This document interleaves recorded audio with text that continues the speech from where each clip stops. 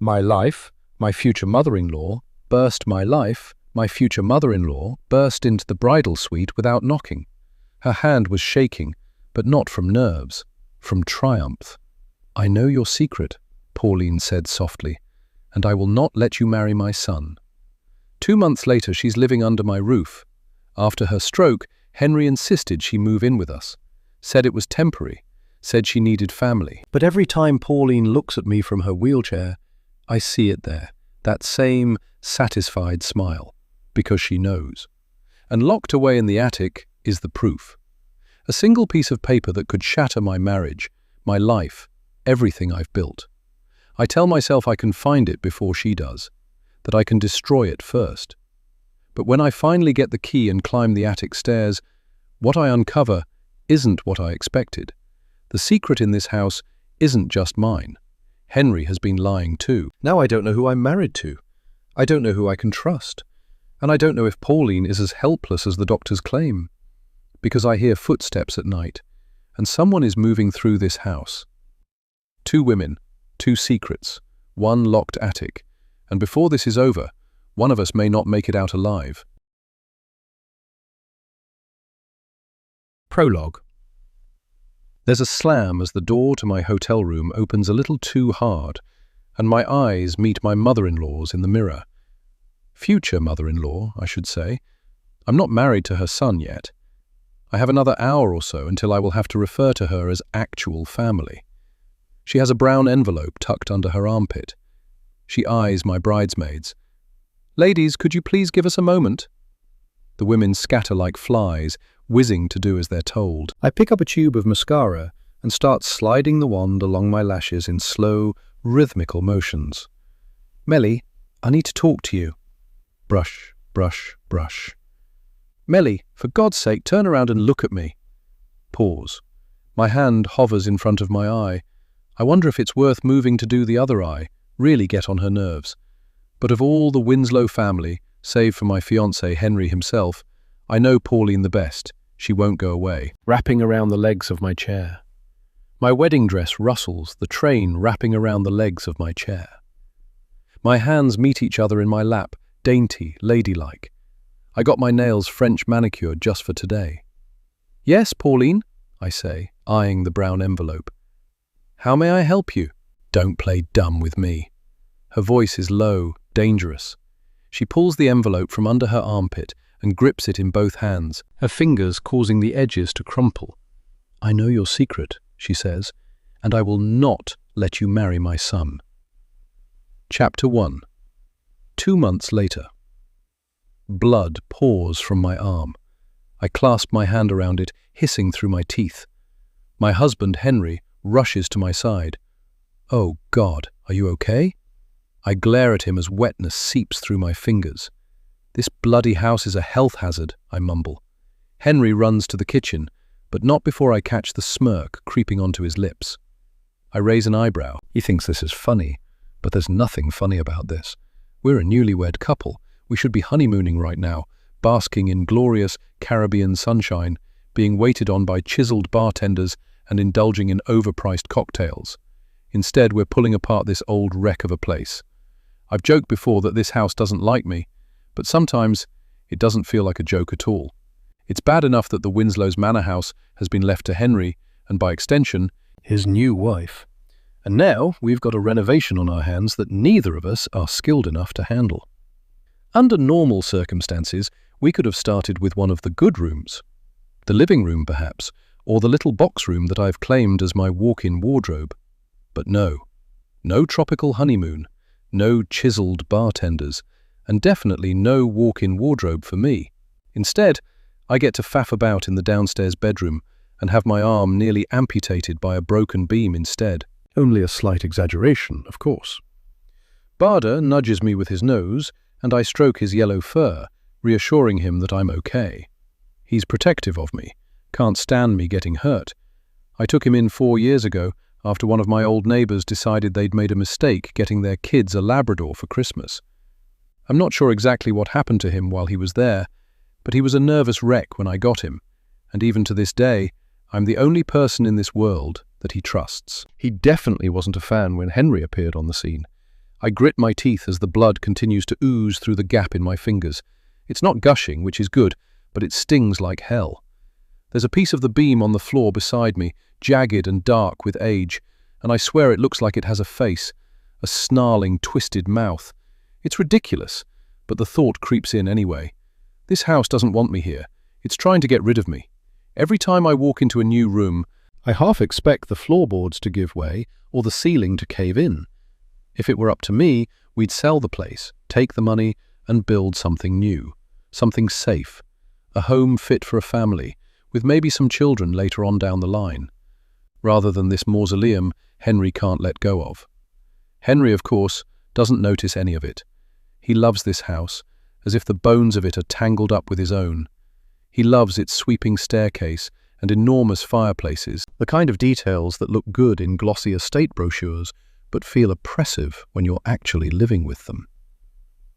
The first time I came to this house was also the first time I met Pauline. I knew Henry came from money, so I agonized on what to wear for hours before getting into his car. On my minimum wage salary, the choices were limited, but I opted for a black skirt and floaty blue blouse, hoping they might make me look less pint-pourer and more refined. I curled my hair and tucked it up in a French chignon, tendrils of strawberry blonde falling delicately around my face, and slipped on a pair of heels to add a little height and grace to my 5-foot frame. As it turned out, it was a whole lot of wasted effort. When I stepped out of the car, I promptly slipped on a patch of wet mud and went flying, landing in an unladylike spread-eagle position, and had to enter this grand establishment with a brown bum and leaves sticking out of my hair. There had been part of me that hoped Pauline might find it amusing. She didn't. She appeared at the top of the staircase, peering down at me from the balcony as if I were a skunk that had just wandered in from outside. I had never before seen a woman like Pauline in real life. The closest I could think of was when I watched the royal family once on the news, how they had carried themselves with total awareness of just how important they are, not a hint of self-doubt, and Pauline was no different. Neat, powerful, commanding, a far cry from her current state. That afternoon wasn't exactly welcoming, to say the least, but the mood was lightened by Henry. He took great joy in giving me a tour of the house, pointing out the scuff marks in the door where he had kicked his football up against it as a teen, and the little carving of an H that he chiseled into the wood of the banister when he was just 6. I don't think Pauline was particularly pleased with him pointing out her house's flaws, but to him, that's not what they were. They were his childhood, his memories. It made me fall in love with him even more. Now Henry returns with a bunch of wet kitchen roll, pulling me back to the present. It's dripping onto the floor, leaving little wet blotches on the floorboards. He pulls my hand away and presses it to the wound, still trying to hide his grin. "Will you survive?" he says. "I don't know. I might need a tetanus injection. We'd better get you that ASAP. He dabs at the wound. Now that some of the blood has cleared, I can see the cut isn't that big. It was just a bleeder. It would be a real tragedy if you were to become a widower so soon after we got married, I say with a small smile. Oh yes, tragic. Although it's a well-known fact that widowers are hot. Think of the women who would swarm around me. He grins. You're right, women feel sorry for widowers. I may even bump you off. It would be pretty easy. The house is a health hazard, as you say. True. Wouldn't be hard to make it believable that I tripped and fell into a nail sticking out of the wall. We both descend into a trumpeting laugh at that. This is why Henry chose me to be his wife, as opposed to one of those snooty Cambridge girls. We share the same sense of humour. Dark, ridiculous, occasionally inappropriate, but it gets us through. I think Henry has actually made me laugh every single day since we first met last year, when he came into the pub I worked at. It's weird. I wasn't particularly looking forward to our wedding. That's an odd thing to think when you're sitting in your obnoxiously expensive dress, getting ready to walk down the aisle, isn't it? But our marriage? Yes. I love Henry. Endlessly. Passionately. He's the sort of man I always dreamed of marrying. Tall, dark, and handsome in the most cliché way. A cheeky smile that makes me melt, and deep brown eyes I have no trouble getting lost in. He is, quite literally, my teenage fantasy come true. But if I had had it my way, we'd have gone to the registry office and been done with it. Spending the entire day and evening surrounded by Henry's family most of whom I had never even met, was not my idea of a great time. Not that I wanted a single one of my own family there, but still. One thing I do love about being married, aside from being able to say that Henry is actually mine, is my new surname. His last name is so much better than my maiden name. What kind of name is Hackett, anyway? It sounds like someone coughing up a fur ball. That name, like many of the wonderful things my parents decided to pass down to me, has haunted me most of my life, and I couldn't wait to get shot of it. Now, I am no longer Melly Hackett, but Melly Winslow. Much better. And our marriage is a dream, one that cannot be tainted by anything or anyone. Well, apart from his mother, of course. I wonder how many newlyweds end up living with the mother-in-law. Not many nowadays, I imagine. It's not exactly an ideal setup for uninterrupted romance and hot, can't get enough of each other sex. But when Pauline had her stroke on the day of the wedding and ended up in the state she's in now, I knew then married life was not going to be what I had envisioned. After pushing the ceremony back a few weeks, we discovered just how much care Pauline would need, that she'd completely lost the ability to walk and talk, and there were two choices. Either she went into a care home, or we'd need to move in with her to help. Except it wasn't really a choice, not for Henry. So, here we are, stepping over buckets, catching leaks in the hallway, brushing our teeth in a bathroom with cracked tiles, sleeping in the room that Pauline conceived Henry in. It feels like we've stumbled into someone else's life and forgotten how to find our way back out. My eyes pan the room we're standing in. It will be fun doing the renovations ourselves, Henry had said. But it's not been fun, and we're not even close to finishing. This particular room is near enough done now. It has to be. We had an inspection yesterday to check it would be suitable for Pauline, as the equipment couldn't be installed until the renovation was mostly complete. But one room, out of all the rooms in this huge house, is nothing. We're going to be fixing this place for years. We've bitten off way more than we can chew, and neither of us have a clue what we're doing, relying wholly on the contractor's advice and videos on YouTube to get the job done.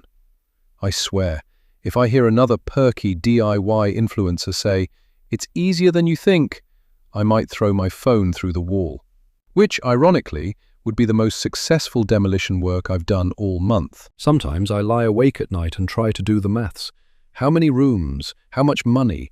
How long until we could maybe sit on a couch that isn't covered in dust sheets? It's not encouraging. I can't actually believe how bad it is here. I knew Pauline had been unwell for some time and that the house had suffered as a result. The day Henry told her he'd asked me to marry him, I could see it in her eyes, her declining health. Henry explained that she was suffering from a congenital heart defect, but that seemed far too clinical a description of her. Yes, her fingers were tinged with blue from her poor circulation, and she'd become out of breath from the simple act of moving to sit in her chair. But, if you asked me, she looked haunted by something other than health issues. Henry's dad passed away about 6 months earlier, and if I had to guess, I'd say the house falling into disrepair was caused by more than just a defective organ. It was the symptom of a broken heart. The walls feel like they've absorbed grief, soaked it up the same way they soaked up the damp. Everything here feels steeped in it, every room, every corner. A chill creeps down my spine and I shiver, moving out of the room and into the kitchen that adjoins it. I rub my hands up and down my upper arms. "You okay?" Henry calls. "Yep, just going to get a dressing. I don't want dirt getting into the cut." That's not actually why I needed to get out of the room, but I rummaged through the first aid box we've got out on the kitchen island all the same, pulling out a sticky back dressing that's a little excessive for the size of the cut. My eyes pan the room and I grimace. The kitchen is beautiful in the bones of it. Vaulted ceilings, wide windowsills, old flagstone floors that have survived countless generations of Winslows. But time has settled here like an unwelcome guest. Everywhere I look, there are things that need fixing. Broken cupboards, cracked walls, water-damaged ceilings, dust so thick it's caked itself into every nook and cranny. It's certainly not the type of manor house I envisioned moving into when I first met Henry. It's a cavern of gloom. I think that's why Henry gets so funny when talking about his mother. He feels guilty for allowing the house to get like this while she was still living here. He thinks he should have been here more, should have gotten her help. I try to tell him it's not his fault. After all, when his dad died and left the antiques business to him, he started working 12-hour shifts, and then some. But even though he says he knows he wasn't to blame for his mother's decline in health, both physical and mental, I can see it in his eyes every time she's brought up in conversation. Barda suddenly runs to the door and starts to bark. His nails click sharply against the floor. My ears prick up at the sound of a car driving up the sweeping gravel driveway. I make my way to the entrance hall and peer through the door, left open both for ease of access while we do the work and as a fruitless attempt to get rid of the stale smell in this place. Barda, go into the kitchen, I say. Stay. He does, but he doesn't look pleased about it. He watches me intently from the kitchen as I edge out onto the front step.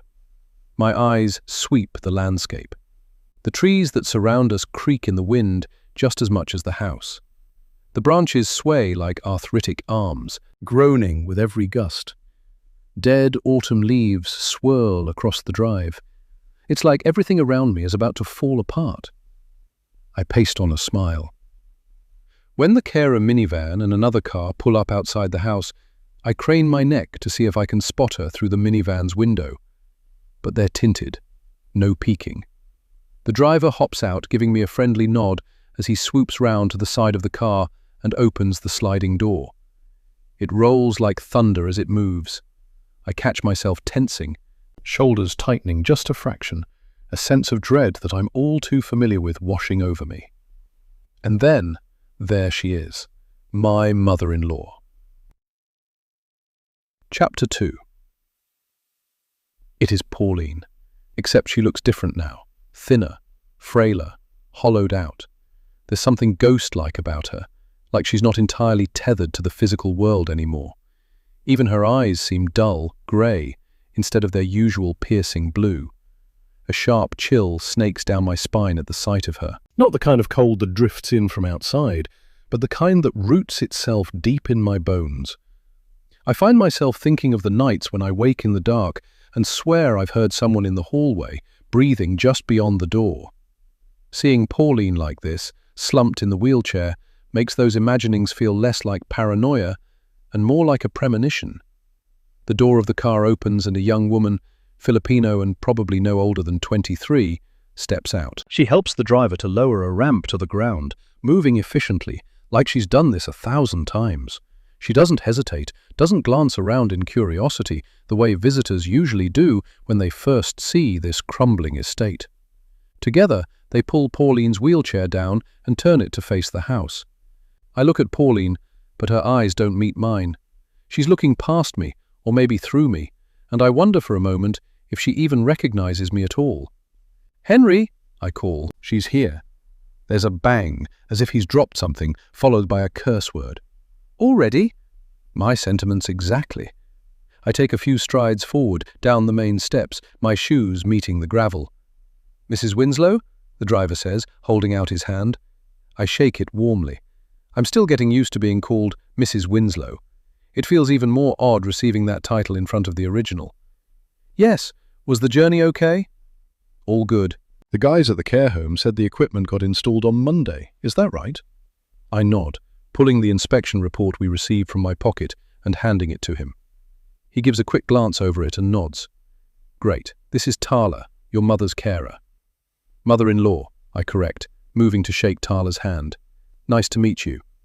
Tala's handshake is feather-light, almost reluctant. She doesn't meet my eyes. Instead, her gaze dips low, fixed on the gravel as if it's the most fascinating thing in the world. The driver leans in. She doesn't speak much English, but she knows Pauline's needs well. She's been her primary carer for the last few weeks. "Oh, okay. And she's going to be here every day?" "That's right. 8 a.m. until 8 p.m. We've arranged an on-call for overnight support too, and for when Tala is on leave." I peek at the stranger who is going to be basically living with us for the foreseeable future. She's small and timid, her frame swallowed by an oversized cardigan. Everything about her, her demeanor, her facial features, her dark hair pulled back into a ponytail, reminds me of a mouse. Even if we did speak the same language, I doubt I'd get much conversation out of her. Yet another factor to make me feel uncomfortable in what is supposed to be my own home. But of course, she's not actually going to be living with us. It was strongly suggested to us that we should indeed get a live-in carer, but incredibly, that wasn't an option. Instead, Henry has volunteered to check on his mother throughout the night, repositioning her so that she doesn't get bed sores, helping her go to the loo if she wakes, that sort of thing. But it's okay. It's all going to be okay. That's the phrase I keep repeating to myself, like a chant, a prayer. It doesn't matter what's happened between me and Pauline. It doesn't matter what history we have, or how much she scares me. She's harmless now, and in need of our help. Besides, I married Henry for better or for worse, in sickness and in health. He's still the man of my dreams.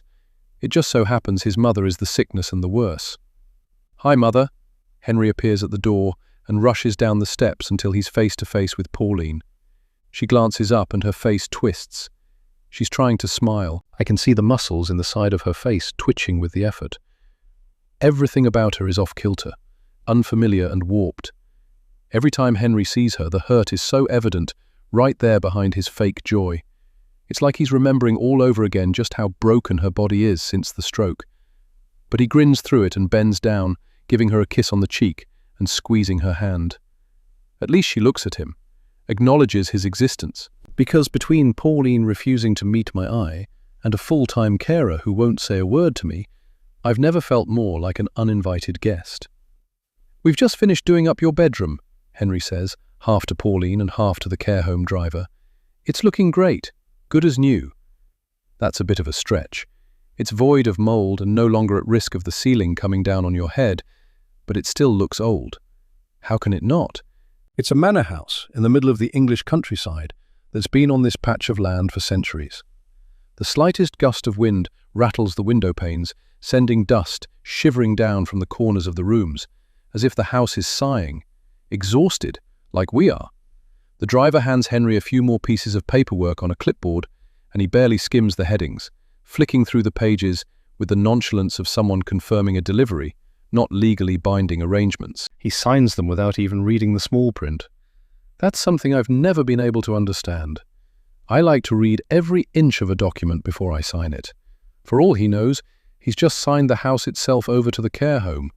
But that's Henry. He's carefree, never thinking about things properly until it's too late. It's probably a good thing, otherwise he may not have married me. With the last of the paperwork signed, we bid the driver goodbye. I'm a little sad to see him go. He made me feel less like we're about to embark on one of the hardest, most emotionally taxing periods of our lives. Tala takes hold of the wheelchair handles and pushes Pauline towards the ramp we've had installed that leads up to the front door. It's only a fleeting second. Had I looked away, I wouldn't have even noticed. And besides, I probably totally imagined it. But as Tala pushes her forward, Pauline's eyes flick to me. They land on me, locking with mine. A shiver runs down my spine, and by the time that's happened, she's already looking away again. But that look lingers with me. It wasn't a friendly look. It felt like a warning. Chapter 3. Am I doing this right? Henry sounds petrified as he leans Pauline to one side in her chair, as if he might break his own mother. Tala gives a small nod of encouragement, though she never quite smiles. She slips the sling of the hoist underneath Pauline. "Yeah, that is right." The motor lets out a low hum, followed by a stutter as Henry presses the wrong button and Tala gently corrects him. The clunky, modern machine seems out of place in this once grand room, steeped in history, the metal and nylon straps stark against wallpaper patterned with faded roses. The entire scene feels surreal. I squeeze my hands together behind my back. I'm right out of the way, in the corner of the room. I had considered leaving the room altogether, but thought I had better be here to make sure I know how to use the hoist if ever I need to help. The thought of it makes my stomach turn. I'm not sure what it is that makes me so uneasy. She's my mother-in-law, after all. I should be willing and ready to assist with her care, to be the support that Henry needs. I tell myself I am willing, that I wouldn't be standing here, watching them secure the straps and use the hoist controls to move her and lower her onto the bed, if I wasn't planning on helping out at some point. But if I'm honest with myself, I'm praying it will never come to that. I'm hoping that any time Pauline needs something, either Tala or Henry will be able to provide it. A whisper of shame snakes through me as I think it. What kind of wife, what kind of daughter-in-law, hopes never to lift a finger in her family's care? But the truth is undeniable. I don't want to touch her. Not because I don't want to help her in her time of need. I do, but because even now, even with her current fragility and the slackness of her limbs, I'm terrified of the woman. I've been telling myself the whole time since she arrived that I imagined the look she gave me, but I can't shake it. The last time we spoke, she made it very clear that she would stop at nothing to get rid of me, and that won't have changed just because of her stroke. She may not be able to tell me to leave with her words anymore, but she can with her eyes. The thought of going near her, of handling her and maneuvering her, makes me feel physically sick with trepidation. And, if I'm really honest with myself, Pauline is probably praying I never have to do it either, though for different reasons, because she's definitely never been scared of me. A dull ache settles in my chest as Tala adjusts Pauline's arms and legs and covers them with the blanket. She's like a rag doll, limbs easily manipulated, head lolling from side to side. Her breath wheezes faintly in and out, uneven, as Tala smooths the blanket over her. The sound makes me think of an old kettle left on the hob too long, whistling and whimpering at once. I had never in a million years imagined a stroke could do this to a person. Not just the physical toll, but the erasure of self. Pauline was always so regal, so composed. She wore her pearls to breakfast, for God's sake. People leaned towards her when she spoke, eager, afraid to miss a word. And now she can't even hold her own head upright. Talk about a fall from grace. The doctors said it was a miracle that she survived, given that the stroke was so severe. But I'm not sure if I'd call this a miracle. What's the point of surviving if everything that made you you is gone? I glance at Henry, and his expression tells me he's thinking the opposite, that it is a miracle, that he'll take whatever pieces of his mother he can get. If I were Pauline, I think I'd rather have died. Henry leans over and places a small kiss on Pauline's head and moves towards me. He takes my hand in his, and we leave the room, giving a perfunctory nod to Tala. Bada is outside the room waiting for us. He wasn't impressed with the fact we shut the door on him. I bend down and give him a hug. "You can't go in there, I'm afraid, Bud," I murmur into his fur. "You don't want to either, I think." His tail thumps once against the floor before he lies down with a huff, head between his paws, eyes fixed on the door as though he's waiting for it to open again. He's always been sensitive to atmosphere. He knows something has shifted. "Tea?" Henry says. I nod gratefully, taking a seat at the island and exhaling a long, deep breath. He sweeps around the kitchen, filling up the kettle and setting out 3 cups, 1 for Tala. While he waits for the water to boil, he leans against the island. His fingers tap against the granite in a steady rhythm. "You okay?" he says. I swallow. "Mm-hmm." "No, you're not. I know you, Melly Winslow. You're my wife, remember?" I look down at my left hand and twirl my wedding ring around my finger. Yes, I am Henry's wife. I have to keep reminding myself that that's the reason I'm willing to accept all of this. That's the reason I have to find a way to make peace with the fact that this is going to be our lives for the foreseeable future. I'm Henry's wife, and that fact alone makes this all worth it. It's just a lot, you know? But I'll get used to it. I offer a small smile. "Mum? Or the house?"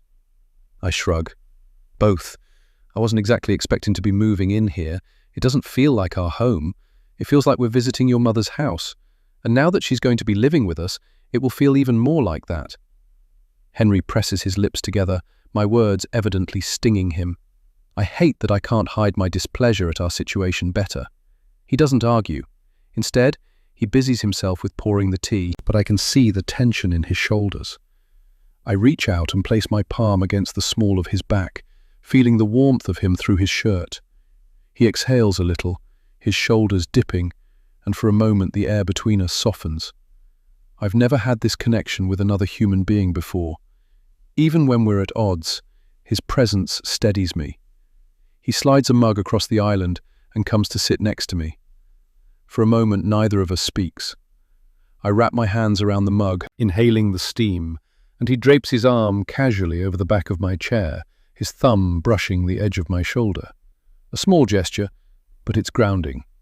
He smells faintly of the aftershave I bought him for Christmas, a scent that's become so tied to safety in my head that I almost feel dizzy with relief. I lean into him and let my head rest against his shoulder. He kisses the top of my hair, lingering just long enough for me to close my eyes. "I really do understand that the situation is not ideal," he says after a moment. "But I couldn't—" "I know." I place a hand on his thigh, stopping him mid-sentence. "You couldn't leave her in the home. It's fine. Like I said, I'll get used to it." "You shouldn't have to just get used to things," he murmurs. "I want this place to feel like ours, Melly, despite everything. I want you to feel like you belong here with me." I slip my hand down and find his, our fingers tangling together. "Remember when we first met?" I say. He quirks an eyebrow. "How could I forget?" I smile, remembering the studio I rented while working at the pub. Henry moved in with me temporarily when we got engaged, and while we looked for our forever home, not realizing that we'd never actually get a chance to find it. "That wasn't an ideal situation," I say. "It was way too cramped for the two of us and Barda." "I don't know," Henry says, leaning back in his chair and squeezing my thigh. "I quite enjoyed our forced close proximity." I laugh and nudge him. "Oh, trust me, it had its perks. But my point is, even though it wasn't the ideal living situation, it still felt like home because it was you and me. It doesn't matter where we are. As long as we're together, that's all that matters." He regards me as I say this, my words sinking into him. He leans in, hand at the side of my face, playing with the hair at the nape of my neck. "You know what?" he says. "I love you." "I love you so much it hurts." "I love you too." I kiss him slowly, letting it stretch, sinking into the familiar rhythm of him. The scrape of his stubble against my skin, the warmth of his breath, the way his lips always taste faintly of tea. It's all comfort. For just a heartbeat, the house, his mother, the weight of everything else slips away. This is what I chose him for. This is what makes everything else bearable. The day we met is still etched so perfectly into my mind that all I have to do is close my eyes and I'm right back there. I'd been wearing my favorite black jeans, the ones that hugged my backside so tight they nearly gave me a wedgie when I walked. I wore those intentionally. The sluttier my outfit, the more the regulars, old men stinking of beer who'd come to the pub to drink the rest of their days away, would hover by the bar, and the more tips they would offer. Henry stood out, not just because he wasn't old and pock-faced, and his nose wasn't swollen with alcoholism like the rest of the men at the bar, but because of his clothes. He wore an expensive suit, crisp shirt, tailored jacket, no visible creases, not the kind of get-up you'd usually see in the Plough and Pheasant. The regulars gave him a slightly odd look when he approached the bar. They were wondering the same as me. What on earth is this guy doing in here? He was like a lost lamb amongst wolves. "What can I get you?" I had said. "A pint of Guinness, and your number, if that's okay." Just like that. No messing around, no preamble. I was so taken by surprise I nearly laughed straight in his face. Luckily, I composed myself just enough to play hard to get for all of about 5 minutes. I was always going to give him my number. Men like that didn't just walk into the Plough and Pheasant. Now, peering up at him, I still can't believe he's actually mine. Sometimes I wonder if I conjured him. If my wishful thinking, my quiet desperation, somehow made him real.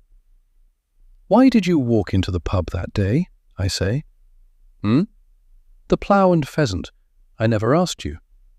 "For a drink." I raise an eyebrow at him. "Didn't exactly seem like the kind of establishment you would frequent," I say with a small smile. He sighs. "I was meeting someone." "Oh? Who?" "I can't really remember." He shakes his head. "Probably some kind of deal with a buyer." I frown. It doesn't make much sense. Why would someone wanting to do business with the Winslows suggest meeting at the Plough and Pheasant, of all places? But I don't push the matter. The important thing is that it happened. It could have been an axe-wielding murderer chasing him into the pub that day, and I'd have given him a massive hug to say thank you for causing our paths to cross. Anyway, I say, pulling myself back to the matter at hand, there's no point getting all melancholy now. The situation isn't ideal, but it is what it is. We'll make it work. What did I ever do to deserve you? Henry says. If only he knew how utterly ironic that question is.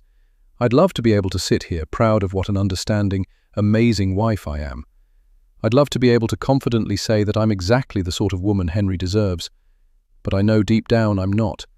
I know if he knew the truth about me, if he knew my secret, he wouldn't be so quick to sing my praises. He'll never find out. I made that vow when he first proposed to me. Of course, there's one person who does know my secret. She's right here, in my house. I suppose it's just a good thing that she can't speak. Chapter 4. A clattering at the front door sends Barda crazy, barking manically at the entrance hall and jolting us from our newly-wed haze. For a brief, ridiculous second, I think maybe it's someone coming to take all this back, like we're squatters caught in someone else's nightmare. Henry sighs, standing up and returning to finish the tea while I go to collect the post that's toppled through the letterbox.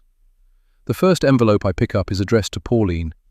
It's nothing important, just a tour operator delivering their new brochure, but it's yet another thing to remind me that this is not my home. Not really. Even the junk mail is loyal to her. I scoop up the rest and flick through them on my way back to the kitchen.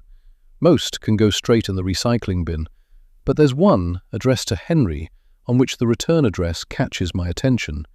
The envelope is thick. My thumb hovers over the seal for a second too long before I remember it's not mine to open. I place the letter down on the island and slowly slide it towards him. He turns, placing my cup of tea down, and his eyes drop to the letter. From the solicitor, I say. He looks at it for a moment, as if it's a poisonous snake. Then he snatches it out from under my fingertips and flings it on top of the rest of the letters he can't bear to look at yet. The pile wobbles with its new addition. We're going to have to deal with it at some point, I say, my tone cautious. I don't really need to say it. He knows we need to get the ownership of the house officially transferred to us. But he's sweeping it all under the carpet, burying his head in the sand, and that's not going to be any good for anyone. The real crux of the issue, the problem that we're constantly skirting around and not wanting to address, is that, despite Henry's posh drawl and Dolce & Gabbana suits, he has no money. It's all tucked away in his trust fund and tied up with his mother. Every hour of Tala's time, every nail hammered into these rotting walls, every inspection and contractor call-out. We're bleeding money we don't truly have. The cost of doing this place up properly and hiring the level of care Pauline requires means we need to sign the paperwork to have everything transferred to us, which we're entitled to do with her so unable to function by herself. Beneath all of that, what I can't seem to stop circling back to is the future and what it might look like. There will be kids in the picture at some point. Not today, not tomorrow, but someday. We've never sat down and mapped it out, but I picture it all the same. Little feet racing across the floors, laughter ringing down the halls. But these halls aren't built for children. They're warped and jagged, dangerous in ways Henry refuses to see. If I let myself imagine Moses baskets and toys and bedtime stories, I also imagine beams falling and ceilings caving in. We can't stay here long term. It's just not practical. But the last time I asked about transferring the ownership of the house officially, Henry and I ended up in a proper argument for the first time. A wonderful start to our marriage. He doesn't respond now, just picks up the third cup of tea and takes it through to Tala. When he returns, he closes the door gently, as if he's terrified Pauline might hear us talking about taking legal ownership of the house and jump up out of bed in protest. The absurdity of the idea almost makes me laugh. Almost. I stay rooted where I am, watching him. His shirt pulls tight across his broad shoulders as he moves, and for a second I'm distracted by his muscles, the familiar heat of attraction sparking even through the heaviness of the moment. He tilts his head back, searching the ceiling as though it might hold an answer. His jaw tightens, his lips part, and I think he's about to say something, but then his phone starts to ring. He glances at the number, rolls his eyes, and the spell is broken. "What's up?" he says gruffly, taking the call. I know that tone. It's work. His voice takes on a clipped edge, one I only hear when he's talking to his inherited employees. The antiques business is yet another source of stress handed down to us by his parents, this time by the late Mr. Winslow Sr., whom I never had the dubious pleasure of meeting. Henry once described him as someone who didn't have time for fun, and that one statement was enough to conjure up a very clear picture of who he was when he was alive. In my mind, he was a pale, sour-faced man with a hunched back from all the time he spent bent over paperwork on his desk. But I've seen pictures of Henry's dad, and no, that's not the case. He was rather handsome, actually, not unlike his son. The same strong build and intense eyes. But for whatever reason, the man I've seen in the pictures doesn't quite marry up with how Henry describes him. I sip my tea while Henry talks on the phone, his hand raking through his thick hair in frustration. A few sharp exclamations of, "Now?" and "You can't deal with it until tomorrow?" Then silence. When he hangs up, I swear I see a fresh thread of grey glinting through his dark brown hair. "I have to go into the office," he says, not meeting my eyes. I had anticipated that was what he would say, but panic surges in me nonetheless. "But Pauline's only just got home." That's what I said to them. Apparently, they can't deal with anything without me. Idiots. His tone is biting, but there's no real heat behind it, just exhaustion. I found myself wondering once or twice what could possibly be so urgent in an antiques business that requires so much of Henry's attention all the time. I mean, it's not like he's a brain surgeon.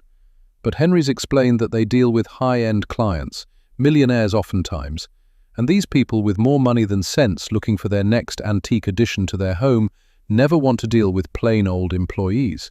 They want personal attention from the boss. My brow creases and my gaze flicks over to Pauline's room. I don't think I'm ready to be on my own with her. What if something goes wrong? You're not on your own. Tala is here. He moves to stand in between me and the room, blocking my view so that I have no choice but to look up at him. He squeezes my hands. You're going to have to get used to it eventually. This is our life now. You'll be fine. He's trying to sound reassuring, but his words are not all that much of a comfort. If anything, reminding me that this is my life now is doing the opposite of comforting me. The finality in his voice makes it feel like a sentence rather than a promise. This is our life now. End of discussion. No exit routes. No alternate plans. I nod, knowing full well I can't argue.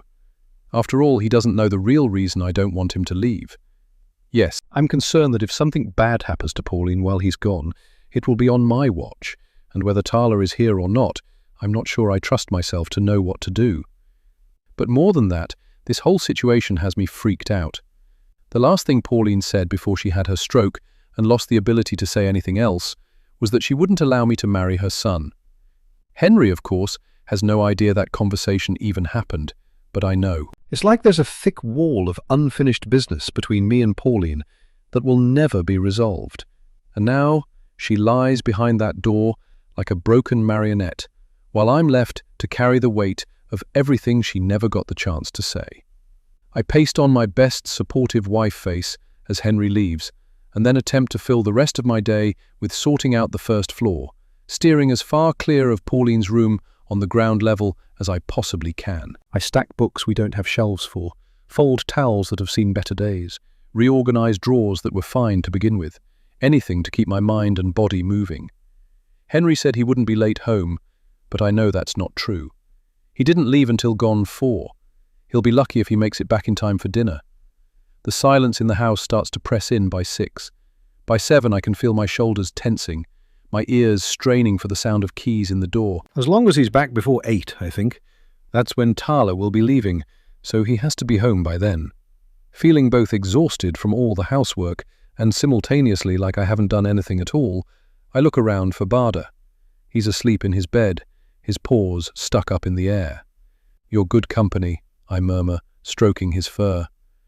Not wanting to wake him, instead, I rummage in my pocket for my phone and pull up Sarah's name on my contacts list. Sarah is Henry's cousin and had been assigned as my maid of honor.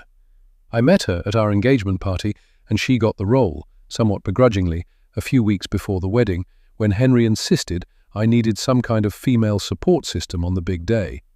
But it turned out of all of Henry's family, she was the only one I actually got on with. Despite the posh accent, she doesn't take herself too seriously, which is a rarity when your last name is Winslow. And she doesn't look at me as if I'm a piece of rubbish that's blown in from the street like the rest of them do. She answers on the third ring. "Hey," she half squeals down the phone. "I've been dying to call to see how everything's going, but didn't want to intrude." "Sorry, I meant to call earlier, but—" I glance around me. It's been a bit hectic. I steer clear of Pauline's room and make my way to the first floor. "I'll bet. So, how's Auntie Pauline?" I consider my response for a moment, trying to figure out the best way to describe her current state. I'm not really sure. She seems totally with it in some respects. Something in her eyes tells me she's switched on, but she can't talk, and she can't really move. Sarah audibly shudders on the other end of the line. Sounds like hell, obviously for someone like Auntie Pauline. I don't say how disconcerting it is to hear her referred to as Auntie Pauline. The term seems far too nurturing, far too cuddly for someone as formidable as her. "How are you coping with everything?" "Fine," I lie quickly, though the question causes my eyes to water. What is it with that? You can be holding everything together, and then the second someone asks if you're okay, it's enough to tip you over the edge. I move into the bedroom and sit on the edge of the bed. My eyes land on the boxes piled up against the wall that we have yet to unpack. They're there like squat little judges, reminding me how unfinished everything still feels. Clothes, old photo frames, bits of junk we didn't have time to sort before the move. Henry keeps saying he'll get to them when work calms down, but I know that means never. If I leave them there, they'll gather dust until Christmas, and then we'll just throw a blanket over them and pretend it's intentional decor. "I just need to sort out this house," I say wearily. Trying to make the place feel a bit more like ours isn't an easy task. "Which room are you sleeping in?" Sarah asks. I grimace. Pauline's old room. "What?" I can picture Sarah's eyes widening. "You're not sleeping in her bed, are you?" "No, God no. I insisted we get our own bed, but the fact it's her room still creeps me out." "You know that house is almost definitely haunted, right?" "Thanks," I roll my eyes. "You joke, but every time I'm alone in here, I'm convinced I'm going to turn around to see the ghost of Henry's father standing in the doorway, asking what the hell I'm doing in his private space." Her laugh loosens something in my chest. I've been so wound up since the renovations started, I've forgotten that there are actually normal people with normal lives all around me. I glance at the boxes again and purse my lips. I do this a lot. I'll start tidying up, thinking I'm just going to do a few bits and pieces, but then that turns into the next thing, and before I know it, I've spent hours making more mess in an attempt to organize and wishing I'd never started. Sighing, I pin the phone between my ear and my shoulder and go to pick up the first box. It needs to go into the attic. "What's that noise?" Sarah asks. I'm just doing something, but keep talking. It's a good distraction." "What do you need a distraction from?" "Oh, nothing. I just can't get the image of Ghost Daddy Winslow out of my head now that I've mentioned it." I force a laugh. That's not actually what I need a distraction from, but I don't want to admit to Sarah how much I dislike attics. Even so, my desire to get them out of my sight is outweighing my aversion to those dark, creepy-as-hell, spider-ridden spaces. "I thought I told you to keep talking to me," I say, as I peer warily up at the hatch in the ceiling. "Right, sorry, how's Henry?" Sarah asks. I hesitate. "Busy. Always busy." There's a pause on the other end. Gentle, understanding. Sarah has known Henry way longer than I have. She knows what he can be like, especially when it comes to his father's business. "Well, if you ever need a break, come to Dorset for a weekend. You don't have to wait for him." "Maybe I will," I say, even though I know I won't, not with everything that needs doing here. The hallway creaks under my weight as I heave the heaviest box along until I'm positioned under the hatch. I tilt my head back, squinting at the square of wood in the ceiling. The paint around it is yellowed, the edges stained with years of damp. But there's something else. Something I can't believe I've never noticed before. What the hell? My voice sounds too loud in the hollow space of the hall. What? What is it? I was going to put the boxes in the attic, but there's a padlock. On the attic door? Yeah. Sure enough, the hatch is padlocked shut from the outside, a heavy brass lock looped through a bracket. That's a weird thing to do, right? I say. Yeah, I don't think I've ever noticed that before.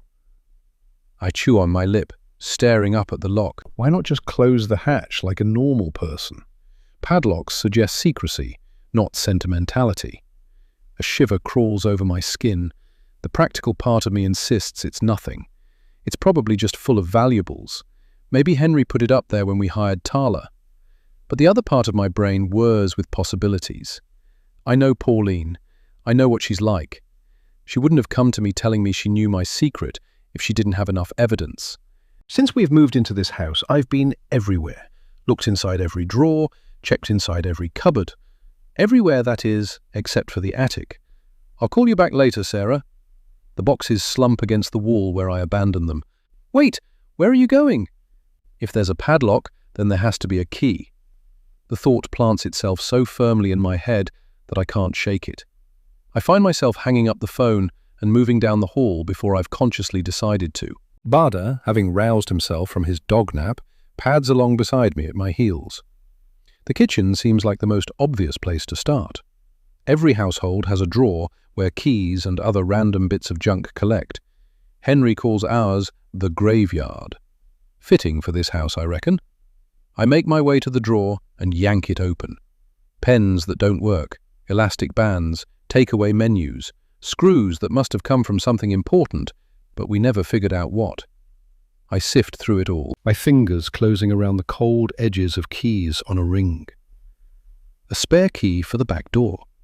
Another for the antiques warehouse. But no padlock key. Mrs. Winslow? I jump and spin around so wildly my cardigan catches on the drawer, pulling one of the threads. Bada nearly trips over himself to get behind me. He peeks out from in between my legs. Tala takes a step back so that she's hovering just outside the kitchen. I'm sorry, Mrs. Winslow. No, it's fine. I wipe my hand on my jeans. Is everything okay? She nods. I am finished. Coldness floods through me. It can't be 8 already. I pull my phone out of my pocket and squint at the time, hoping I might be misreading it, but no. I've managed to while away hours. Okay, I say, shuffling from foot to foot. Is there anything I need to know? About Pauline? She's sleeping. That's something at least. I nod, clutching onto that fragment of relief like it's something solid. But my throat tightens as Tala steps further back, ready to leave. Okay, well, I guess I'll see you tomorrow, I say. She nods again, ducking her head extra low so that it almost looks like a curtsy, and leaves the room. I follow her, wondering if there's any way I can make her stay. I could offer her the world's most awkward nightcap. But I know there's no point in even trying. She's worked a long day and deserves to go home and rest. Despite every bone in my body screaming at me not to, I bid her good night and close the front door after her. The sound it makes echoes around the hallway, like a coffin lid slamming shut. Once she's gone, I turn around and look at the house. Big, cold, broken, quiet. It feels like the house is waiting to see what I'll do next. I pull out my phone again and text Henry, asking him if he's going to be home soon, but the message fails to send. Even the signal here is broken. I try again, and after the third time it seems to go through.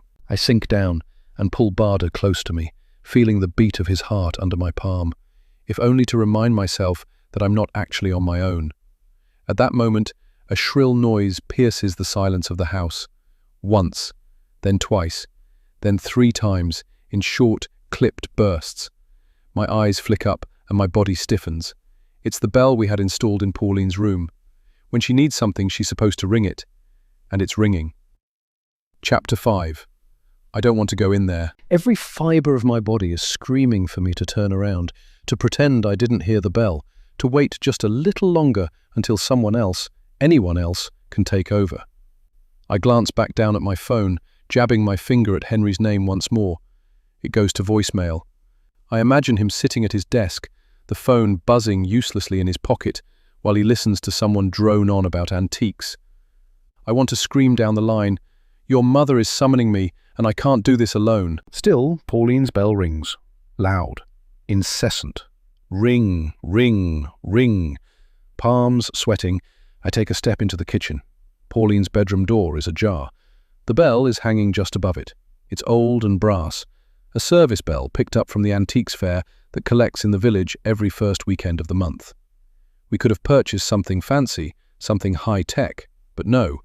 We opted for the creepy bell. "It matches the house," Henry had said. I laughed at the time. Now I want to take it down and hurl it across the room. Ring, ring, ring. My mind races ahead of my body, conjuring a dozen possibilities, none of them good. Is she in pain? Has she fallen? Is it something worse? Barda lets out a low whine, ears perking up. He senses the shift too. We both stare at the door. I shuffle forward, my steps mostly inconsequential. I'm hoping that if I move towards that room slowly enough, Henry might get home before I reach it and deal with this for me. Ring. Ring. Ring. It's no use. My toes are at the threshold. I can't ignore her, even though everything in me wishes I could. Regardless of what's happened in the past, of who she was, now she's just a frail old lady who needs help. "Stay," I say, gesturing to Barda.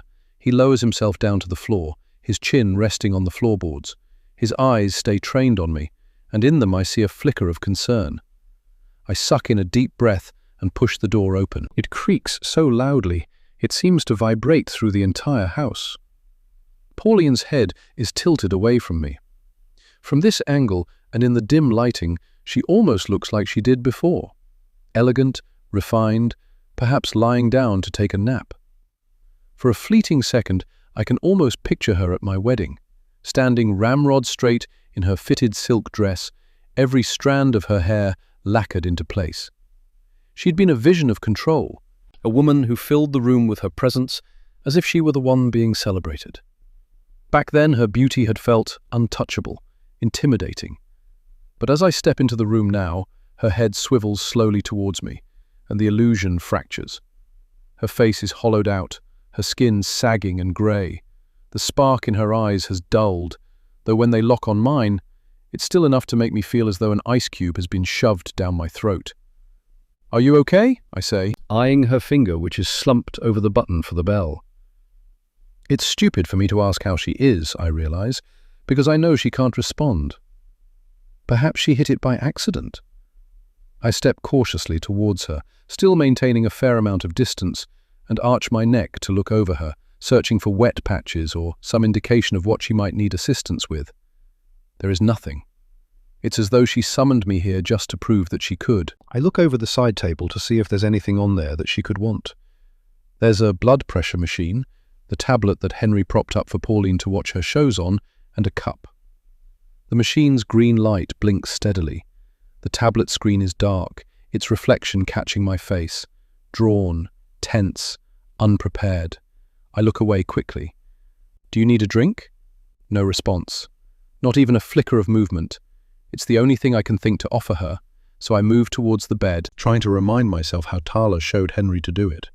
My hands fumble at the control panel. I press the button to raise Pauline's bed so that she's sitting upright. The motor groans, louder than I remember. I then pick up the drink from the side table.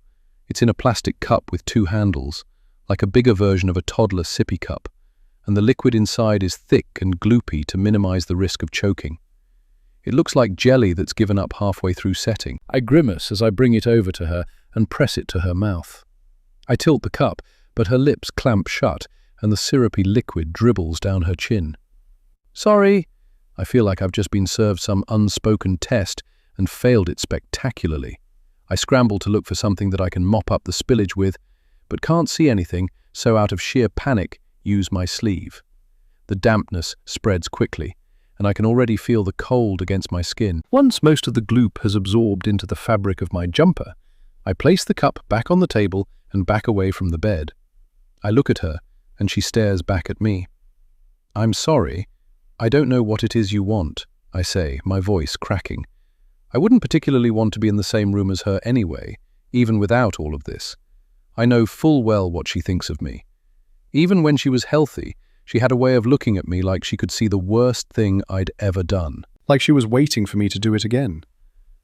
But watching her lying there in the bed, unresponsive, but at the same time locked onto me, as if her eyes are boring into my very soul, is unnerving. The unreasonable side of my brain is picturing her slowly sitting up and her head turning all the way around. The image makes my scalp prickle, an icy rush of goosebumps racing down my arms. I tell myself I've watched too many horror films, but that doesn't stop my stomach from twisting. Unable to maintain eye contact any longer, I drop my eyes to the floorboards.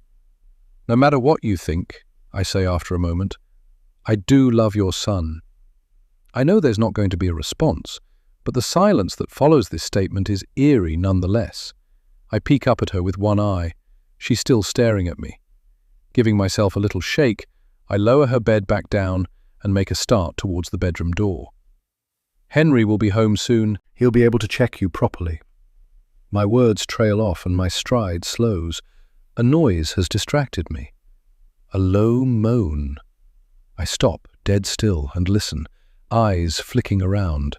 The radiator clicks in the corner, and the old window frame rattles faintly from the October wind outside. But this was different. It's like the house just spoke to me, like it's trying to tell me something. Ghosts? It wouldn't surprise me, but no, I don't believe in stuff like that. At least, I think I don't. It's just the stress of everything getting to my head. I spin on the spot.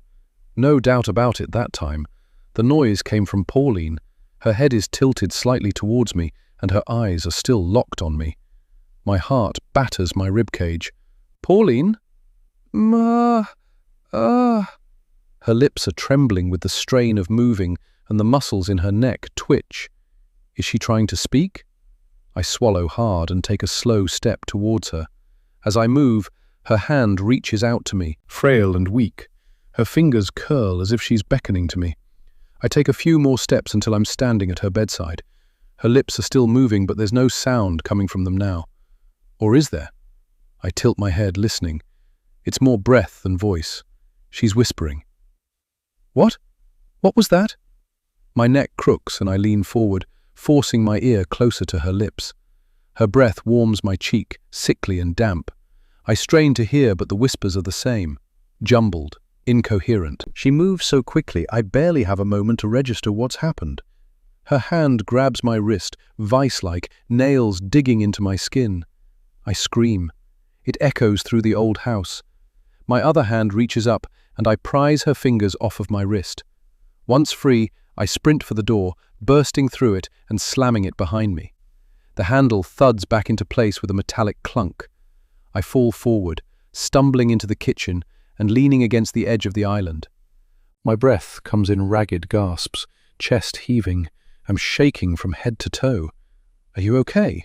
I flinch, looking up. Henry is home. He's standing in the hallway, peering into the kitchen, concern creasing his face.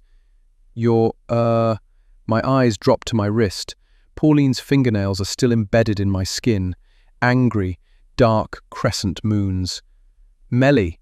Henry rushes towards me. I slide my wrist off the counter and hide it behind the island. "Melly!" "What's wrong?" His hands meet my shoulders, and I instantly relax under his hold. I glance up at him, at his worried expression. He's so worried all the time. It's etched into his face now, a permanent feature. I don't think he remembers how not to worry. In fact, I don't think I've ever seen him truly happy since his mother had her stroke, not even on our wedding day. "I thought I saw a spider," I say feebly. The corners of his mouth lift, and a laugh bursts from him. He pulls me into a hug. "You scared me. I thought there was something seriously wrong." His words hit something inside me, because there is. There is something seriously wrong. I just don't know how to explain it. I force a laugh in response. "Ring, ring, ring." My heart stops at the noise of the bell. Henry releases me.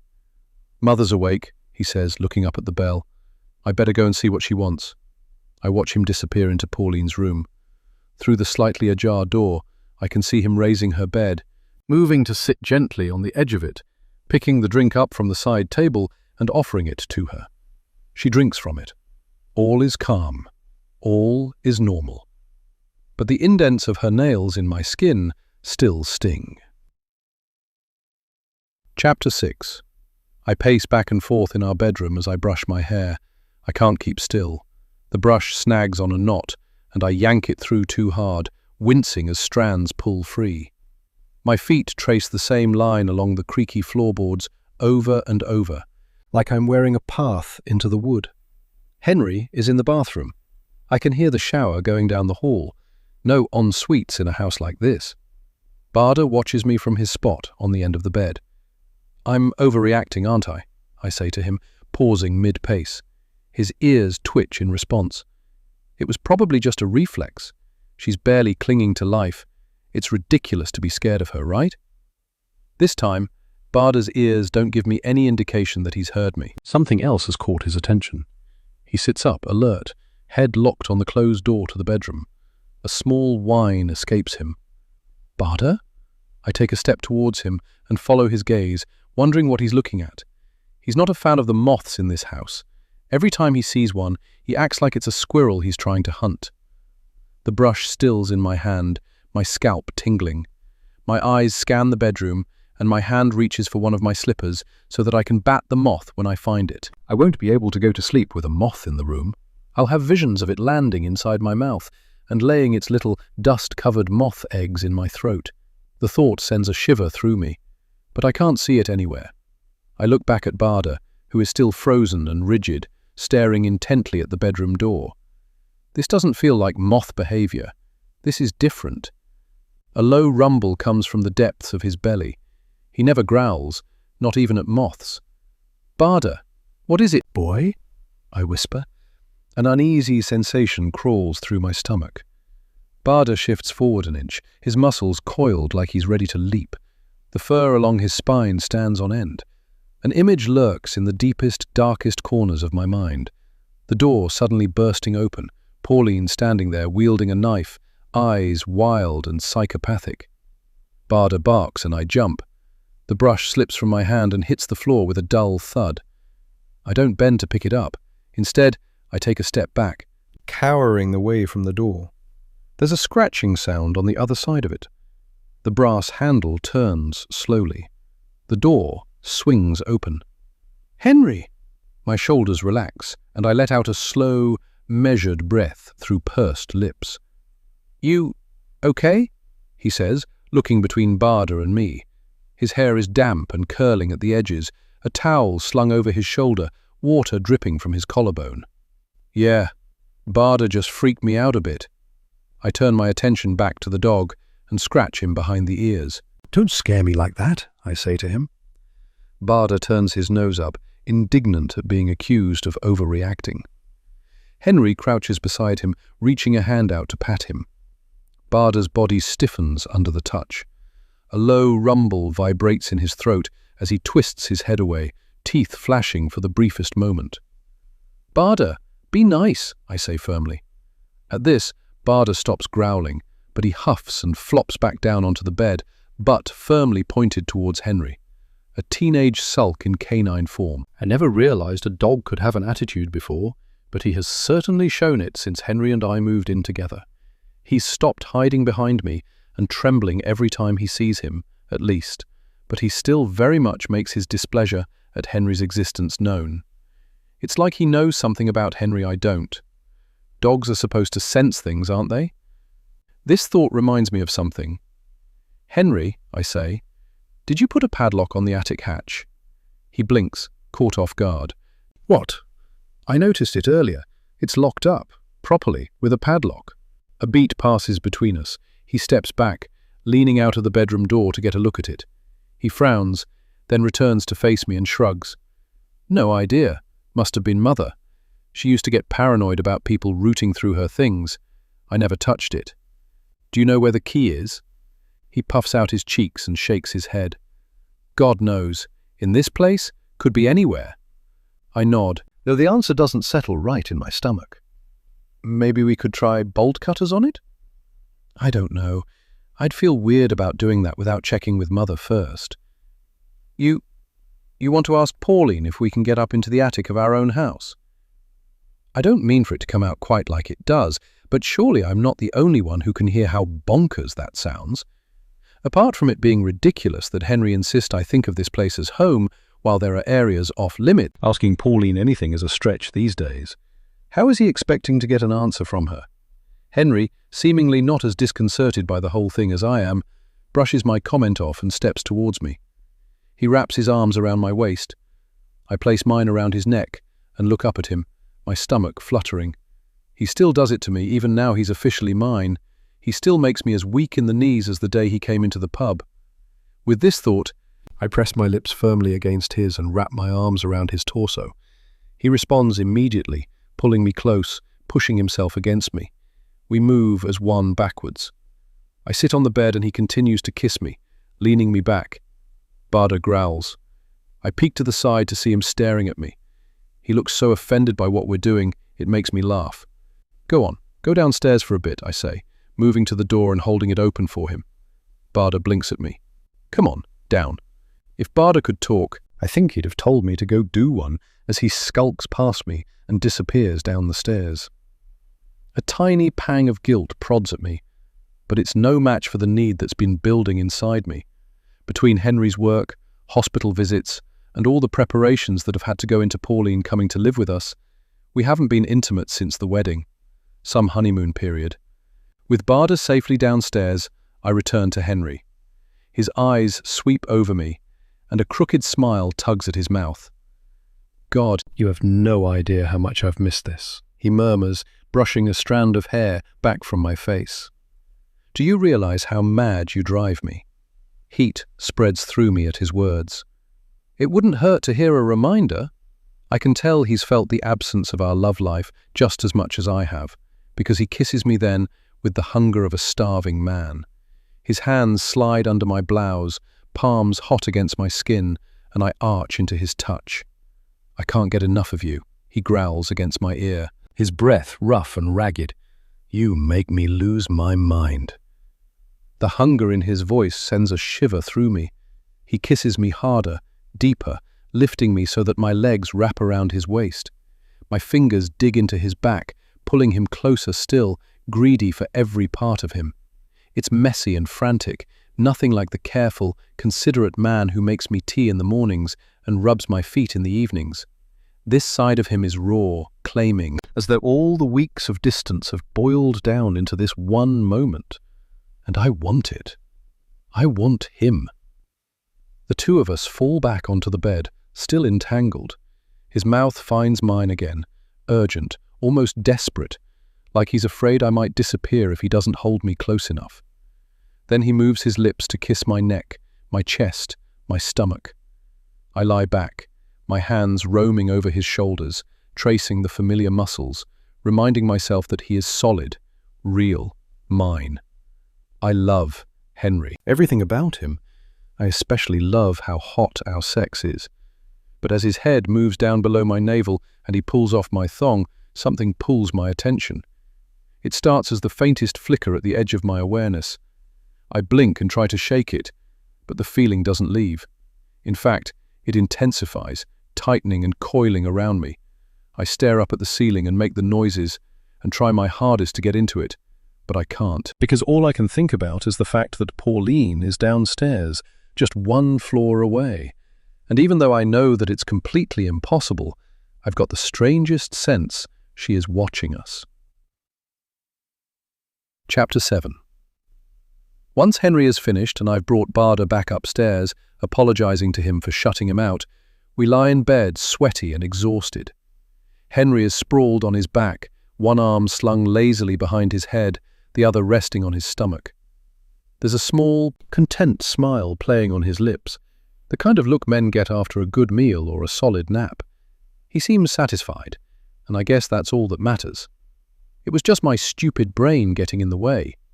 Once I've got used to having Pauline in the house, This won't be an issue. It's an adjustment period, I tell myself. A sinking sensation fills my stomach at that thought. I don't want to have to get used to having Pauline in the house. The truth is, it feels like living with a ghost that occasionally opens her eyes and breathes, a ghost that can clutch at your wrist and pierce your skin with her nails. But what can I do? Henry loves his mother. I hadn't actually realized quite how close he and Pauline were before she had her stroke. I guess that's what you get for entering into a whirlwind romance. Sometimes I wonder what she was like before. I've seen pictures.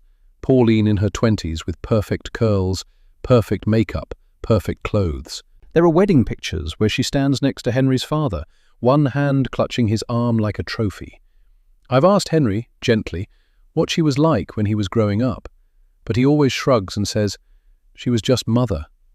That single word, mother, makes me feel like an outsider. Not mum, but mother.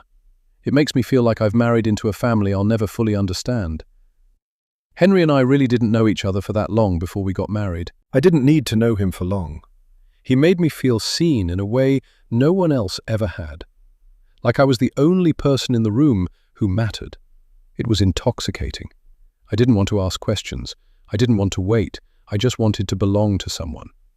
It only took a couple of dates with him for me to know that he was the one.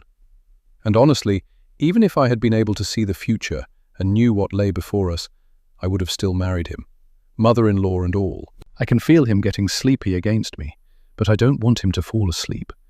We're alone together, no risk of Tala or Pauline overhearing us. I twist my neck, peering up at him. I love you, I whisper.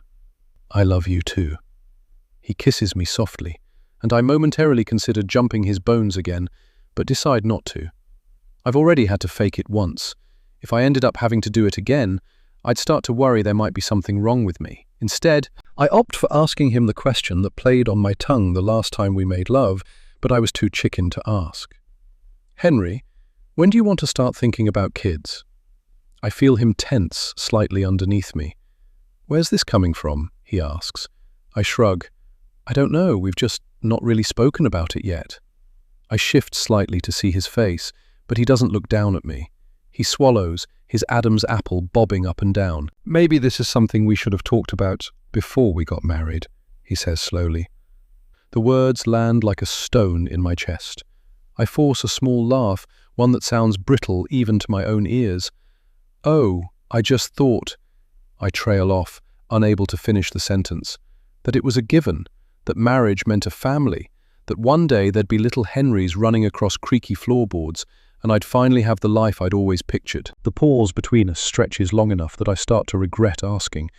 Finally, Henry sighs, low and heavy. Melly, I can't. Can't what? He hesitates, jaw tightening as if he has to force the words out. I can't have children. I blink. You mean you're infertile? No, nothing like that. He finally meets my eyes. It just wouldn't be fair. My heart condition. My grandmother died of it. Mother is... His throat works.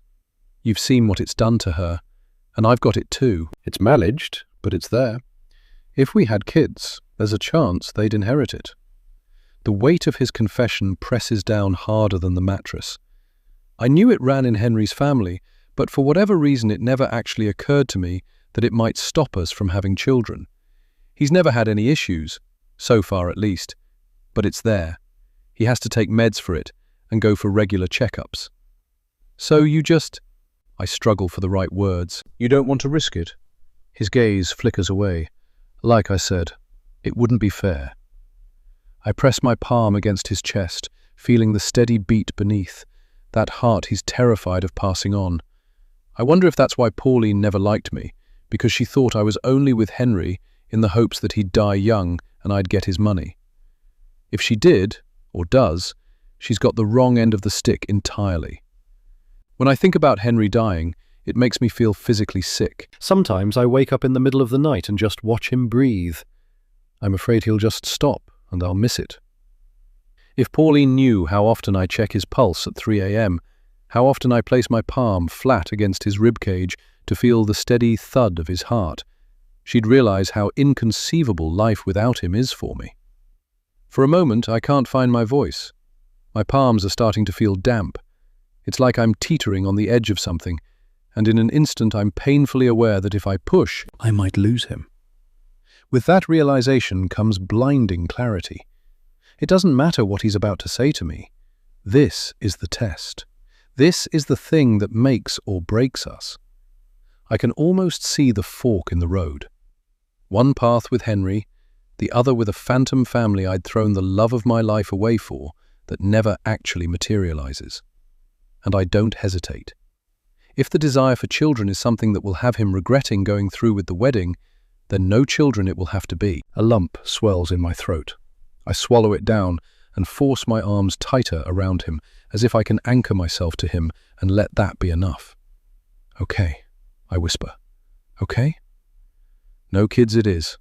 He exhales shakily, relief softening his shoulders, and kisses the top of my head. Thank you for understanding, he murmurs, as though I've given him a gift. I nuzzle back into the crook of his arm and give him a squeeze. Despite myself, I picture our imaginary kids one last time, and something inside me splinters. Tiny, hairline cracks. I press my face into his chest so he won't notice, clinging to the warmth of him, to the life we do have. I love him. I love him more than the picture I've always held in my head of a family. That's what I tell myself, over and over, until the ache quiets enough to let sleep come. I have the perfect husband and, Pauline and this house notwithstanding, the perfect life, so I can make do. Some women crave a baby to complete them. I crave safety and stability. Besides, kids or not, my life will always be better than it was. I promised myself that I'd trade anything for the warmth of belonging. And I have. I've traded children, maybe. I've traded parts of myself. But at least here, in Henry's arms, I'm not alone. At least here, the future is something I can almost bear to look at. And I'll never go back to the life I left behind. Never. Chapter 8. Before. There aren't many people at Daddy's funeral. I look around at the few that are here and try to remember who they are. I'm pretty sure the lady in the funny hat is his mum. I think I remember her from a Christmas one time, or maybe a birthday. Whenever it was, I haven't seen her for a long time. Most of our family stopped coming to visit not long after Mummy and Daddy started having their parties. They'd had one of their parties the night Daddy died. I knew because the downstairs had that yucky smell again, the smell it gets when Mummy and Daddy have people round. I stayed in my room. I don't really like Mummy and Daddy's friends all that much. They're loud. Sometimes they laugh too hard, and it sounds like shouting. Once, a man with a ponytail knocked over a lamp and everyone clapped. Another time, someone fell asleep standing up. That was the funniest thing I ever saw, but Mummy didn't laugh. She cried instead. I asked Daddy why our family stopped coming round once, and he said it was because they just didn't like how we live very much. I never understood what he meant. How is how we live any different to anyone else? But it ended up being one of those things I never asked more about. Now I can't ask him anything. I'm sitting in the corner of the pub, in a booth with brown sofas, holding a cup of orange juice. I was told not to guzzle it, so I'm taking small sips every now and again. The glass leaves little sticky rings on the table every time I set it down. Someone's spilt beer nearby and it smells sharp, like vinegar. There's a bowl of peanuts on our table, but I'm not allowed any. I didn't realize this was part of funerals. The first bit was mostly as I expected.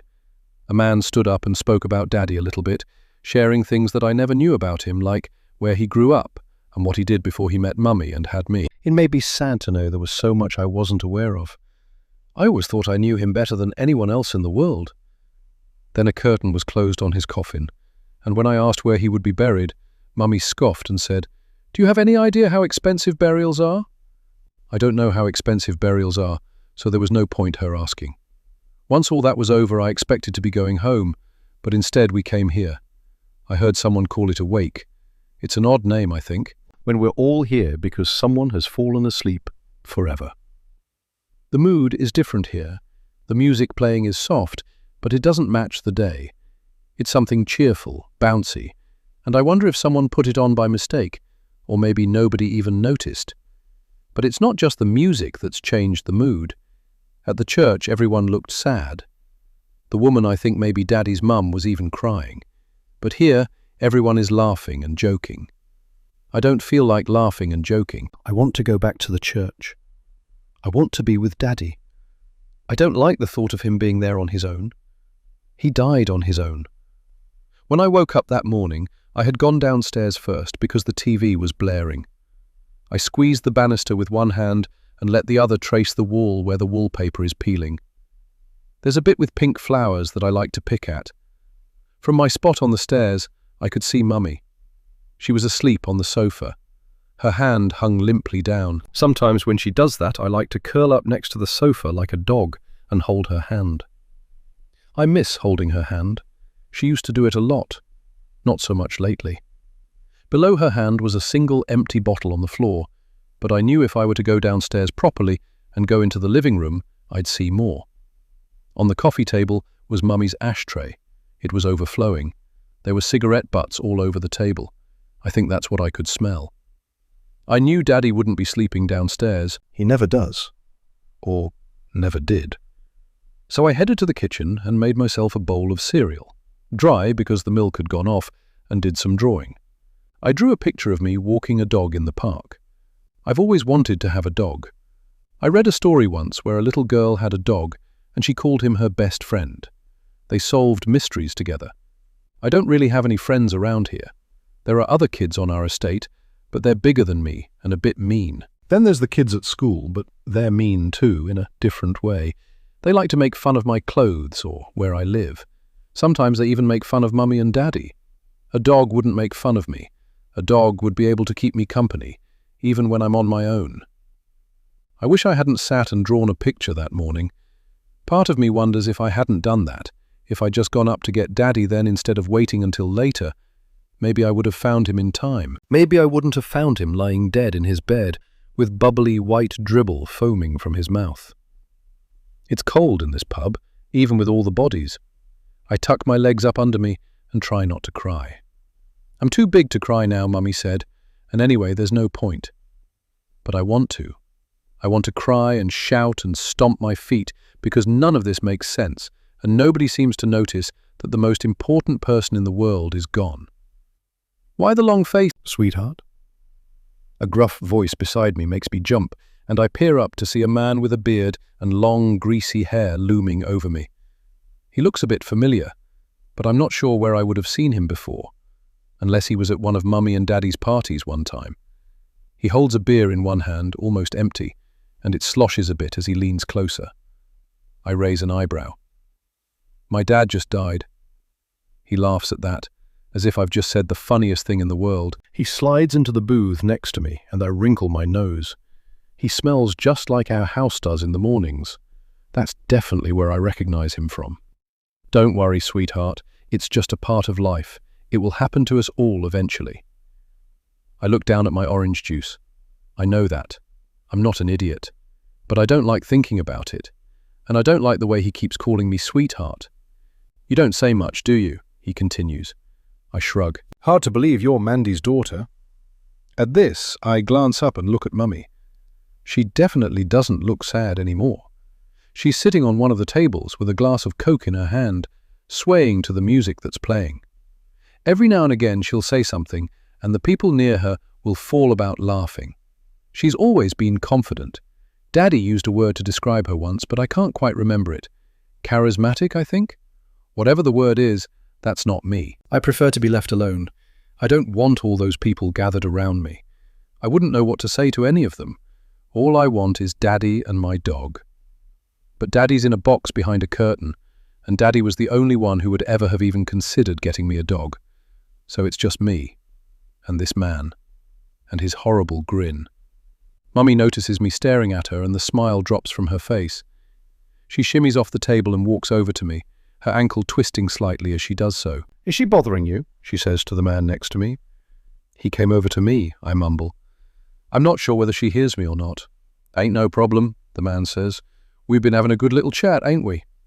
He puts an arm around my shoulder and squeezes, which makes me shudder. His fingers press into my arm like he's testing fruit at a supermarket. Mummy steps forward and places her hand on the man's shoulder. "Oh, you never told me you were good with kids." She drinks the last of her Coke in one mouthful and dangles the glass in front of his face. "Another double?" he says, taking it and moving with her to the bar. I breathe a sigh of relief as he goes, taking his smell with him. There are only a couple of sips left of my orange juice, so I place it on the other side of the table so that I won't be tempted to finish it too soon. It's a good decision because we're here for a long time. My bedtime comes and goes. My head is resting on the table and my eyes are starting to droop when I hear a commotion. "Where do you get off telling me what to do with my own kid?" I startle and my head lifts. Mummy is at the bar, shouting at the man behind it. Her face is red, not just her cheeks but her whole face, like she's been cooked. She's waving one arm as she speaks, sloshing the contents of her drink onto the floor without noticing. People turn to look. I curl in on myself a little. I don't like people looking at me. "Miss, we can't have children in here this late at night. Our license only permits children until 9 p.m. Now, if you're not going to leave, I'm afraid I'm going to have to call the police." "Oh, go do one. I don't want to be in your crappy pub anyway." She slams her empty glass on the bar and storms over to me. Her heels are loud on the floor. I can hear how angry she is in the way she moves. I shrink away a little bit. "You always ruin everything," she growls at me, grabbing my wrist and pulling me out from the booth. I glance at that last little bit of my orange juice, but daren't ask if I can drink it. Her fingers pinch tight, and I have to half run to keep up with Mummy's pace as she leads me outside. "How are you getting home?" It's that man again. He's popped up beside us like a ghost appearing from nowhere. "Bus," Mummy grumbles. "I'll give you a ride." He unlocks a car sitting in the car park. It looks like something I'd have created at school out of junk modelling, like it's been held together with tape and glue. One of the doors is a different colour than the rest. Mummy opens the back door. "Get in," she tells me. I do. The car smells like the man. As we start to drive, I can feel my eyes stinging, and I rub at them angrily. "I'm sorry, Mummy," I say, my voice small. But Mummy doesn't respond to me. She may not have heard, but I don't say it again in case she did. I stay silent for the rest of the journey home. I don't say anything when the man drives through a red light. I don't say anything when we go over a bump too fast and my seatbelt cuts into my shoulder. I don't even say anything when I see the man reach across and put his hand on Mummy's leg. Chapter 9. Now. It's weirdly hot tonight, even though we're approaching winter. But every time I take the duvet off, I end up sliding back under it because I can't stand the feeling of being uncovered at night. There's something about lying there with my flesh exposed to the air that makes me feel incredibly vulnerable, even though I know it's stupid, and a duvet serves about as much protection as a marshmallow. I don't need protection anyway, I remind myself. I'm at home, the doors are locked, and there are other people in the house. There's no chance of any outside danger getting to me, unless the danger is inside the house, I think. Shaking myself, I slide out of bed. Henry doesn't even stir as I tiptoe across the room and downstairs. What I'd give to sleep that soundly. My goal is to pour myself a glass of water, but as I step into the kitchen, a different desire overcomes me, one I can't explain. My fingers twitch by my side for a moment. Slowly, I shuffle over to Pauline's bedroom and place my fingers on the doorknob. The door creaks open, the sound slicing through the thick silence of the house. I wince at the noise, then hold my breath and listen. Nothing. The room is dark, but there's a strip of light spilling in from the window. Moonlight. It's shining straight onto Pauline's bed, angel-like. She's lying there, just as I expect her to be, her body thin beneath the sheet. Her face is angled slightly away from the door. Her breathing is shallow and steady. Her limbs are slack. For a moment, I don't even know what I'm doing. I just look. I almost turn to leave. Almost. Then her eyes snap open. I jump, stifling a yelp behind my hand. Her gaze locks onto mine. There's no grogginess, no confusion, just awareness. Total awareness. And then, slowly, she sits up. My eyes widen as I watch her. She doesn't even strain. It's a smooth, deliberate motion, like something unfolding. The sheet pools around her waist. Her eyes glisten in the darkness as she tilts her head to one side, her expression unreadable. The corners of her mouth move, each side pulling up into a wide, grotesque smile, lips peeling back to reveal her teeth. "Couldn't sleep?" she hisses. There's no doubt about what she's saying this time. Her voice is raspy and hoarse, but clear. The words catch in my throat. I want to turn and run, but my feet feel glued to the spot. My breath is trapped in my chest, heartbeat thudding so loudly it drowns out everything else. And then she moves. I watch in disbelief as she plants her bare feet on the floor and pushes herself up. With the ease of a woman who has been walking her entire life, she steps towards me. 1 step, 2. Her toes curl against the floorboards. The moonlight catches on the side of her face, highlighting that smile, the darkened eyes, the hair falling over her face. Closer, closer. I stumble back, but my heel catches on the doorframe, and I go flying backwards. I land on the floor with a crash. As I do, Pauline speeds up, head tilted, eyes still locked on mine, still smiling. That same stretched, unnatural smile. I scream, raw and guttural. The sound rips from my throat, it burns my vocal cords. I scrunch my eyes shut, smother my face with my hands, and continue to scream into them. "Melly!" Henry's voice sounds far off, but it's there. He's coming to rescue me. But then there are hands on my shoulders. It's too late. She's already got me. "Melly!" The hands shake me, and it's then that I realize they don't feel like Pauline's hands. They're not thin and bony. There's no nails digging into my skin. "Wake up!" My eyes snap open. It's not hot anymore. It's cold, like it should be. I look up. Henry is peering down at me, face pale, eyes wide. I launch at him, wrapping my arms around his neck and sobbing, the tears coming in heaving gasps. "Hey, it's okay." He strokes my back and I glance around the room. Pauline is gone. So is her room. In fact, I'm still sitting in my bed. The sun is peeking over the horizon outside. The dim glow from the bedside lamp casts a soft halo over the room. 4 heavy spots press down on my legs, and I realize Barda is edging up the bed, his tail thumping against the duvet. I reach out to scratch his chin, which he takes as a sign to come all the way up to my chest and lick my face. It relieves my anxiety instantly. "That must have been some dream," Henry says, once Barda has finished giving me a wash. I've never heard anyone scream like that. I suck in a shaky breath. Was I really dreaming? It didn't feel like a dream. My brain doesn't usually conjure up things in such grotesque detail. Henry releases me and I swallow hard. "So," he prompts, "what was it about?" "Your mother coming at me like some sort of possessed demon." "I can't really remember," I lie. He looks a little disappointed, like he was hoping for some kind of juicy story. Or maybe he can tell that I'm lying.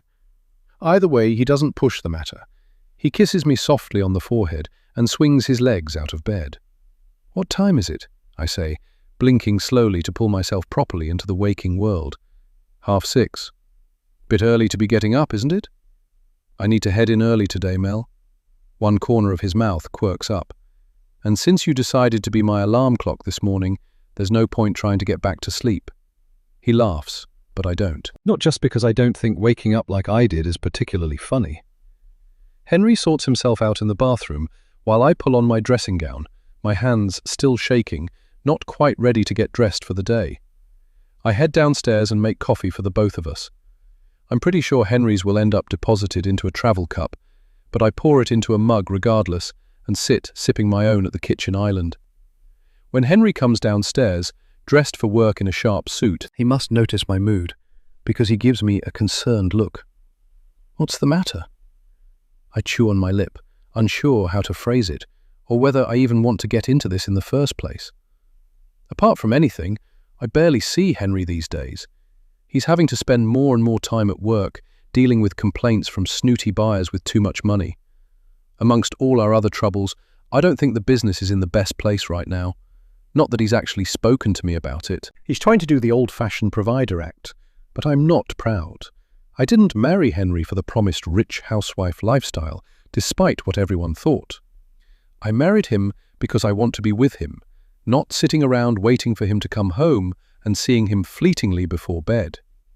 I'd much rather get a job down at the local pub to bring in some extra cash. It would get me out of the house too, which wouldn't be a bad thing. Henry said I would get used to being in this house with Pauline and Tala, but I haven't. If anything, the walls feel like they've started shifting when I'm not looking. I find myself pausing halfway up the stairs, sure that I'd heard footsteps accompanying my own, or checking my reflection in the hallway mirror twice, because the first time I thought I saw something move behind me. But the real issue, the thing that's niggling at me, is the toppling pile of letters still standing, a precarious balancing act, on the kitchen counter. The most recent letter sits in my lap, underneath the lip of the island. Its corners are curled from where I've been nervously fiddling with them so much. I don't want to start the day with a fight. I don't even want to start it with a conversation, if I'm honest, because I know how it will go. But I can't keep pretending everything is fine. I suck in a deep breath and place the letter on the island, sliding it towards him. His eyes do a sort of double take. Not now, Mel. If not now, then when? He sighs, dragging his hands down his face. Can we discuss this at the weekend? I'm supposed to have a day off then. Which will probably be cancelled, like that last one, I point out. There's a twitch in his jaw. I don't know what you want from me. I need to be at work at the moment. The finances would not be a problem if we sold this place. His mouth snaps shut at my interruption. I look down at the letter and flick the nearest curled-up corner. I know you don't want to sell, but I also know you don't want the business to fold. If we moved forward with the paperwork, got your mum's assets transferred over to you, released your trust fund, we could funnel some of it into the business and still have plenty left over to get a decent-sized house. Henry shakes his head almost imperceptibly. His eyes move to Pauline's door and he swallows. His Adam's apple bobs up and down. He almost looks nervous. Mother wouldn't want me to sell, he finally says. My head swivels. Pauline's door is closed, so there's no chance she can hear our conversation all the way out here, but all the same, an uneasy feeling tugs at my gut. I picture her on the other side, ear pressed up against the wood. I shake my head. I'm sure if she saw how stressed out all this is making you, you don't understand. He pushes his mug away and it scrapes loudly across the island. It sounds like fingernails on a chalkboard and makes me wince. Then help me to... This is the house she married my dad in. Out there, in the garden. His finger points towards the back door. This is the house they had their lives together in, where she gave birth to me, where she raised me. To sell would be to get rid of all of that. I just can't do it to her, not after everything she's already lost. With a pang of guilt, I notice that his eyes are watering. I choose my words carefully. I know this place means a lot to you. I really do. But it's more than just a house now, isn't it? It's a weight. He stiffens, a full-body reaction. You're running yourself into the ground, Henry, I continue. You barely sleep. You've got the business hanging on by a thread, bills piling up, and on top of everything, I've got my mother to deal with, he snaps, voice suddenly sharp. That's what this is really about, isn't it? You think I should just stick her in a home and forget about her? That's not what I'm saying, I say quickly. This is going even worse than I thought it would. I had anticipated the pushback on selling the house, but having the focus of the conversation shift to whether or not we should be caring for Pauline is not a battle to fight today. He laughs, but it's hollow. You don't get it. She's always been there for me, Mel. No matter what's happened, she's always been the one to give me advice, to point me in the right direction, to tell me what to do. And now I'm supposed to just hand her over to strangers because it's easier for me? His voice cracks at the end, and I see the anguish flicker behind his eyes. I chew on the inside of my cheek. What I want to say is that really, he should be going to his wife now to talk about that kind of thing, but I don't think it will go down well. It's not about easy, I shake my head. It's about what's sustainable, for both of you. Maybe she needs more than what we can give her here. He slams the palm of his hand down on the counter, and I flinch. The sound rings out, raw and angry. She's not a burden. I never said she was, I whisper. The silence that follows is louder than the argument, punctuated only by the tip-tapping of Barda's nails as he comes into the room to see what the commotion is. He glares at Henry, and I scratch behind his ears to tell him I'm okay. At least, I think I am. Henry's chest rises and falls rapidly, and I can feel his pulse in the air like static. He stands, turning away and grabbing his keys off the hook. "I have to go," he mutters, heading to the front door. I follow him. "Henry, we'll talk later." He hurries down the steps before I can respond. I look down at Barda, then at the crumpled letter in my hand. Sighing, I wave half-heartedly as he gets into the car and trundles down the sweeping driveway and disappears behind the line of trees that surround the house. It's weird. I know that the trees are only there for privacy's sake, that just beyond those trees is a main road that you only have to drive 5 minutes down before you reach the town. But even so, they make me feel totally isolated from civilization here, like the trees themselves are acting as a wall, blocking the outside world from me and me from it. There aren't even birds singing in them. They can tell this isn't the kind of place that suits birdsong.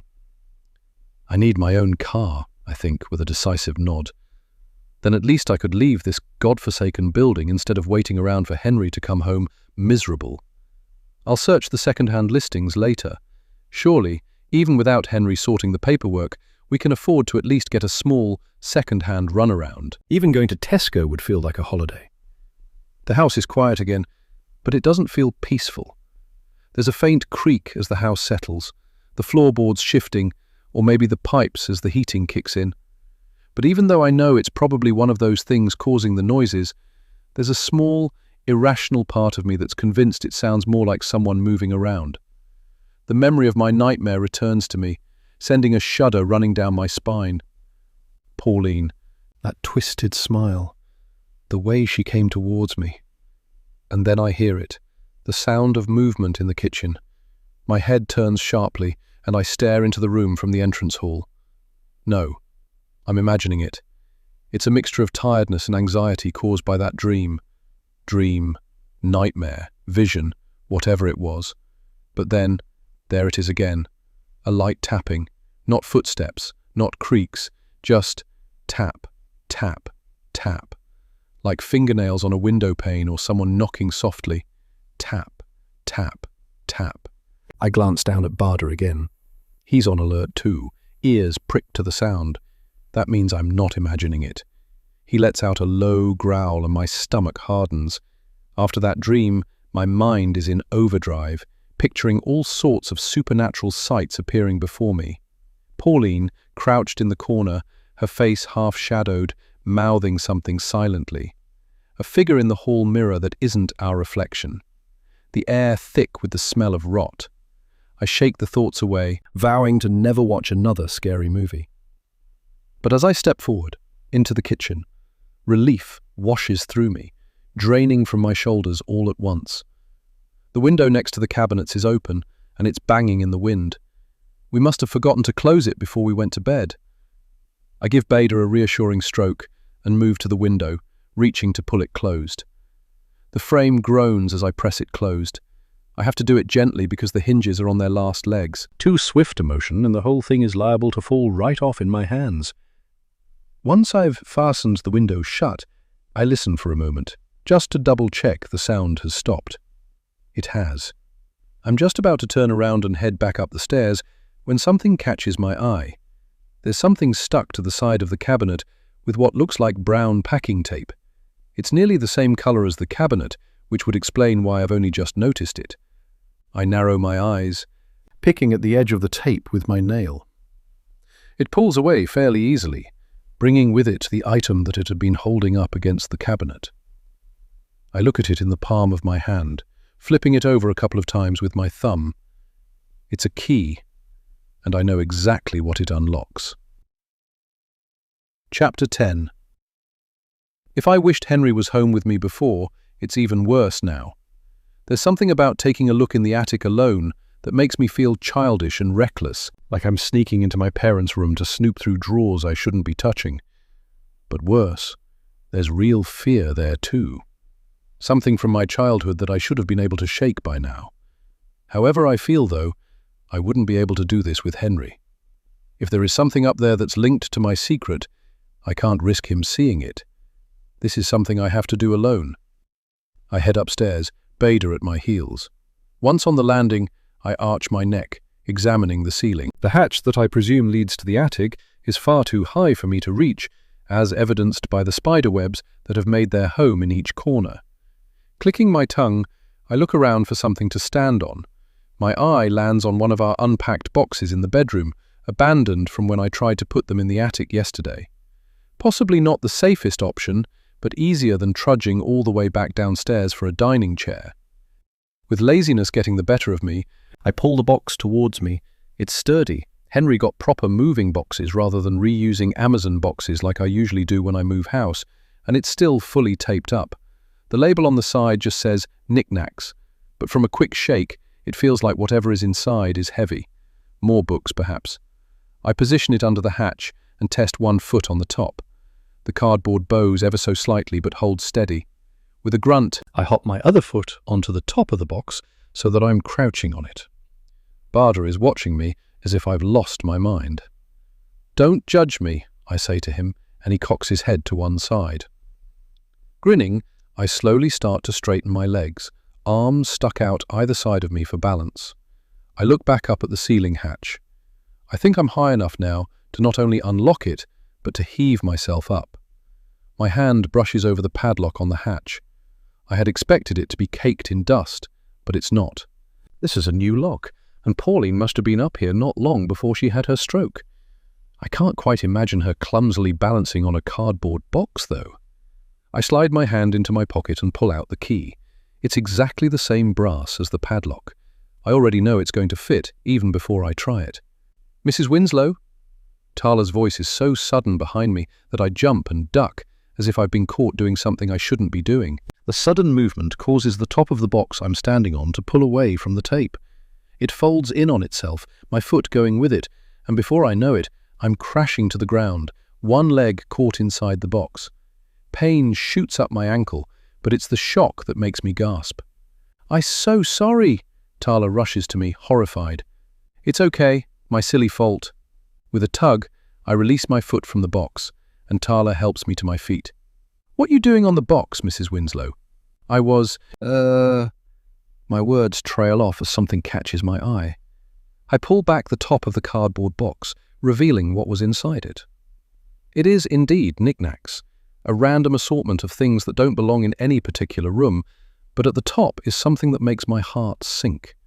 It's a framed photo of Henry and Pauline. Where my foot landed on it, the glass has smashed and torn a hole in the photo, right through Pauline's face. Henry's smile remains intact. "Oops," I say, glancing at Tala. "I'm so sorry," she says again, shaking her head. Tears are actually gathering in her eyes. "Please, don't worry," I say quickly. "It wasn't your fault. I should have got a chair to stand on." My reassurances don't seem to quell her anxieties much, and I wonder what sort of employer she had before us that's made her so terrified of making a mistake. "What was it you wanted?" She regards me for a moment, and I'm not sure whether she understood me. "You needed me?" "Ah, yes." She gestures down the stairs. "Can you sit with Mrs. Winslow? Other, I mean." Sit with her? Something twists in my stomach. The idea of being alone with Pauline again sends a ripple of discomfort down my spine.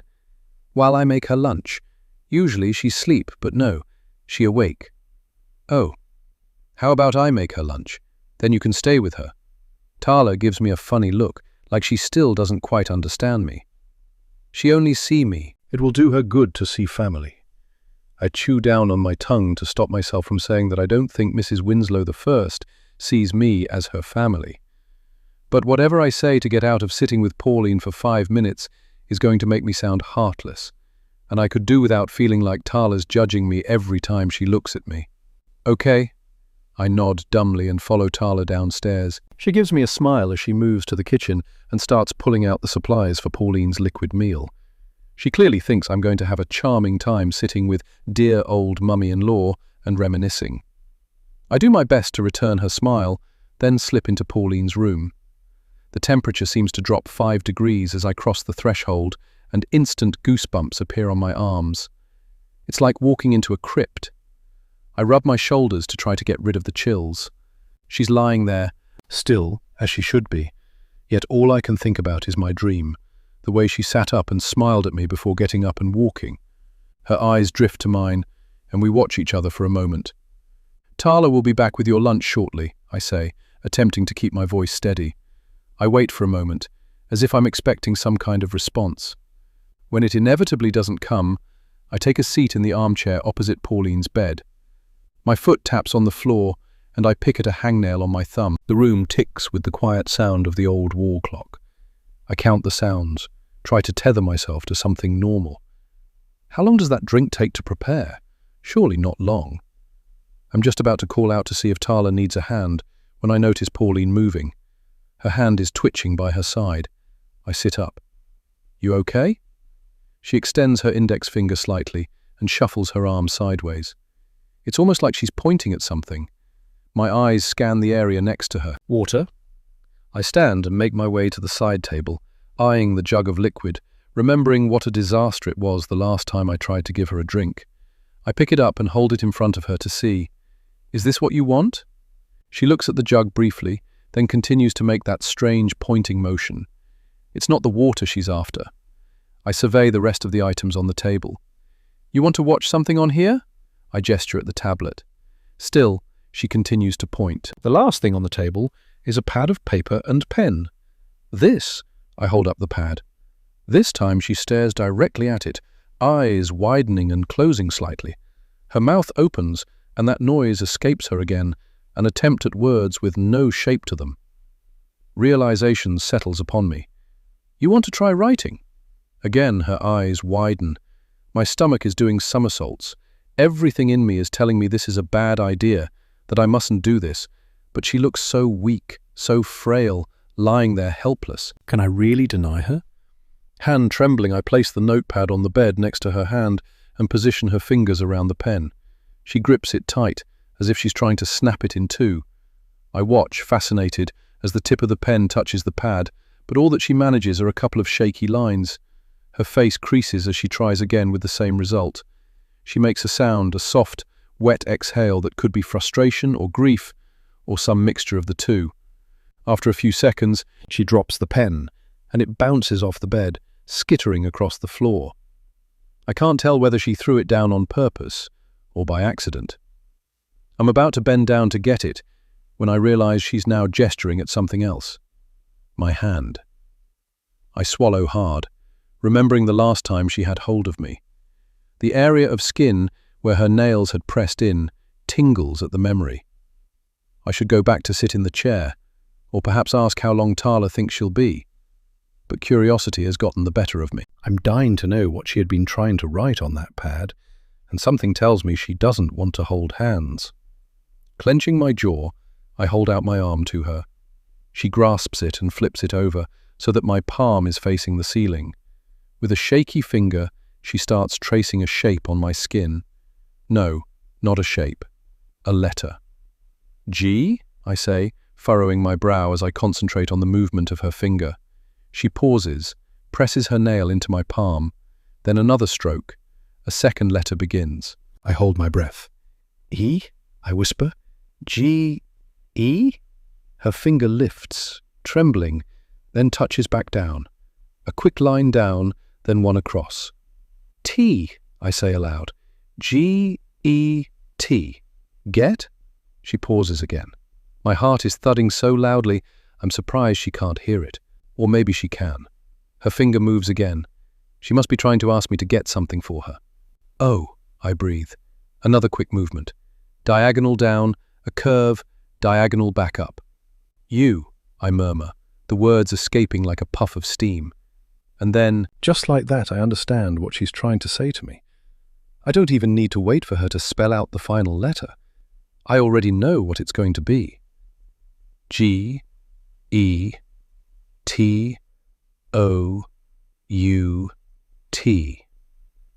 Get out.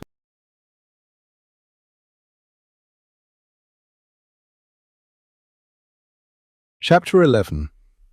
My body responds before my brain does. I yank my hand away, breath hitching in my throat. Pauline's arm drops uselessly to the bed. I walk straight out of the room, shutting the door behind me with more force than I mean to. She okay? Tala is standing in front of me, prepared lunch drink in her hand. She's fine, I snap, before rushing past Tala and over to the front door. I push it open and step out onto the front step, sucking in deep gulps of cool air. I'll feel bad for snapping at Tala later. Right now, I can't feel anything except pure, unyielding dread. I've been trying to convince myself that she's over our confrontation on the morning of the wedding, that any cold looks she's been giving me are a symptom of what's happened to her. Apparently not. Apparently, she wants me gone. I lean against the porch, palms flat against the cold brick. My breath comes out in jagged little bursts, white clouds that vanish into the damp autumn air. Get a grip, Melly. I squeeze my eyes shut and press the heels of my hands into them until I see stars. She's ill. She's not plotting against you. The words echo in my mind, but they sound like someone else saying them. My heart won't slow down. I glance at the kitchen window. Through the glass I can see Tala moving around inside, efficient as ever, her face set in that calm mask she always wears. I know she probably thinks I'm unhinged, storming out of a room like that over nothing. It was nothing, wasn't it? Barda nudges at my knee with his nose. I hadn't even noticed him come out with me. I rest my hand on his head, fingers sinking into his soft fur. It's fine, I whisper to him, stroking between his velvet ears. We're fine. The sound of a car snaps my head up. Henry is turning into the drive, car tires squelching over the wet leaves.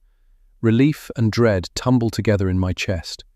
He parks and climbs out, adjusting his tie as he shuts the door. He spots me immediately, forehead creasing.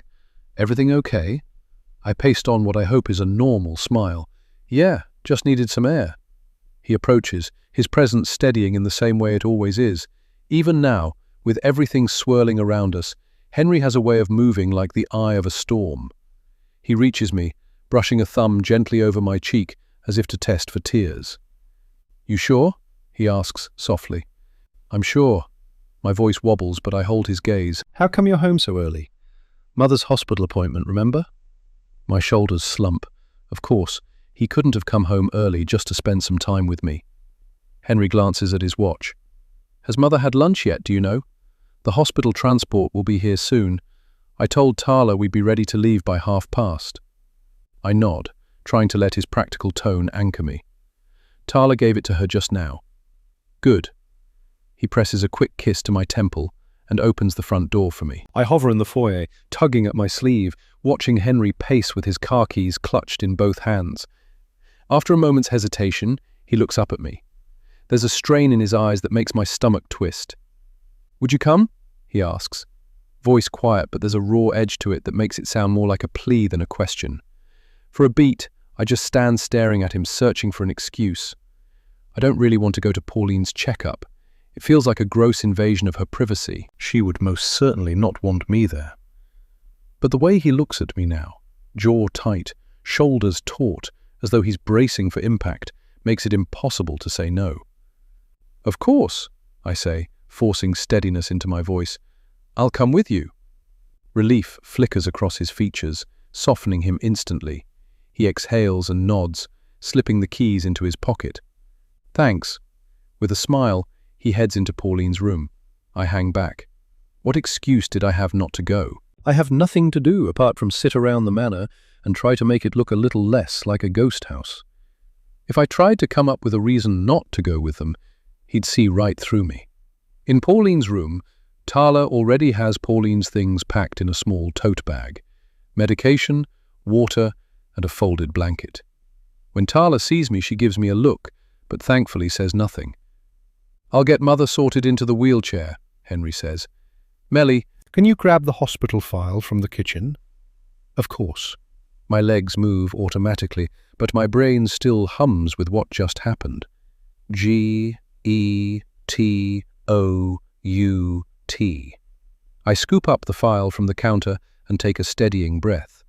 As we busy ourselves getting ready to leave and load Pauline up into the van, and as we journey to the hospital, I try to tell myself I'm overreacting to Pauline telling me to get out in her own special way. When she wrote those letters on my hand, it could have been for two totally plausible reasons. First, I might well have misunderstood. When I was at school, we used to play a game where someone would write something on our backs, and we had to figure out what it was. Very rarely did we get it right. Trying to decipher letters spelled out on skin is difficult at the best of times, and on this particular occasion, her fingers were trembling like mad the whole time. The other possibility, if she did indeed mean get out, was that she was talking about me leaving the room. That would be understandable. After all, despite our shared last name, we really don't know each other that well. If things were the other way around, and I was the one lying helpless and frail in bed, I'm not sure I'd want a near stranger in my room, looking at me, feeling sorry for me.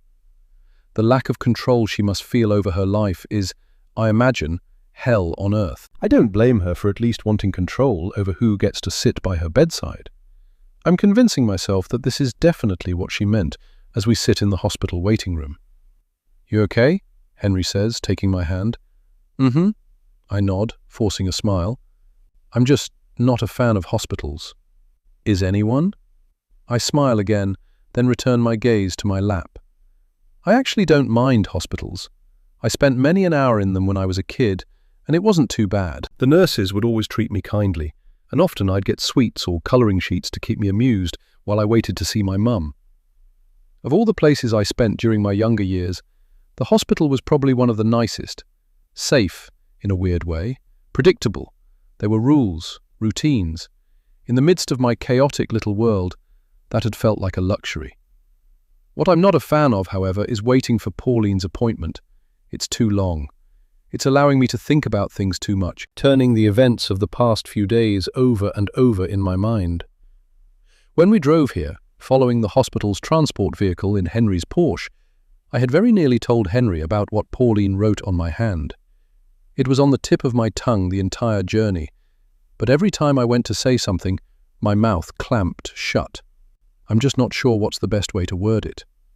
"Oh, babe, by the way, your mother managed to find a way, despite her inability to speak, to tell me to get the hell out of her room, or maybe even house."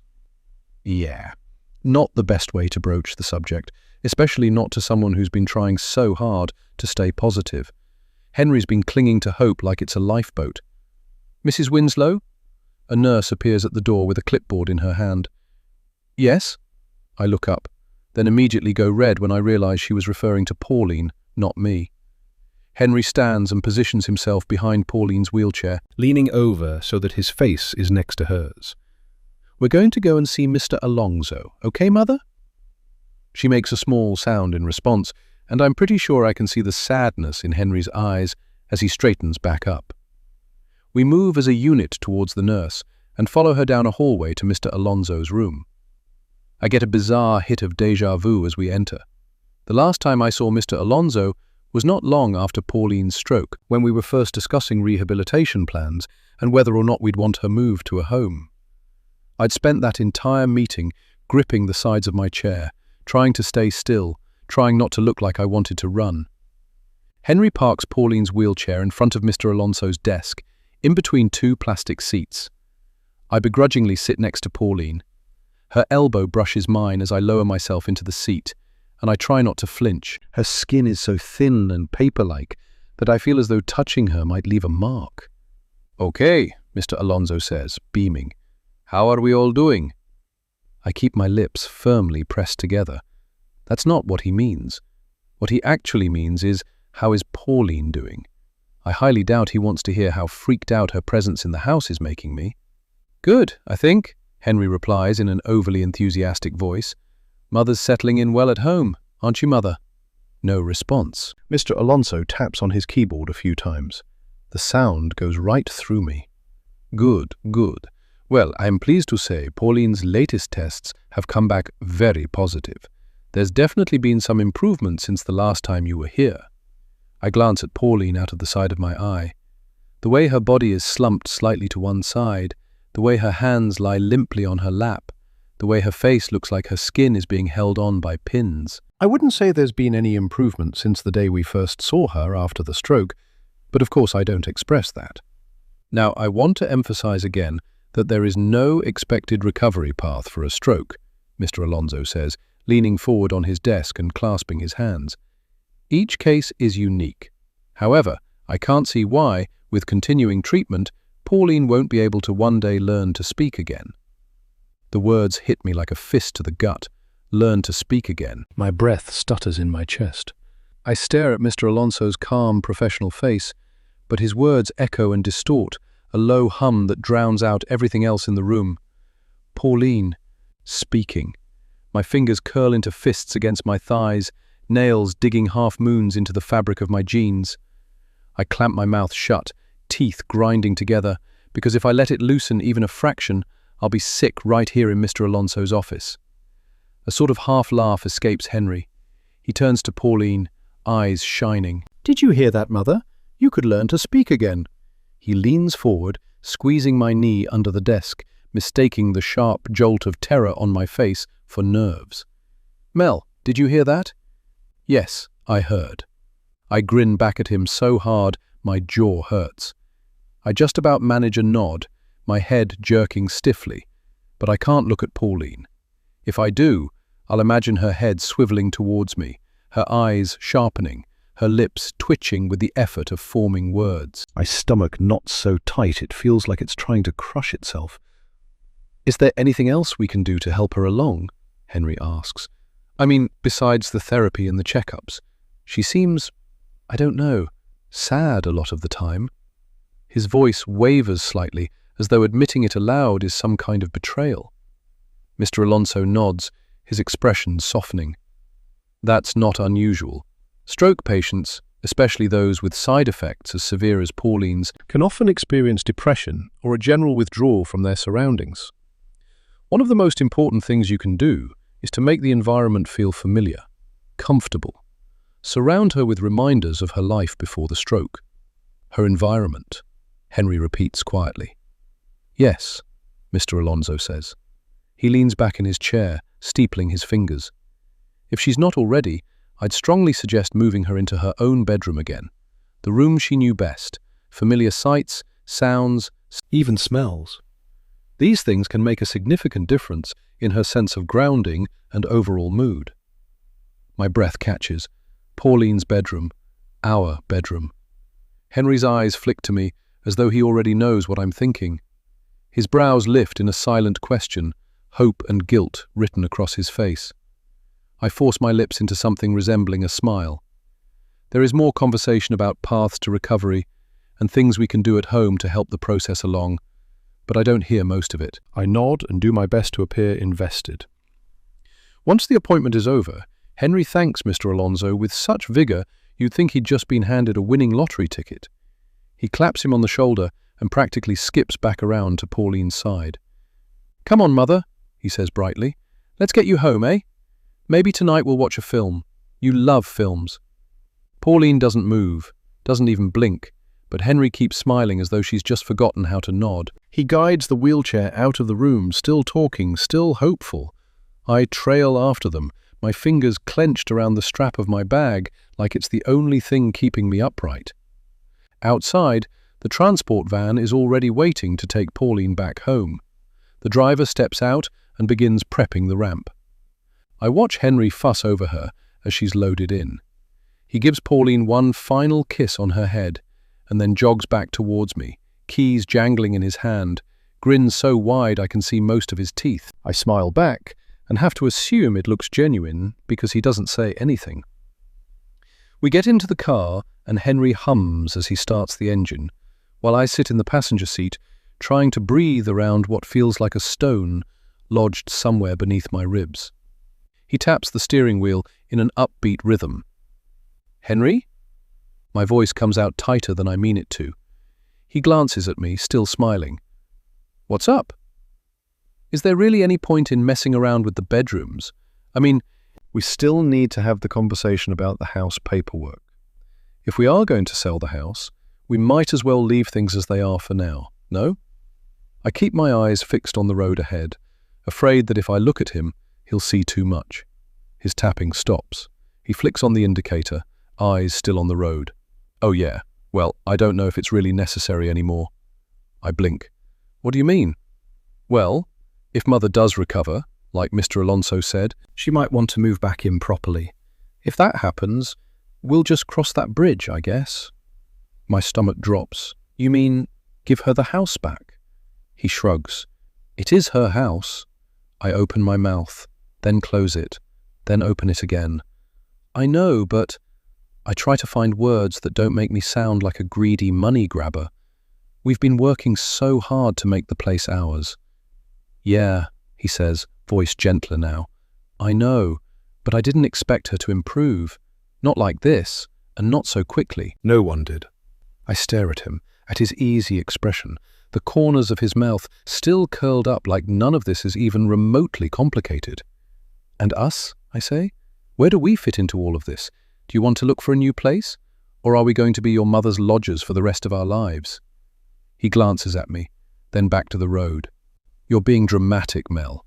As I said, we'll cross that bridge when we get to it. My mouth snaps shut at that, because what else is there to say? I don't really want the manor house. If I had it my way, I'd never step foot in the place again, with its creaky doors and long, ominous hallways and weird woodland surroundings. But what I do want, what I desperately need, is some sense of stability. An idea of what my life is going to look like in a month, a year, 10 years. I want to have a plan. Trying to do up the manor wasn't my idea of fun, but at least I was doing something productive. I was aiming for an end goal, making it feel like a home for us. Now what do I do? Leave everything as it is because who knows whether it will end up being ours or Pauline's? The rest of the journey passes in a silence thick enough to choke on. Henry drums his fingers on the steering wheel, cheerful, oblivious.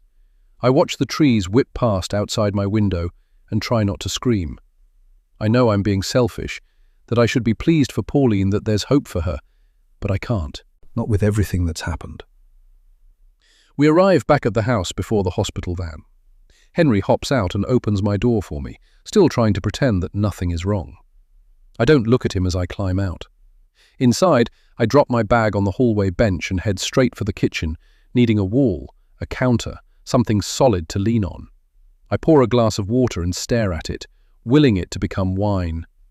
The sound of the hospital van pulling up outside makes my stomach churn. The truth is sitting somewhere inside me, sharp and heavy. If Pauline speaks, I know what one of the first things she'll say is. She'll tell Henry exactly what she told me the morning of the wedding. And Henry will believe her. He won't ask me. He won't fight for me.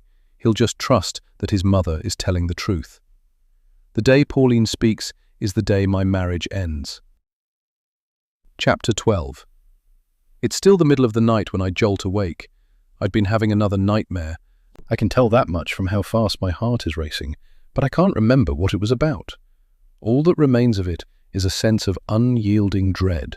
My heart is hammering, sweat slick on my back, and for a split second, I don't recognize a single thing around me. The ceiling is lower. The walls are closer. A heavy, floral smell clings to the air, cloying and wrong. My chest seizes. This isn't my bedroom. This is Pauline's bedroom. Panic claws at my throat. Did I sleepwalk? Did I wander down here in the middle of the night and slip into her bed like some kind of lunatic? My gaze jerks to the door, expecting it to creak open, expecting to see her there, silent and watchful, demanding to know why I've invaded her space. I scramble upright, my fingers knotting in the unfamiliar sheets. It takes a full, breathless moment before the truth cuts through the fog. We switched rooms. Pauline's upstairs now. This is our room. I press a shaking hand over my chest, as if I can slow my heart by sheer force. But the dread doesn't leave. It still feels like I've woken up somewhere I don't belong, more so than it did before. My head is throbbing, so I swing my legs out of bed and head to the kitchen. I need water, and paracetamol, and probably sleeping pills too. It's weird. Despite everything, I never really suffered with nightmares before Pauline came to live with us. That says a lot. In the doorway of the kitchen, I pause. Something feels off. I look around, scanning my surroundings. Shadows pool in the corners of the room like spilled ink. The floor beneath me creaks, even though I'm standing still. It's dark and creepy and ominous, but that's nothing new. This house has its own presence in the daytime, let alone in the middle of the night. No, that's not what's bothering me. I frown, shuffling back towards our new bedroom, and I realize what it is that feels off before I even reach the door. Bader is not circling my ankles. Normally, if I get up in the night, he follows me. But this time, there was no thump in the darkness as he jumped off the bed, no tapping of his nails on the floor beside me. I push the door open and squint, trying to force my eyes to adjust to the darkness. Sure enough, there's no dog-sized lump on the end of the bed. In fact, the bed looks completely empty. Where is Henry? The sheets on his side are pulled back and the pillow is dented, so he can't have been gone for long. He's probably upstairs in the bathroom. But that doesn't explain where Bader is. He never follows Henry to the bathroom. I take a step back and listen, trying to make out any sounds of movement in the house.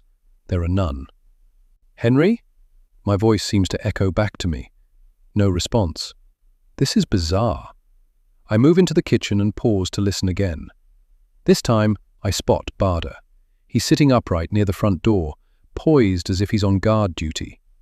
I'm relieved he's here at least. Part of me had a ridiculous thought that maybe Henry had left in the middle of the night and taken my dog with him. Bader? His name comes out a half-whisper, though I'm not sure why. His ears prick slightly, and he turns his head to look at me, but only for a second before he returns his gaze forward. What's the matter, boy? I move to stand next to him, scratching behind his ears. Now that I'm next to him, I can see from this position he has a perfect view out of the tall window next to the door. That's what he's doing. He's staring out of the window. I follow his line of sight and... There's someone out there, by the tree line. My stomach hardens, and I take an involuntary step back. At first, I think it's just a trick of the moonlight, maybe a shadow caught in the sway of the trees. But then it moves, only slightly, enough to confirm it's real, a person. Tall, still, watching. They're not walking, not shifting from foot to foot. They're standing completely still, in a way no normal person would in the freezing dark. Henry! I call into the house, but still I'm met with no response. It's like he's not in here at all. And then it hits me. I re-examine the figure by the tree line, pressing my palm lightly to the glass, as though that will somehow clarify the shape.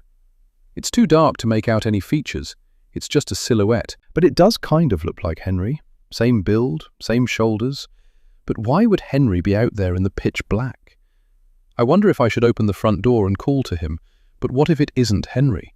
What if it's a serial killer who happens to be the same height as him? I squint and press my face up against the window, trying to get a better look. My breath fogs up the glass. I draw back and wipe the condensation with the sleeve of my pajama top, but it doesn't help. It's like the night itself doesn't want to be seen clearly. My skin prickles, not from cold, though it is freezing, but from something more primitive, an innately human warning. Whoever it is, they're acting weird. Aside from the fact they're standing totally still, staring out at the tree line, they've got their hands pressed to either side of their head, as if they're trying to block their ears, to close out the noise around them. Except there is no noise around them. It's the dead of night. Out of the window, the man is gone. Out of the window, the man is gone. The space by the tree line is empty now. I scan the shadows between the trees, but there's nothing. It's like he was never there at all. Ring, ring, ring. God, what is happening right now? I feel like I'm still stuck in my nightmare. That, or I'm going insane. Henry? I try calling one last time, but I know it's futile. I take one last look out the window. The lifeless surroundings stare back at me, nothing but trees and a gravel driveway. I sigh, rubbing my temple as I head upstairs. None of this has done any good for my headache. Pauline, are you okay? I say as I open the door. She's looking at me, but when she sees me, she slowly turns her head away. Even though I know this was always her room, it feels wrong seeing her in here. I walk up to her bed, flick the side lamp on low, and look her over. Unlike last time, I can see the issue immediately. Her underwear has leaked. There's a wet patch on her waterproof sheet. I press my lips together. Don't worry. I'm not sure where Henry is, but let's get you cleaned up, yeah? I'm trying to talk to her the way I've seen Henry talk to her, like nothing at all has changed, but it feels unnatural, like I'm talking to a mannequin. I look around me at the supplies available, once again wishing with everything in me that we'd opted for round-the-clock care. You won't have to do this stuff, Henry had said. That's not your job. And yet here I am, alone. What the hell is he playing at? Swallowing down my annoyance, I pull on some latex gloves and fiddle with the sling. Before I can secure it, Pauline's hand flies at mine. I snatch my arm back. What's the matter? My voice is tight. I try again, softer this time. Pauline, I'm just helping. She turns her head and glowers at me. It occurs to me that maybe I need to narrate what I'm doing so that she can prepare herself. I'm just going to sort your sling and harness so that we can get you out of bed and I can change it, okay? But the second I go to sort the sling again, she pushes on me, weak but deliberate. You don't want me to do it? A low sound, almost a reply. My fingers hover uselessly over the sling's strap. I can't leave her like this, but she won't let me help either. Henry, I need you, I call out to the house. Pause. Your mum needs you. The silent house creaks back at me. I pinch the bridge of my nose. My headache is evolving into a full-blown migraine now. I turn back to Pauline. Why do you hate me so much? The question surprises even me. It spills out from me before I can stop it. Pauline's eyes shift, just barely. Her expression doesn't change. But something else does. Something in the air between us. The doctor said you might learn to speak again, I say. Do you remember that? I wait, even though I know I'm not going to get an answer. But even though she doesn't say anything, she does respond. She smiles. Millions of tiny ants crawl up my spine. It's not a wide smile, not like the one in my dream. This one is subtle, weak, but it's there. You can't tell him, I say, and this time my voice shakes. Not from the cold, but from pure, clenching fear. Pauline, please, you'd ruin him. He loves me. Nothing. Suddenly it's all too much. The hospital, the switching of the rooms, the figure outside. Is it because I'm not like you? I say, leaning in. You really think he'll leave me? You really think telling him will make him love you more? I grip the edge of the bed, my face inches from hers. You're wrong. I'm the woman in Henry's life now, not you. And no matter what you think you know, you can't change that. I don't even wait to see if she's going to respond. I stand back up, spine straight, and march out of the bedroom. I almost trip over Beda as I storm back downstairs, and then nearly trip over myself when I see Henry standing at the kitchen sink. He looks at me in astonishment. Hey, he says, what are you doing? What? My mind is jumbled. I've lost all sense of reality. Where have you been? He raises an eyebrow and turns to me, leaning on the counter. In bed? I just came down for a glass of water. What about you? Why were you upstairs? But I saw you. My eyes flick out of the window to the spot by the trees where I saw Henry, or at least, who I thought was Henry. When I woke up, you were gone, I say eventually. He takes a slow sip of water, then sets the glass down on the counter. I was in the toilet, he says. I called you. Twice. Did you not hear me? No, sorry. He shrugs as though it's nothing. I must have been half asleep. His voice is calm, steady. It feels rehearsed, like he'd had the line ready. My stomach knots tighter. Henry has a habit of spending ludicrous amounts of time in the bathroom, but even for him this feels like a stretch. And to have not heard me calling him either time? I nod slowly and squeeze my eyes shut, wishing my brain would just shut off for 5 minutes. If he was outside, that means he's lying to me. But if he's telling the truth, that means there was a creepy man in our garden in the middle of the night. I'm not sure which is worse. Hey, what's wrong? Henry comes over to me and wraps his arm around me. You look like you've seen a ghost. Your mum, she's wet herself. Oh, crap, I'm so sorry. Did she ring the bell? I nod dumbly. I'll sort it. You get yourself back to bed. Throat too tight to talk, I nod again, watching as he goes upstairs. The comments that the bridesmaids made on our wedding about how little we know about each other gnaw at me. It's never bothered me how brief our romance was. When you know, you just know. But watching him go now, even I have to admit that sometimes he's still somewhat of an unknown to me. I don't know what's freaked me out more, the situation with the man outside, or the fact that Pauline, of all people, holds the power to destroy me. Not only that, she's willing to do it. Chapter 13. You never called me back. The text from Sarah comes in just after Henry has left for work the next morning. I slip on my shoes and tap her name into my phone before trudging outside with Bader at my heel, making a beeline for the spot where I had seen the man last night. I'm not entirely sure why. It's not like he's still going to be there. At least, I hope he's not. I consider a little too late the possibility that he's a homeless man who has decided to take refuge in the trees outside our house, but I decide that's probably unlikely. But if not that, then what? Why would someone have been out here in the middle of the night, on private property? What did I actually see last night? That's just plain rude, Sarah says when she answers. Sorry, I got caught up. Do you have any idea how desperate I've been for the gossip?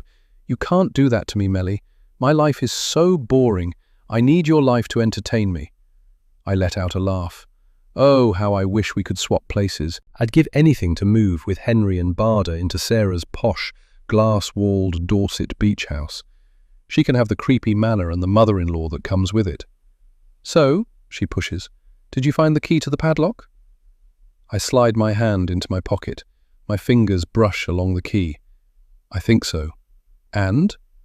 I haven't been up there yet. Why not? Are you crazy? That's what I'm asking myself, I murmur, as I approach the trees and scan the area, looking for any signs of life, any signs that someone may have been here. Footprints in the ground, perhaps? Something dropped nearby? Just some indication that I'm not being haunted or going insane. But all I can see are tree trunks. It hits me again how cut off this place is. Back in my old life, if I'd opened the door and wandered outside, I'd have been met with the hum of traffic, the glare of street lamps, maybe the neighbour's TV spilling through their thin walls. Here, there's nothing but silence and trees. No houses in sight, no voices. The nearest shop is miles away, the road out front empty most of the time except for Henry's or Tala's car. Out here, if someone wanted to come creeping around in the night, no one would notice. No one would hear me scream. Hello, Sarah says. You still there? Yeah, My words trail off as I continue to scan the area around me. There is conveniently a fog rolling in, which is making everything look even more foreboding than usual. It clings low to the ground, wrapping around the roots and brambles. Suddenly there's a rustle from the trees, movement, and I scream. Barda barks. Melly? What's the matter? Sarah's voice is distant, the phone by my side. I look up and let out a nervous laugh, pressing it back to my ear. Sorry, I'm fine. It was just a bunch of crows. Murder. My stomach twists. What? That's the collective term for them, a murder. Oh. A shiver runs through me. Convenient for a house like this. I watch the black wings slice through the air, feeling foolish, but not reassured. Barda jumps up at the closest tree trunk, eyes longingly trained on the birds. Good luck getting that high, I say to him, shaking my head. Come on, you. I pat the top of my thigh, and after a few seconds, Barda accepts his lack of wings and drops back to all fours, coming to walk beside me once more. Before turning back to the house, I take one last look at my surroundings. There's definitely nothing untoward here, but I can't shake the way he seemed to just disappear into thin air when I turned my head. He must have gone behind one of the trees. But, again, it begs the question, why? And what was he doing just standing there, hands pressed to his head like that? Blocking something out? None of it makes sense.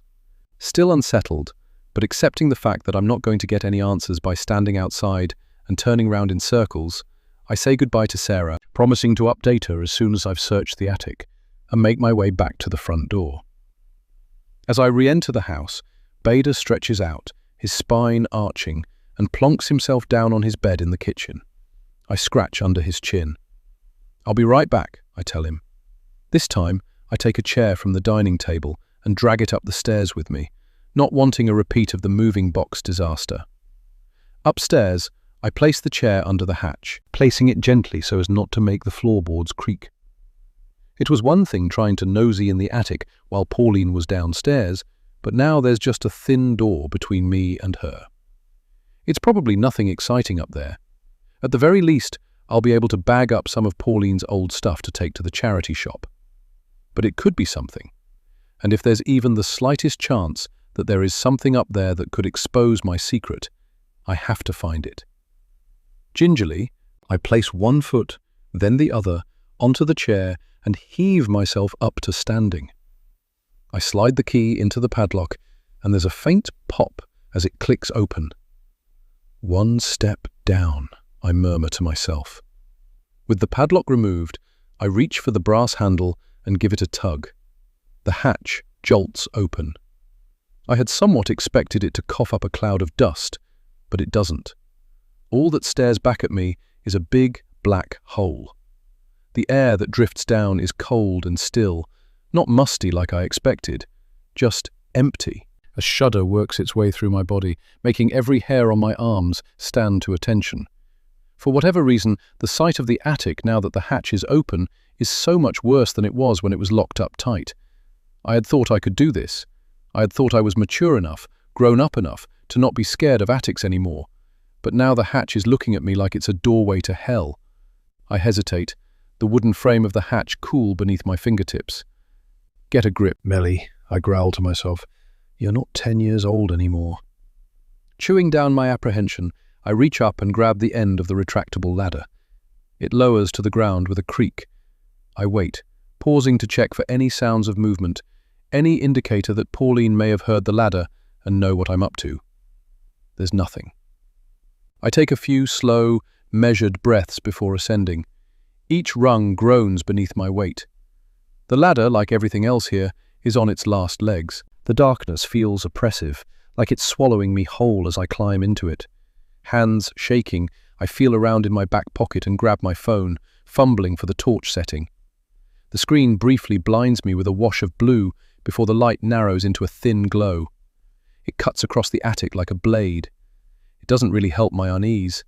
If anything, seeing the attic lit up in a singular slice of light, catching on all the old beams and casting long shadows across the sloped ceiling, makes it look even creepier. I pull myself up higher so that my whole body is in the attic and find my footing on the floorboards. They're surprisingly solid, which is something. At least I'm not about to go tumbling through them and into the hallway below. Now that I'm properly up, I can see the lines of boxes stacked up all around me. Neat rows at first, then descending into disorder. Some half open, cardboard flaps curling with age, some bulging at the sides, as if their contents are trying to get out. There's a whole bunch of crap up here.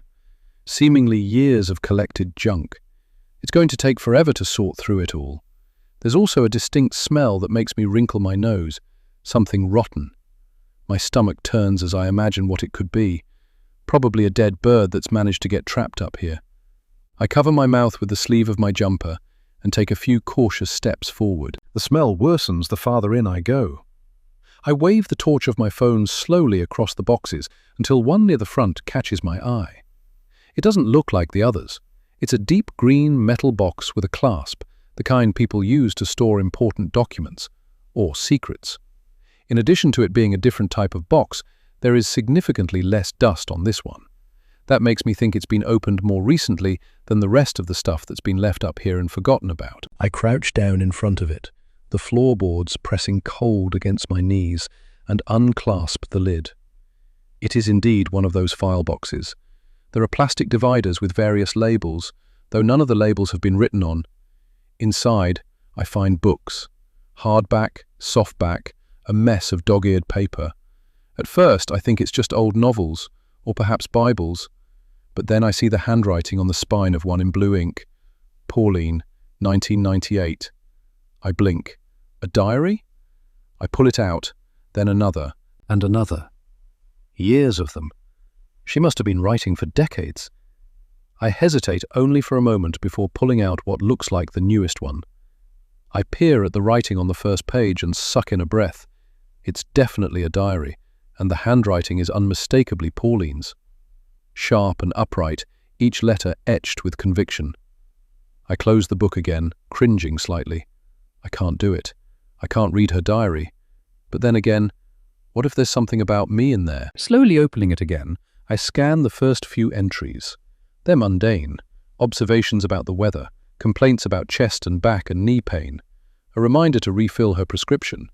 But then, deeper into the pages, things shift. I lean closer, eyes flicking across the pages. Henry's met someone. He brought her round today. Melissa, or Melly, as she insisted on being called. She's pretty, but you can tell she's not one of us. She doesn't carry herself the way she should. She's too eager to please. She's not right for him. I can feel it in my gut. My cheeks burn. I knew that's what she thought of me. Not just her, but basically all of the Winslow family, except Sarah. My jaw tightens as I think back to the morning of the wedding. "Has Henry arrived yet?" I had asked, dabbing pink powder onto the apples of my cheeks, attempting to tread the line between blushing bride and slightly deranged clown. "Not yet," Sarah had replied, peering out from the window of our hotel room. "But I'm sure he'll be here any minute." I glanced at her and the other cousins, who were serving as my bridesmaids, only fleetingly before returning to my makeup. I knew exactly what the rest of them were thinking. They were convinced he wasn't going to show, that he'd finally seen sense and chosen not to marry the trashy girl he picked up in a bar with barely a penny to her name. That instead, he had opted for the much more sensible option of tying himself to one of the many snooty rich girls he met at Cambridge, who insisted on throwing themselves at him, engagement be damned. They all thought, and probably still do, that he was absolutely nuts for settling for someone like me. He'll be here. The certainty in my voice was unwavering. And just look at me now, I think to myself, running my thumb over my wedding ring. I became the new Mrs. Winslow, despite everything that happened. I flick to the next page and continue to read. He's talking about proposing already. It's madness. She's barely been around 5 minutes. She's going to break his heart. I can feel it. And when she does, I'll be the one left to pick up the pieces. She couldn't be more wrong for him. Well, she's not getting her grimy hands on him if I can help it. She'll be hiding something. Everyone is always hiding something. And when I find out what it is, she can go crawling back to whatever hole she came from. I snap the diary shut, swallowing hard. I hadn't expected to feel so gutted. Even though I knew what she thought of me, seeing her thoughts laid out like this, so cold, so hateful, makes my stomach churn. My heart is pounding again, this time from anger rather than fear. I shove the diary back into the box and go to slam the lid shut when something catches my eye. Behind the rows of diaries is a brown envelope. I slide it out. There's no label. My thumb shimmies under the flap and I peer inside. Photos, notes, logs, and... My breath catches. My name is printed on the first page. This is it. This is what I'd been looking for. Leaning back on my heels, I pull everything out of the envelope. It's me. It's all me. There are photographs of me taken outside my old flat, leaving a bar with a group of friends, shopping on a high street. Each photo has a timestamp and a brief description scribbled in the margin. One from a night out appears intoxicated, another talking to unknown male, a third, employment history inconsistent, gaps between short-term roles. It goes on for pages, hundreds of details about me, my history, my life. There are even pictures of my old house, the one my dad died in, the one where this all started. I pause, turning the pages. Here, towards the end of the file, a page has been removed. My thumb flicks over the ripped corner that remains. Evidence of something missing. I tug it and the scrap of paper comes off in my hand. It's all going to be okay. If Pauline had more on me, it would be here. Right then, there's a slam behind me. I jump so wildly my phone drops from my hand. It lands with the torch against the floorboards, plunging me into darkness. I scramble to pick it up, shining the beam towards where the bang came from. There's a sickening moment of realization as the torch lights up the other side of the attic. The hatch is closed. Someone has locked me up here. Chapter 14. Before. The man, whose name is Ronnie, apparently, has been staying at our house a lot lately. He had a sleepover with Mummy the night of Daddy's funeral, and then he's been here most days of the week in the 4 months since. The sleepovers are happening more and more often too. Mummy thinks I'm too young to understand what's going on. I'm not. I know he's trying to replace Daddy. I know he wants to be Mummy's boyfriend. I don't want him to be Mummy's boyfriend. He smells funny, and he looks at me in a way that makes my skin feel all tingly, and not in a good way. And he keeps calling me sweetheart, even though I've asked him at least 5 times not to. For the most part, I've taken to staying well out of their way. As soon as I hear him come into the house, I disappear into my bedroom, and I don't leave unless I need to go to the toilet. Usually they leave me alone too. Usually. It's Saturday today, my least favourite day, because I've got 2 whole days to get through before I can go back to school. Ronnie was already here when I woke up this morning. I saw his foot hanging out of the bed in Mummy's room as I went down to get breakfast. Even his foot is yucky. His toenails are all yellow. Gross. Luckily, I've managed to gobble up some cereal and scurry back upstairs before either of them woke up. I climb the stairs, the heads of my favourite bunny slippers bobbing up and down. Mummy says they belong in the bin, but I won't let her take them. Every time she mentions it, I hide them under my bed until she forgets about it, which doesn't usually take long. She forgets a lot of things lately, like what day it is, or whether she's already made me dinner. Sometimes I say I'm hungry, just to see if she remembers that I already ate toast or a yogurt, or nothing at all. Most of the time, she doesn't. Most of the time, she just lights another cigarette and says, "You're always hungry." I half run to the other end of the hallway when I reach the top of the stairs. I always do this when I have to pass under the attic hatch. I know it's silly, but I have this fear that something evil lurks up there. Not just in our attic, but all of them. The nameless horror ready to reach down and grab me from above. Mummy says it's my overactive imagination, which I know is probably true, but the nightmares are enough to make me not want to stand under the hatch for longer than I need to, just in case. I've decided to spend today making a fort. I used to do this all the time when I was younger, but I've not done it in a while, and I've been eyeing up my bookcase for a couple of weeks now, trying to figure out how I could pin a blanket up there to make a proper roof. There are only a few books on there that I got from the library, but I could maybe stick my heavy snow globe on top of them. That should hold the blanket. I'm just about to start when my door opens. I squeeze my teddy's paw as I wait to see what's going on. Normally, if Mummy comes in here, it's because we need to go somewhere. Sure enough, she leans against the doorframe and says, "I've got to go out." I assume she's talking about going shopping. She said about doing it yesterday, but then Ronnie came home with the bottles of drink, and her plans changed pretty quickly. I don't really understand why they both like it so much. A few months ago, on my 8th birthday, I found an open bottle that still had a little bit inside. The smell was gross, but I thought surely the taste must be amazing since they like to drink it so much. I took a small sip and wanted to be sick. I've never tasted anything so disgusting in my life. "Okay," I nod, smiling at Mummy. "Where are we going?" "You're not going anywhere. I've got to sort the last bits of your dad's will. Ronnie will look after you." I blink. "You're leaving me here with Ronnie?" She doesn't answer right away, just kind of flattens her mouth like she's trying not to get annoyed. "Got a problem with that?" I look down at my teddy's paw, squeezing it tighter. I want to say no. I want to say I don't like him, that he makes me feel weird. But before I can say anything, he appears behind Mummy and slings his arm around her shoulders. "We'll be all right, won't we, sweetheart?" I lower my eyes and nod silently. Mummy turns to him, her voice suddenly much softer. "You sure you don't mind, babe? I can leave her in the car while I sign the papers if it's too much." "It's all good. You go on. Get that all over and done with." I clench my teeth together. Get Daddy all over and done with, he means. End that part of her life like a chapter in a book. Forget about him. Mummy kisses Ronnie then. Not a quick one either. A long, slobbery kiss like they do on TV. That's the first time I've actually seen them kiss at all, and it makes me feel a bit sick.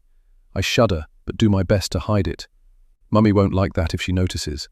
Once they've finished kissing, she shoots me a glare. Be good, she says, pointing a finger at me. Ronnie smiles. She will, won't she, sweetheart? I nod again as Mummy disappears down the stairs. A lump in my throat forms as I hear the front door open and close. Ronnie is still standing in my doorway. Why isn't he leaving? Do you need something? I say, squeezing Teddy's paw even tighter. Nah, you're all right. He turns slightly, rapping the doorframe with his knuckle. Just make sure you come down in 10, yeah? I'm going to make some sandwiches. Okay. I don't tell him that I'm perfectly capable of making my own lunch, or that I'm in no way planning on coming downstairs to eat his sandwiches. I bet he doesn't wash his hands after he's been to the toilet. I just want him out of my room. He lingers a moment longer, his beady eyes flicking around. Then finally, he walks off. I hold my breath until I hear the faint clatter of kitchen cupboards downstairs, then take a moment to give Teddy a kiss on the head as an apology for squeezing his paw too hard. I know Teddies aren't alive. I'm not that silly. But I like to treat them nicely anyway, just in case. Once I'm sure Teddy has forgiven me, I tuck him carefully under my arm and get to work on my fort. I start with the walls first, standing pillows on their edges in between piles of clothes, the washing basket, my school bag, anything I can find to make them stay upright. It takes me a while to get it just right, but once I'm finished, I know it's going to be the best fort I've ever made. Now it just needs a roof. Sticking my tongue out, I tuck one edge of the blanket under the mattress of my bed and stretch it across the walls of my fort. I hold the other end up over my head so that it slopes upwards at a diagonal. Perfect. All I need to do now is secure it on the bookshelf and it will be finished. I glance up, wondering just how high I can get it. If I could manage to pin the blanket right to the top of the bookshelf, I could maybe even stand up inside the fort. I look around for something to stand on, but there isn't anything that hasn't already been used for the walls, so instead I decide to use the bookshelf like a ladder. Not wanting to attempt it with one hand, I hold the blanket in between my teeth while I climb. I only need to go onto the second shelf in order to reach the top one. Gripping onto it with my right hand, I place the blanket into position with my left, then hold it there with my thumb while I pull the books over. They're almost holding the blanket in place on their own, but I can tell I'd only need to knock it once for it all to come down. Once the snow globe is on top of the books, it should be fine. I'm just positioning the snow globe when my bedroom door flies open, slamming into the wall. I thought I told you to come down. I jerk my head round. My eyes meet Ronnie's, his flash. What the hell are you doing? He lunges over to me and grabs one of my wrists, wrenching me away from the bookcase. As I fall down, my ankle twists painfully, but I barely notice it because before I know it, Ronnie lets out an almighty howl. He lets go of my wrist and collapses to the floor, rocking back and forth, clutching his foot in his hands.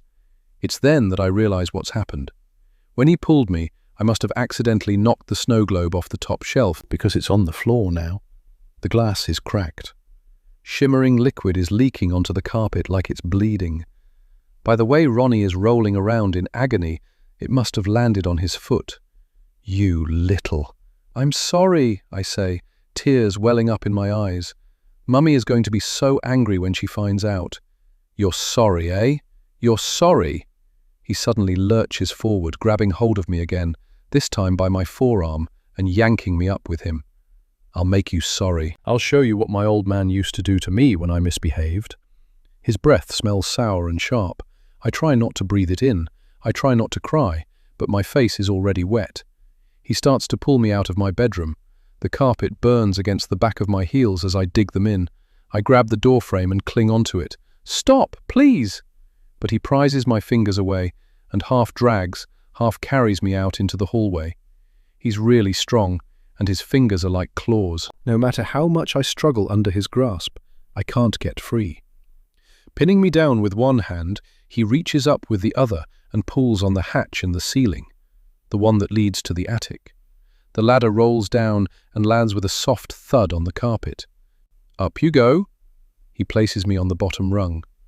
I look up at the dark space above, where the monsters wait to reach down and grab me, and then at Ronnie. Please, no. Tears are dripping off my chin now. I don't want to be here with him. I want Mummy. I want my daddy. Get your ass up that ladder before I beat you up there. He gives me a push, and I fall against the ladder. Sobbing, I turn to face it and look up again at the attic. Ronnie's breath is hot on the back of my neck. I've got no choice. I'm scared of what's up there, but I'm even more scared of him. I start to climb the ladder, crying louder and louder the higher I go. My foot slips once, and my shin scrapes the edge. It stings, but I keep going. I keep going because I don't know what else to do. Once I've fully pulled myself up into the attic, I crawl around and peer down at Ronnie. Please, I'm scared. He smiles at me. Next time I tell you to come down for lunch, maybe you'll do as you're told, eh? And with that, he pushes the ladder back up and slams the hatch shut. Chapter 15. Now. Hello? I slam my palm against the closed hatch. Once, twice, 3 times. Hello? I'm up here. Open the hatch. I pause for a moment to listen. There's a moment of sheer joy when I hear movement in the hallway, but it's snatched away when the movement is followed by a bark. It's just Barda. Whoever shut the hatch is gone. Help! My voice comes out strangled. I batter the hatch again until my skin starts to sting, but still no one comes. The air is getting warmer, heavier. Falling back, I clutch my knees to my chest, scrunching my eyes tight closed. This isn't happening. This is not happening. This is just a figment of my imagination. It's a trauma reaction from everything Ronnie did and the fact that this is the first time I've braved an attic since. When I look again, the hatch will be open and I can get the hell out of here. I take 3 long, measured breaths, then peek with one eye. It's still closed. The throb of panic is back, a creature climbing up my throat, spreading like ink inside my chest. I dig my nails into the backs of my calves to anchor myself, to feel something sharp and real. Help, please! My heart rate is now skyrocketing. It feels like it may burst through my ribcage.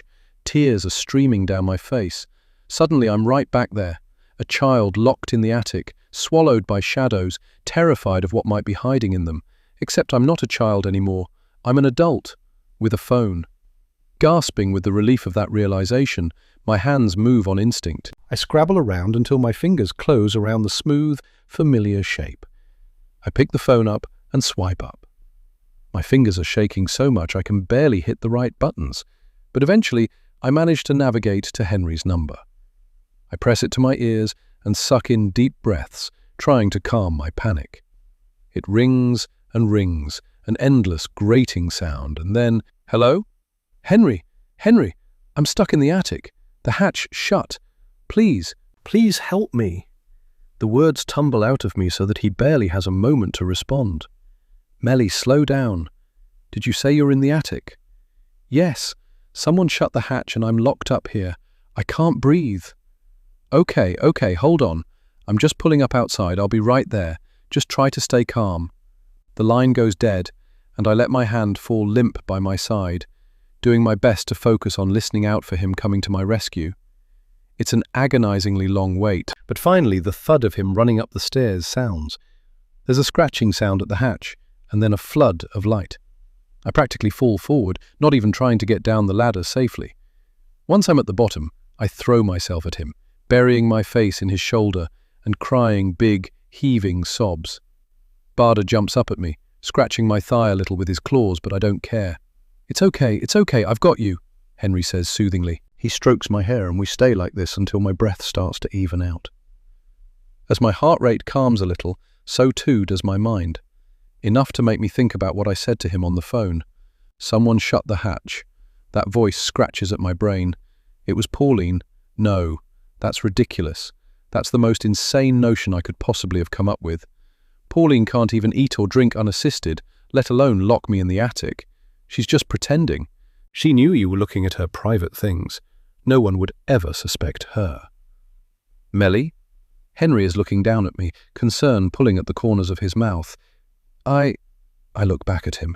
I need a moment. I can feel the heat of his gaze on my skin even after I look away. Separating from him, I practically stumble downstairs to our bedroom and sink down onto the bed. My fingers dig into the mattress. I drop my head, attempt to focus my thoughts. Bada comes to lie by my feet, peering up at me. He knows something is wrong. After a few seconds, Henry appears at the door. "How did you even get up into the attic? I thought it was locked." "It was. I found the key." My voice is hollow and empty. "What were you doing up there?" I press my lips together. He doesn't get it. He's trying. Just like always, he wants to be that husband. The one who is there for me through thick and thin, who can help me through anything. I know he loves me. But I also know there's a limit on love. "Melly, please, talk to me," he says. "I can't," I whisper. "You won't understand." "Try me." He comes to sit beside me and places his hand on my thigh. "I'm your husband, Mel. Whatever is going on, we're in it together." I smile at him, but it's a half smile. He's saying the right words, but I know he doesn't mean it. He thinks he does, but if he really knew everything that's going on, he'd run a mile. "I don't think your mum wants me here," I say, eventually. Henry's eyebrows flick up, as if that statement has actually come as a surprise. "What do you mean?" "When I was in the attic, I found her diaries." I pause for a moment, knowing that what I'm about to say is likely to cause an argument, but being unable to hold it in. I know I shouldn't have read them, but the way she talked about me in them.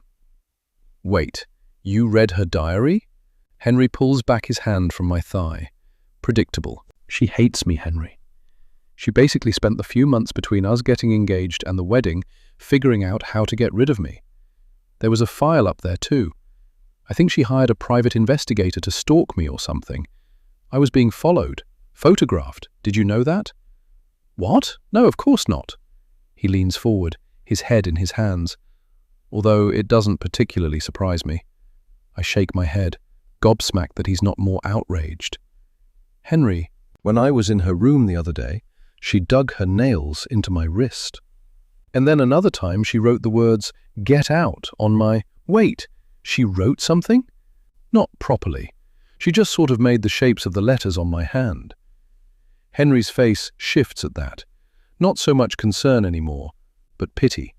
It's the kind of look you give a child who insists there's a monster under the bed. A soft, patronizing sadness. I hate it. I think you might have imagined it. Annoyance flares inside me. Did I imagine someone shutting the attic hatch too? What does that have to do with my mother? Read the diaries, Henry. See what she said. She wants me gone. She's trying to get rid of me. He stands at that, staring at me like I've completely lost my mind.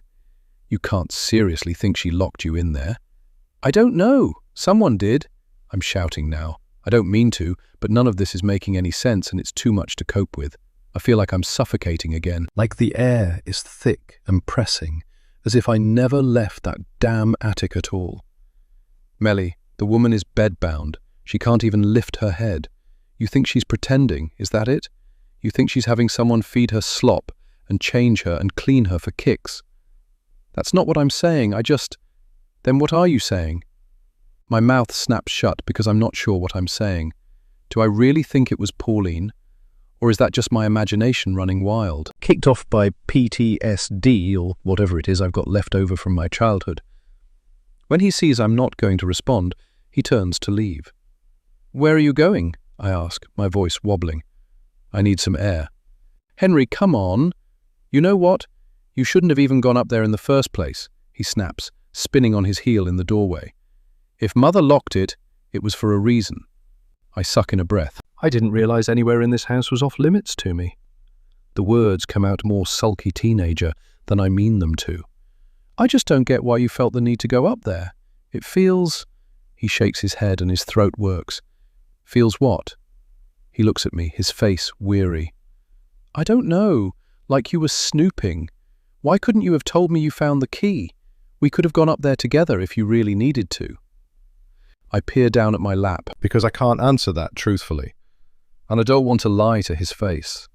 I can't tell him that I didn't want him up there with me. Not because I was afraid of what I'd find up there to do with him or Pauline, but because I was afraid of what I'd find up there to do with me.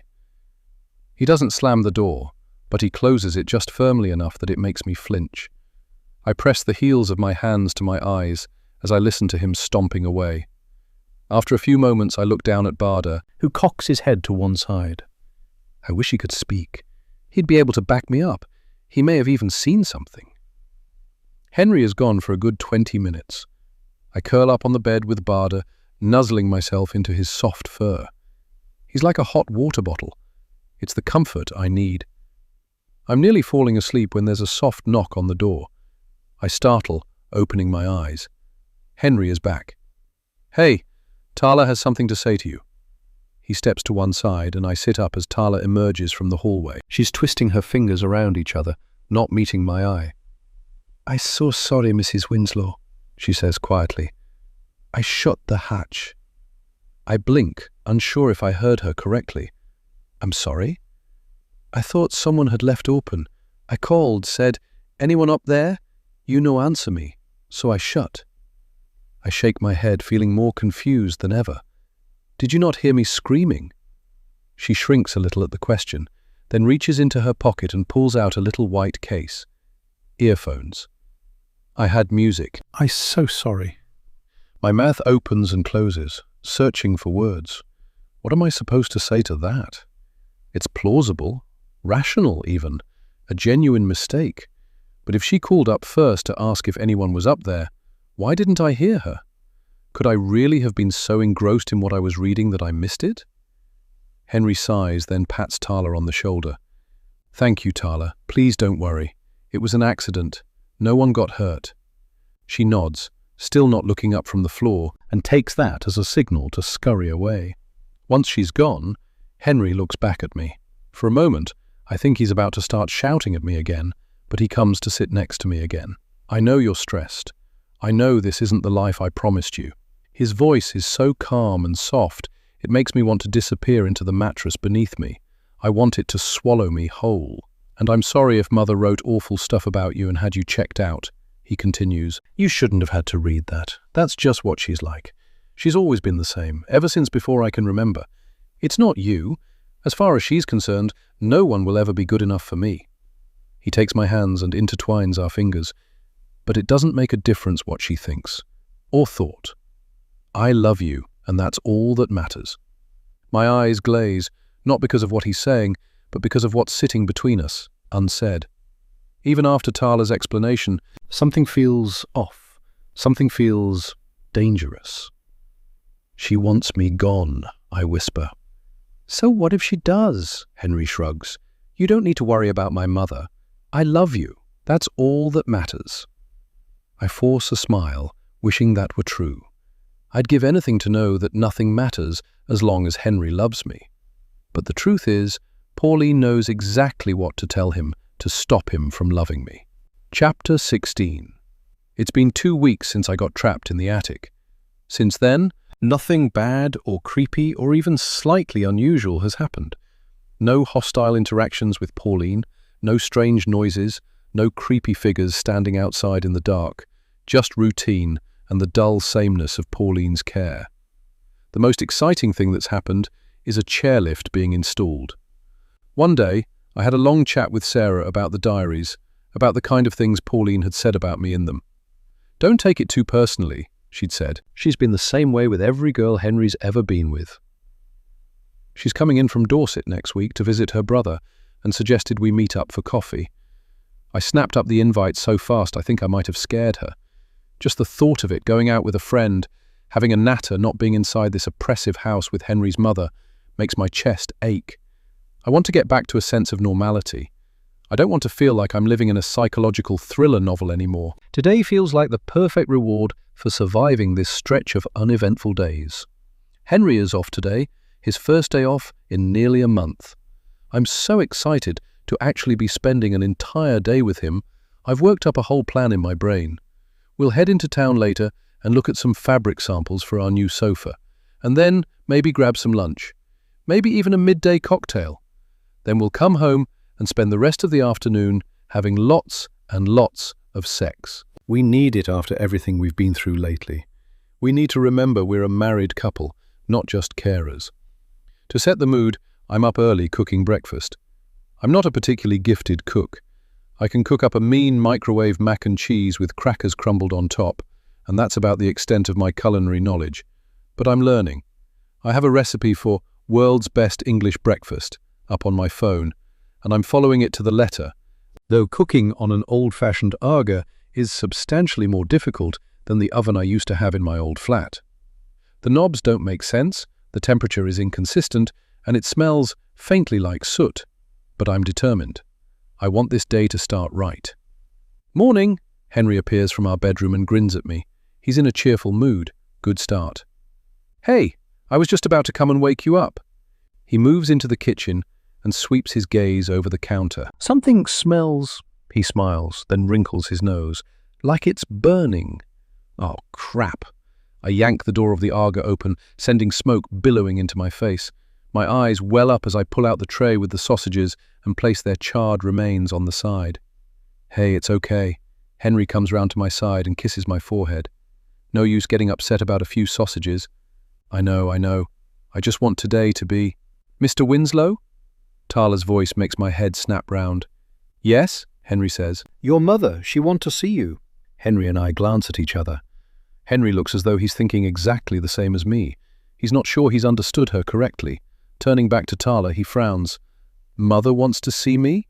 Tala nods. "How do you know?" "She start using pen." Tala waves her hand around, holding an imaginary pen to emphasize her point. "She write your name." Something knots inside me. I watch Henry's face carefully. He's not looking confused anymore. He's wearing that same expression, the one he had when Mr. Alonso said there's a chance Pauline may learn to speak again. Hope. "She wrote?" he repeats, as though needing to hear it again to believe it. Tala nods again. "Big letters." "Do you hear that?" He turns to me, wide-eyed. "She's writing. You were right. I'm so sorry I didn't believe you." He pulls me to him then, taking me by surprise. "This is it, Mel. This is the start of things getting better for us.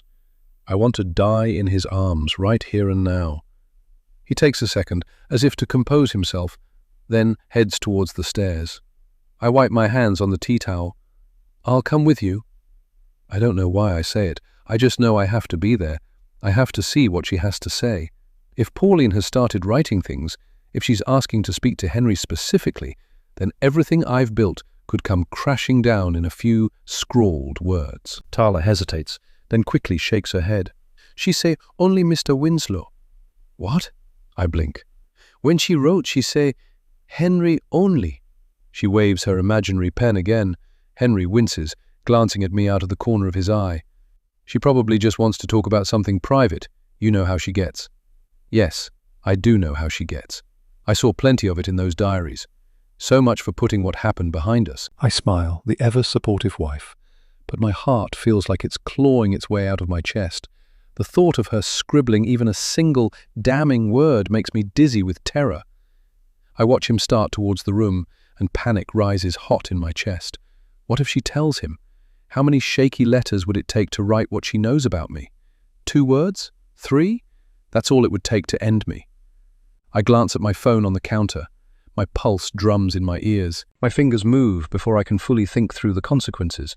I grab it, unlock it, and pull up the house landline number. Henry is already nearing the top of the stairs. Tala trails behind him. I hit call. The phone rings in the hallway. Henry pauses, glancing back over his shoulder. I dart out of the kitchen. "I'll get it," I say, and he nods and disappears round the corner. "Hello," I say brightly, shifting my voice up half an octave, loud enough for Henry to hear. The rustle of my phone in my pocket meets me on the other end of the line. "He's a bit busy right now. Can I take a message?" I pause, wait for a pretend reply. "Is it absolutely necessary? It's his day off." Another pause. "Okay, yes, I'll pass the message on." I place the receiver down and scurry upstairs. I knock on the door to Pauline's bedroom and poke my head in. Henry is just settling himself in the seat next to Pauline's bed. He looks up at me. "Everything okay?" I swallow hard. "I'm sorry to interrupt. That was work. They said they need you to go in." "What now? It can't wait until tomorrow." I nod, heart hammering against my ribs. They say it's urgent. He rolls his eyes and looks to Pauline, but she isn't looking back at him. She's staring directly at me. Does she know I'm lying? No, she can't possibly. She's probably just annoyed that I've interrupted them before she had a chance to write whatever it is she wanted to write. But still, the way she's looking at me. Henry squeezes Pauline's hand and nods at the notebook. What did you want to talk to me about? I suck in a breath and hold it, watching Pauline, waiting for her to pick up the pen and for it to all be over. Mother? My hands squeeze against the doorframe. As they do, my fingers brush against a large splinter poking out at an odd angle. Before my brain can intercept, I jam my forefinger down on the piece of wood. Pain explodes in my fingertip. I snatch my hand back, yelping and clutching my hand. Blood oozes in a bright red bubble. Henry rushes forward. You okay? Just brilliant. It actually hurts way more than I thought it would. Not that there was much thinking involved. I feel like I'm in one of those whack-a-mole games. Every time I solve one issue, I have to make a snap decision to get rid of the next one that pops up. We really need to sand down these doors, Henry says, running his own hand over the jutting out piece. It's fine, I'll wash it out. Can you just grab me a plaster? They're too high for me. Course. He turns back to Pauline. Still her eyes bore into me. Sorry, Mother. I'll be back later, I promise. As Henry leaves the bedroom, I'm quick to shut Pauline's door behind him, if only to block her eye contact. I can still sense it even through the wood, but at least I can't see it. We go back down to the kitchen, and I look around at the mess of a breakfast I had tried to put together. Between burning it all to a crisp and this, our day together has disappeared, like smoke through my fingertips. Hissing through my teeth, I turn on the tap and hold my fingers under cold water. Henry brings a plaster over and places it over the cut, giving it a quick kiss once it's covered. Are you going to head straight into work, I say, trying my best to sound casual. I suppose I have to. I'm so sorry. The sincerity with which he says it hits me with a wave of guilt for my deception. I'll make it up to you, I swear. Tonight, we'll do dinner, you name it. He pulls me into an embrace, then kisses me, grabs his keys and jacket, and leaves, the front door slamming behind him. I watch through the window as he drives off, chewing on my lip. That was a stupid thing to do. He's going to get to work, and they're not going to have any idea what he's talking about. But that's a problem for later. At least I managed to get him away from Pauline long enough for me to figure out what to do. Once I'm sure he's not coming back anytime soon, I exhale slowly and return to the kitchen. I drop the blackened sausages into the bin, then dump the tray into the sink, wipe my hands on my jeans, and lean against the counter. My fingernails tap nervously on the top. Tala? My voice is hoarse from nerves. Tap, tap, tap. There's a soft creak as Pauline's bedroom door opens, and after a moment, Tala emerges at the top of the stairs. I paste on a smile, searching for the words. Tea? Why did I say that? That's not what I wanted to say at all. What did I want to say? Oh no, thank you, Mrs. Winslow. I am fine. She goes to return to Pauline's room. Can I trail off, still not entirely sure what the rest of the sentence is, but it's enough to make her stop and turn to face me again. Tap, tap, tap. Mrs. Winslow? Tala prompts. Can I just talk to you for a moment, please? In an instant, the blood seems to drain from her face. She stiffens and descends the stairs. You fire me? She says, her voice small. What? For the attic. I'm so sorry, Mrs. Winslow. It was an accident. No, no! I shake my head and my hands for double emphasis. Don't worry, nothing like that. She exhales shakily, but doesn't soften. Am I really that scary? Just, in future, if Pauline asks to speak to Henry, could you maybe check with me first? Oh God, oh God, oh God. What am I doing?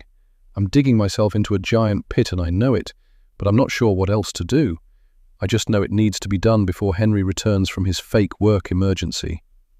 Tala tilts her head and frowns, her eyebrows drawing together. She clearly doesn't understand. Why would she? Sorry, I don't know what you mean. That makes two of us. Well, Henry is having a really hard time dealing with his mother's illness right now. It's not good for him to be around her as much as he is. It's affecting him. You know, seeing her the way she is. Sometimes when he goes to talk to her, it makes it worse. Tala nods slowly.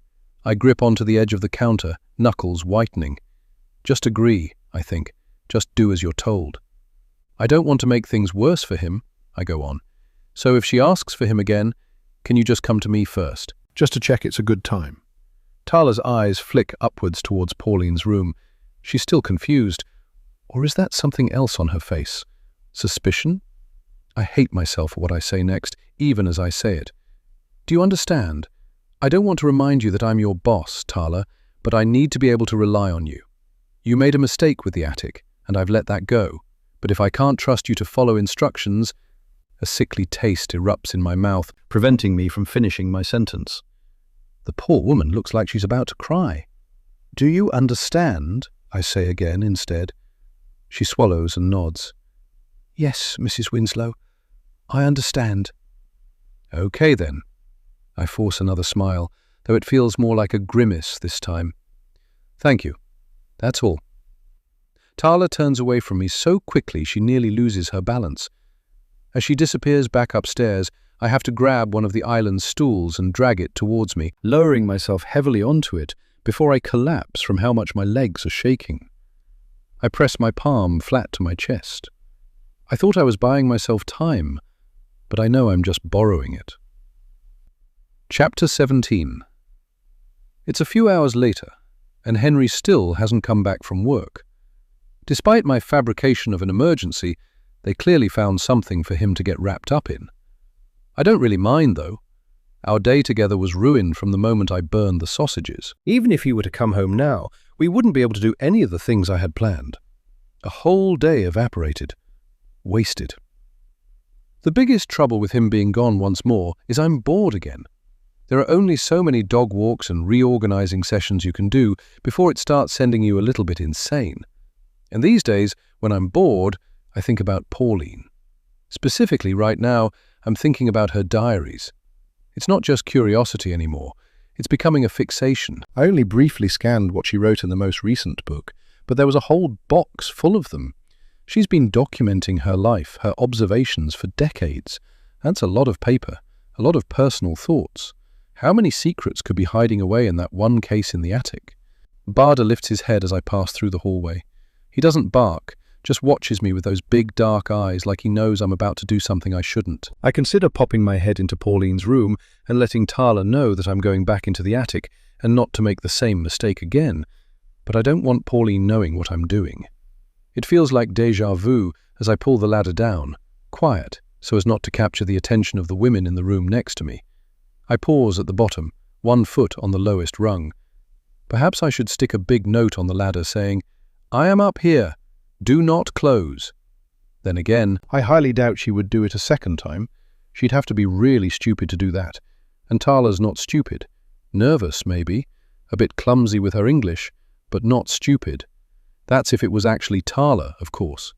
Shaking my head, I climb the ladder and emerge back into the attic. This time, I make a beeline for the box. I don't want to spend a single second longer up here than I need to. Moving quickly, I snatch up the box and heave it over to the hatch. My tongue sticks out as I lower myself back down the ladder, bringing the box with me. Now that I'm trying to get it down the ladder, I realize the box is a lot heavier than I had originally thought. Makes sense, with all those books. I have to use the top of my head as a third hand. Eventually, it's down, and I lug it down the stairs and into our bedroom. My eyes scan the room. I'm not sure where I can put it where Henry won't find it. Deciding there isn't really anywhere sensible, I kick it along the floor. With a bit of a push, it just about fits under the bed. It scrapes the floorboards, and I wince at the sound. But there's a dark satisfaction when it finally slides out of sight. That will have to do. Hiding place chosen, I pull it back out again and click off the lid. The diaries stare back at me, that damned file still tucked in at the back. I select the newest diary, the one that had all those awful things written about me, and flick through the pages that I didn't have time to read last time. There's nothing else particularly interesting in there. Abandoning that one, I scan the dates on the spines of the books and decide to work my way backwards in time. By the time I've got through 3 diaries, my eyes are glazing over. There's a lot about her dead husband.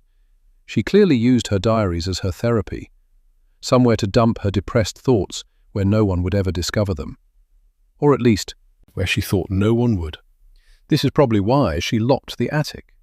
She's always been a private person. I can't imagine she'd ever want someone stumbling upon her grief like this. At first, I felt a wave of guilt when she started talking about her husband. Shame that I would intrude on her private thoughts like this. But then, I remembered the things she wrote about me, and that feeling quickly disappeared. After a few pages, I started to feel sorry for her, but then my eyes caught on the brown envelope with the findings from whoever she had followed me, and once again, my sympathy waned pretty quickly. Now, nearly 5 years back in time, I'm bored. It's just page after page of the same thing, just endless, depressing paragraphs. Every page is stained with aching loneliness, and yet, weirdly, an obsession with control, especially where Henry was concerned. Her grief didn't just manifest in sadness, it seemed to calcify into resentment and bitterness. The ink even starts to blur together after a while, the loops of her cursive forming a kind of visual white noise. I read without absorbing, flip pages without thinking. My fingers are starting to ache from turning so many of them. I'm getting to the point where I think this has been a massive waste of time, when something finally catches my eye. At the top of the page, there's a paragraph that reads, "Henry brought her by again today. That's 3 weekends in a row now. He says he's in love, that she's the one. But he barely knows her." I asked if he'd be proposing soon, and he smiled. Smiled. The boy has no idea what he's getting into. I just can't picture her as a Winslow. She's too loud, too emotional, too much. A muscle in my jaw twitches. I certainly wouldn't describe myself as loud. I cast my mind back to when I first met Pauline, trying to remember what I could have done during that time to make her think that of me. But nothing stands out. Perhaps the Winslow way is to not talk at all until you're spoken to. I don't know why I'm doing this to myself again. I know full well what Pauline thought of me, thinks of me. It's not going to do me any good to read the actual hateful words. But apart from the morbid fascination that I seem to have with these diaries, I also need to make sure that she didn't write about what she found out about me within any of these pages. The private investigator file might be safe, but I can't take any chances. My eyes flick down and I read some more. She was wearing that awful red lipstick again. It left prints all over Henry's coffee cup. It's like she does it on purpose, like she's marking her territory. My hand lifts to my mouth, and my fingers brush over my lips. I've never been one for lipstick, especially not bright red, but I do own a couple for special occasions. I rack my brains, trying to remember what weekend this is referring to. 3 weekends in a row, she said. I don't recall ever coming to visit Pauline 3 weekends in a row. I flicked through the pages, revisiting later pages that I had skipped over in my boredom, searching for context. And then I find it. An entry dated 5 years and 2 months ago. I overheard her on the phone when she was in the hallway. Talking to her mother, I assume. She said they might move to London after the wedding. The wedding? I didn't even know they were engaged. He hadn't told me. After everything I've done for that boy? Anyway, I asked if he was sure. He snapped at me, said I'm always interfering. Maybe I am, but mothers see things. She's a gold digger, only out for his inheritance. A cold realization creeps over me. Henry and I have only known each other for just over a year. The dates don't match up. This entry was written before we even met. The diary feels suddenly hot in my hands. My mouth is dry. My pulse is thudding behind my eyes. Henry was engaged before me, and he never told me. Chapter 18. I don't know why this realization makes me feel so cold. Of course, Henry was with other women before me. I knew he wasn't a virgin when we met. But still, this relationship sounds like it was serious. He says that she's the one, it said. I feel like if he was ever in a serious enough relationship that he was considering proposing, It's probably something he should have told me. We had a discussion about previous partners once. I told him about my 3 forgettable short-term relationships that I had before I met him. But Henry? He said he hadn't really been in love before. Just a couple of flings that fizzled. That's the word he used. Flings. Not an almost wife. It's not that he was engaged before me that bothers me. It's the fact that he lied about it. You can't say you've never been in love before if you were preparing to spend the rest of your life with someone. And from the diary entries, I'd say Henry was definitely in love with this woman. There are more entries about her. It goes on, ranting about this woman Claire and how unsuited to Henry she was, but how besotted he seemed regardless. It's eerily similar to what Pauline wrote about me. But I barely take in the words on the page. I rack my brains, trying to remember if Henry has ever mentioned someone called Claire before. No, definitely not. Any woman's name would have piqued my interest. I love Henry, and I believe with all of my heart that he loves me. But I'm not an idiot. I know he's way out of my league. It would only take a whiff of another woman to make me fall into a pit of insecurity. My fingers twitch to pick up my phone and text him, "Who the hell is Claire?" But I stop myself.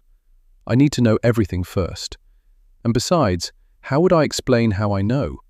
He was angry enough when I told him I'd read Pauline's diaries the first time. I dread to think what his reaction would be if he knew I'd gone through them again. "Tyler!" I call out as I head into the hallway, fumbling with my cardigan sleeve and nearly yanking a button off in the process. "I'm going out. I'll be back before you finish for the day." Tyler pokes her head down the stairs.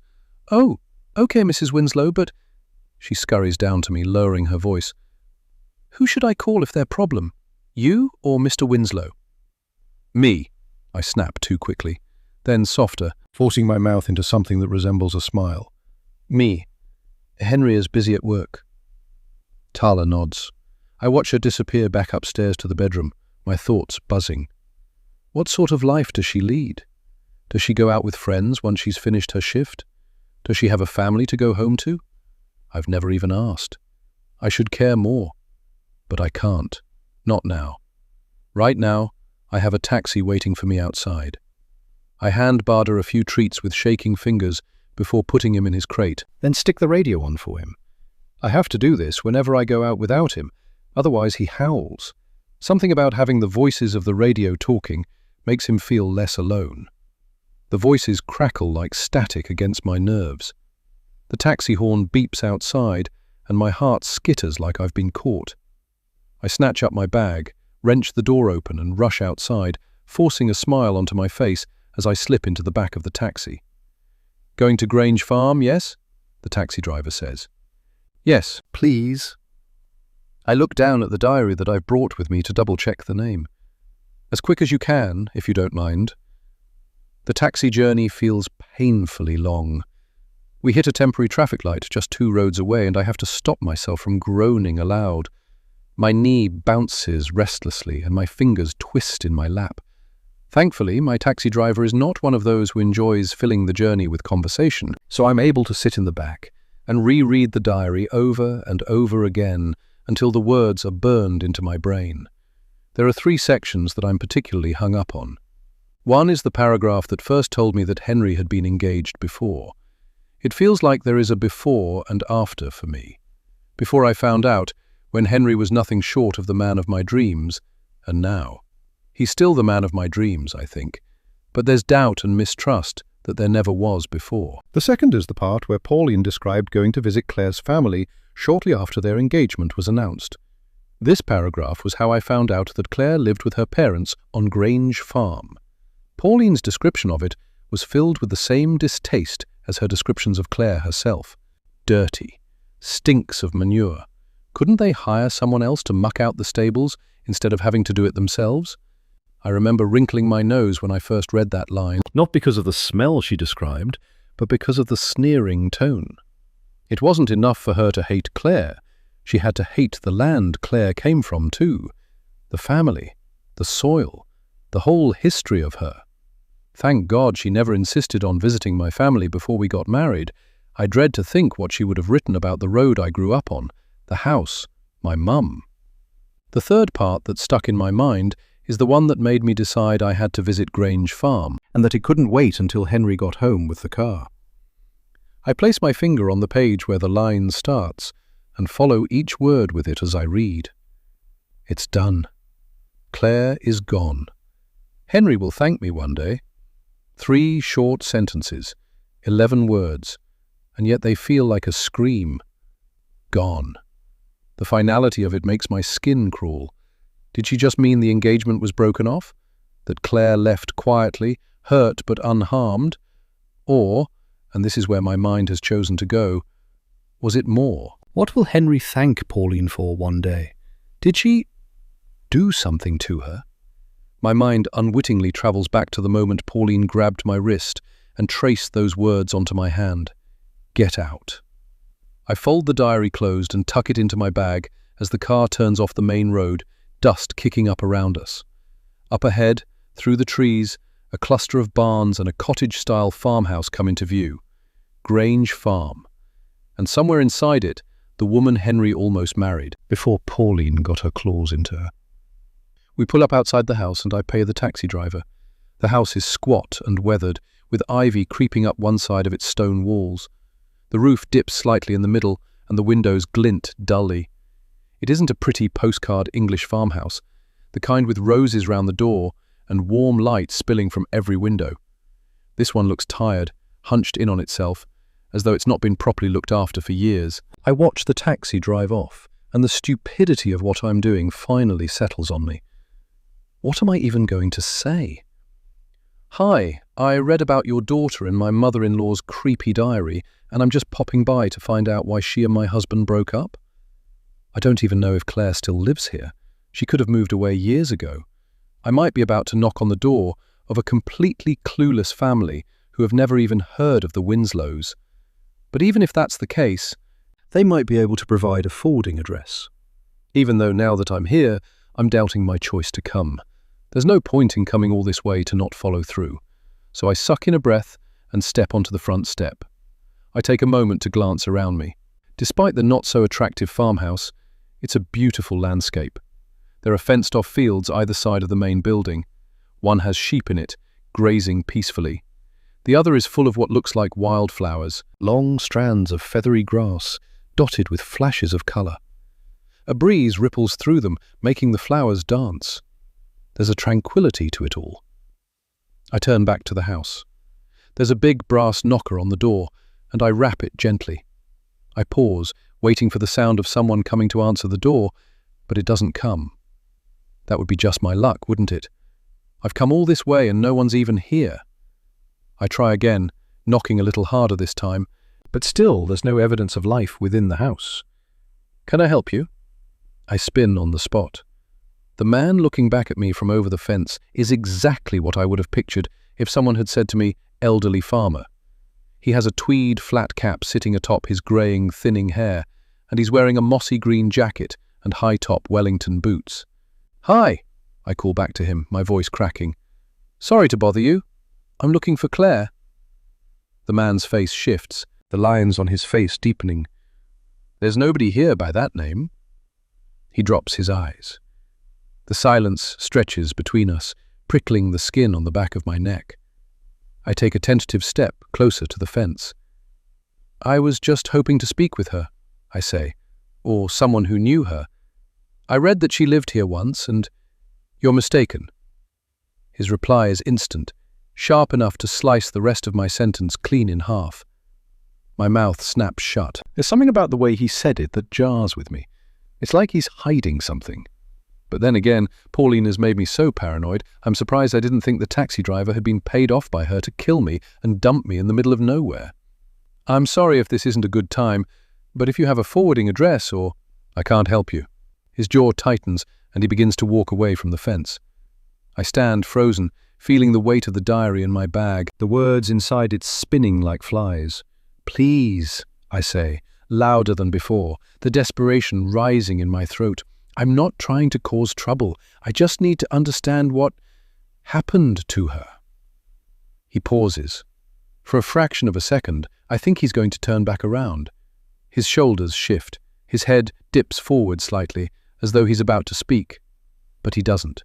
He adjusts his cap, mutters something under his breath, and continues to walk away. I let out a long, frustrated breath. The wind stirs around me, rustling the wild flowers. Then I hear it, the door creaking open behind me. I spin around to see the farmhouse door slowly swinging inward. An old woman stands just inside, clutching the frame for support. Her cardigan is buttoned wrong, and her hair is pulled into a loose grey bun, strands fraying around her face. "Iris, go back inside," the man calls. My eyes flick back to him. He's returned to the fence and is peering at the woman. "You don't need to deal with this. This young lady was just leaving." I turn my head back to the woman. I swallow, lower my voice. "Do you know Claire?" Her eyes fix on mine. They're a pale blue, almost grey. In fact, everything about her looks grey. She presses her lips together. "Claire is dead," she says simply. Chapter 19. The cup of tea I've been made is too hot to drink, but I need something to do, so I sip it between winces. The elderly man and woman sit across from me in two armchairs. I feel like they're about to interrogate me, even though I'm the one who came here to ask questions. The man, Jerry, who introduced himself when he made me the cup of tea, hasn't stopped scowling at me since I entered the house. He's clearly not pleased that I didn't go away when he made it very clear my presence wasn't wanted here. Iris isn't scowling, but she isn't smiling either. In fact, she doesn't really have any expression on her face. She just looks tired. Up close, I can see how thin she is. Her collarbones jut sharp against the wool of her cardigan. Her wrists are as delicate as twigs. My eyes pan to the row of photo frames propped up on the old fireplace. Most of them are photos of Jerry and Iris. Some are of babies and young children. But in many of them, there is another woman. A young, blonde woman. She has a bright smile, radiant. "Beautiful family photos," I say, gesturing to the photos. They don't even look, just continue watching me, scrutinizing me. When it becomes too much to bear, I say, "I'm so sorry for your loss." And then, when I'm met with even more silence, "Was she your daughter?" Jerry grimaces. Why do people say that when someone dies? "Was she our daughter?" Makes it sound like we don't have a daughter anymore. We do. She's just dead. "I'm sorry, I didn't mean anything." "Why are you here?" Iris interrupts, her voice much softer than Jerry's. "Did you know our Claire?" I glance at the tea, still too hot, my throat closing. I want to answer, but I don't know how to begin, not without sounding completely unhinged. I set the teacup down on the side table with a soft clink. My hands are clammy. I start, then stop. Because how do you say something like this? How do you explain showing up on someone's doorstep and digging through the grave of their past? "I was a friend of hers." The lie tastes sour on my tongue. I'm not even sure why I said it. Something is just telling me that I shouldn't reveal to this couple who I really am. Not yet, anyway. Iris watches me for a long time, blinking slowly, like she's trying to place me. I shift in my seat. The cushion sighs beneath me. "Claire didn't have many friends," she says after a while. "Not real ones, not after everything." Jerry huffs through his nose. My eyes flick between them. "Not after everything? What does that mean?" I want to ask them, but I can sense that I'm walking on a thin line. Too many questions too fast, and I'll spook them. "You can't have been a very close friend," Jerry sneers. "We knew most of Claire's friends." "More an acquaintance, really." I eye the photos again.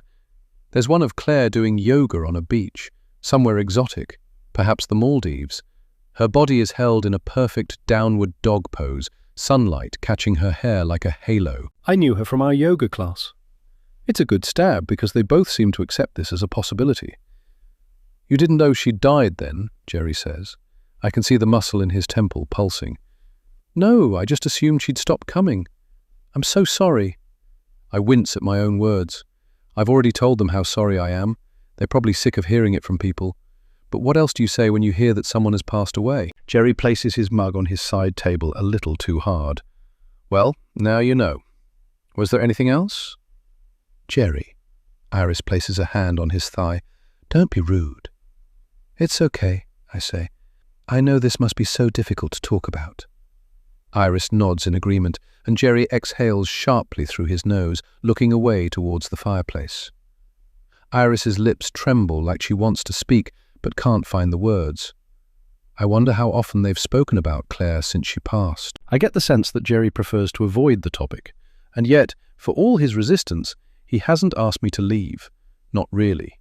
Maybe some part of him still wants her story told. I purse my lips, trying to figure out what to say next. I should have prepared better.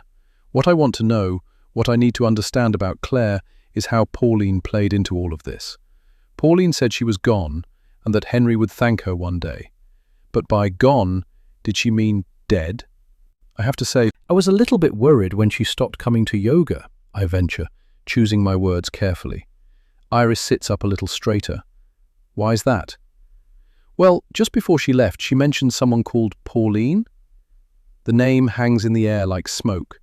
I pause, allowing my words to sink in, watching for their reaction. For a heartbeat, neither of them reacts. Then they both stiffen, shoulders going rigid. Iris glances at Jerry, but Jerry keeps his eyes pinned on me. His face hardens. She told you about Pauline? Just briefly, I lie. She said the name in passing. I don't know who she was, but Claire's tone, it stuck with me. What did Claire say? Jerry practically growls. Just that she made her uncomfortable. Jerry's jaw tightens. Iris's fingers curl in her lap. I wait for one of them to elaborate, heart pounding. When neither of them says anything, I decide to press, just slightly. Was she a friend of Claire's? Jerry laughs once, humorless, sharp. Friend? No. She was Henry's mother. Claire's soon-to-be mother-in-law. Jerry, let's not. Iris shakes her head. We can't go digging all that up again. My stomach knots, and I have to fight against myself not to shout at Iris to just let the man say what he was about to say. Jerry pats Iris's hand. You're right, love. He turns back to me. Why are you digging all of this up again? What do you want? It's at this moment a ringing echoes through the house. At first, I'm not sure what it is. Then I realize it's my phone. I peek at the screen. Henry. I'm sorry, could you excuse me for a moment? I place my tea down and move into the hallway, closing the door to the living room behind me. I'm quietly thankful to Henry for interrupting. At least it will give me a moment to think about how best to maneuver this conversation. I swipe to answer. Hey, you okay? Yeah, I look at my surroundings. Fine. Listen, I'm just calling to let you know I'm going to be a little while longer at work. Who did you speak to on the phone this morning? Who said there was an emergency? The question knocks the breath out of me, and my stomach drops. With everything going on here, I'd completely forgotten about that. I'm not sure. It was a man. He sighs down the phone. Well, I'm not sure who it was, but now that I'm here, they've roped me into a bunch of paperwork. Hopefully I won't be too much longer. That's fine. Take as long as you need. I don't tell him that I'd appreciate him staying away a little longer so that I can get home without him realizing I've gone out. Are you sure you're okay? Henry says. You sound odd. Do I? I try to hitch my voice up to a more cheery tone. All good here. I just miss you. Me too. Okay, well, I'll see you soon. See you soon. Love you. Love you too. I hang up the phone and look at it for a moment. My screensaver is a photo of our wedding. I run my thumb over our faces, both smiling broadly, ready to start our lives together. Who the hell are you? Jerry's voice behind me makes me spin around. I've been so caught up in my conversation with Henry, I hadn't even noticed the living room door open. What? And then I see it. Jerry is looking directly at my phone screen, directly at the photo of me and Henry. Winslow, Jerry says, spitting the name like it's poison on his tongue. I should have known. How dare you come here? How dare you upset my wife like this? Get out of our house. His voice rises with each word, filled with decades of stored rage. My eyes flick helplessly between my phone and the man in front of me. I didn't come to upset you, I rush out. I didn't even know about Claire. I had no idea she existed until a few days ago. I need to understand what happened. Jerry lets out a bitter laugh. There's nothing amused in it. What happened? You want to know what happened? As he talks, he takes my shoulder and guides me towards the door. He opens it wide and gives me a little push, so that I have no choice but to stumble out onto the front step. She happened, he growls. Pauline happened. Now get the hell off our property before I call the police. Chapter 20. I feel sick the whole way home. Sick that I lied to that poor, grieving couple. Sick that I got found out to Claire. But what I do know for sure is that Claire is dead because of Pauline. That thought sends my blood running cold. Claire, with her long limbs and beach yoga and that soft, luminous smile, snuffed out. And why? Because Pauline decided she wasn't good enough? Did Pauline really want Claire gone that badly? From that thought, another spirals. Pauline didn't just want Claire gone. She wanted me gone too. If Pauline hadn't had her stroke, if she hadn't lost the ability to walk and talk, would I be in just as much danger as Claire was? A bead of sweat rolls down my spine, despite the taxi's air conditioning. By the time I get home, I've chewed my nails so short the skin on my fingers has started to bleed. I pay the taxi driver and peer down the driveway. Henry still isn't home. That's something, at least. I step into the hallway and look around. This house has always given me the creeps. It's always felt unwelcoming, like I'm an intruder that the house wants gone. But now, it feels worse than that. It feels dangerous. I give myself a little shake and pull the diary out of my bag. I don't know what to do with it. If I keep it anywhere within easy reach, I know what will happen. I'll keep rereading it and going over those hateful words again and again until it slowly drives me insane. I decide that it's for the best to put it back up in the attic, but not now. I can't face going up there after the day I've had. I slip it back into the bag and, after releasing Barda from his crate, I take it to our room, placing it back in the metal box on the floor and start kicking it under the bed. As I do so, I hear the grumble of an engine. I peer out of the window and, sure enough, Henry is pulling up outside. A sigh catches in my throat. Today has exhausted me, but it's not over yet. Now I have to lie again about why he got dragged into work for no reason. I make my way towards the front door when I hear Pauline's door open upstairs and Tala emerges at the top of the stairs. "Oh, Mrs. Winslow, is that Mr. Winslow coming home?" "Yes," I say. "He's had a very long day." "Oh, okay." Tala twists her fingers in front of her. "It's just Mrs. Winslow, other Mrs. Winslow. She asking for him again." I take a deep breath, then go up the stairs towards Pauline's room and peer in at the frail old woman. The woman who is dangerous enough to apparently have caused a young girl to lose her life. "It's still not a good time. He's been at work all day and he'll be exhausted. He's not going to be in the right mindset to deal with Pauline right now, I'm afraid." "Oh, I'm not, am I?" I spin on the spot, jaw dropping at the sight of Henry at the bottom of the stairs. His brow is raised. How has that happened twice to me in one day? I need to get my hearing checked. "Henry, you're home!" I paste on a smile, but he doesn't return it. His jaw is tight, his eyes sharper than usual, and he glances at Tala, who's hovering awkwardly behind me. "I just got in," he says, voice cool. "You two were talking about Mother?" "Not really. Just, Tala was saying she asked for you again, but I told her—" "Can we talk?" he cuts in. "Outside." His tone makes it clear this isn't a request. "Outside?" He nods once, already stepping back towards the front door. "I just need some air." Tala is still watching us with wide eyes, and I can feel Pauline's beeping monitor humming behind the door like a warning. "Sure," I say, trying to sound casual as I descend the stairs. "Of course." I follow him out, pulling the door closed behind me and shutting Barda inside, much to his disapproval. The air is cool and wet with the smell of approaching rain. I wrap my arms around myself. Henry doesn't speak at first, just stands there with his hands in his pockets, looking out at the quiet tree line. A bird flits from the hedge and disappears into the darkening sky. A breeze lifts a strand of hair from my cheek. What was that about? Henry says, finally. Play dumb, I tell myself. That's the only way to play this. What about? He's not going to be in the right mindset to deal with Pauline. He repeats my words back to me, turning to face me fully. I laugh nervously, waving a hand. I didn't mean it like that.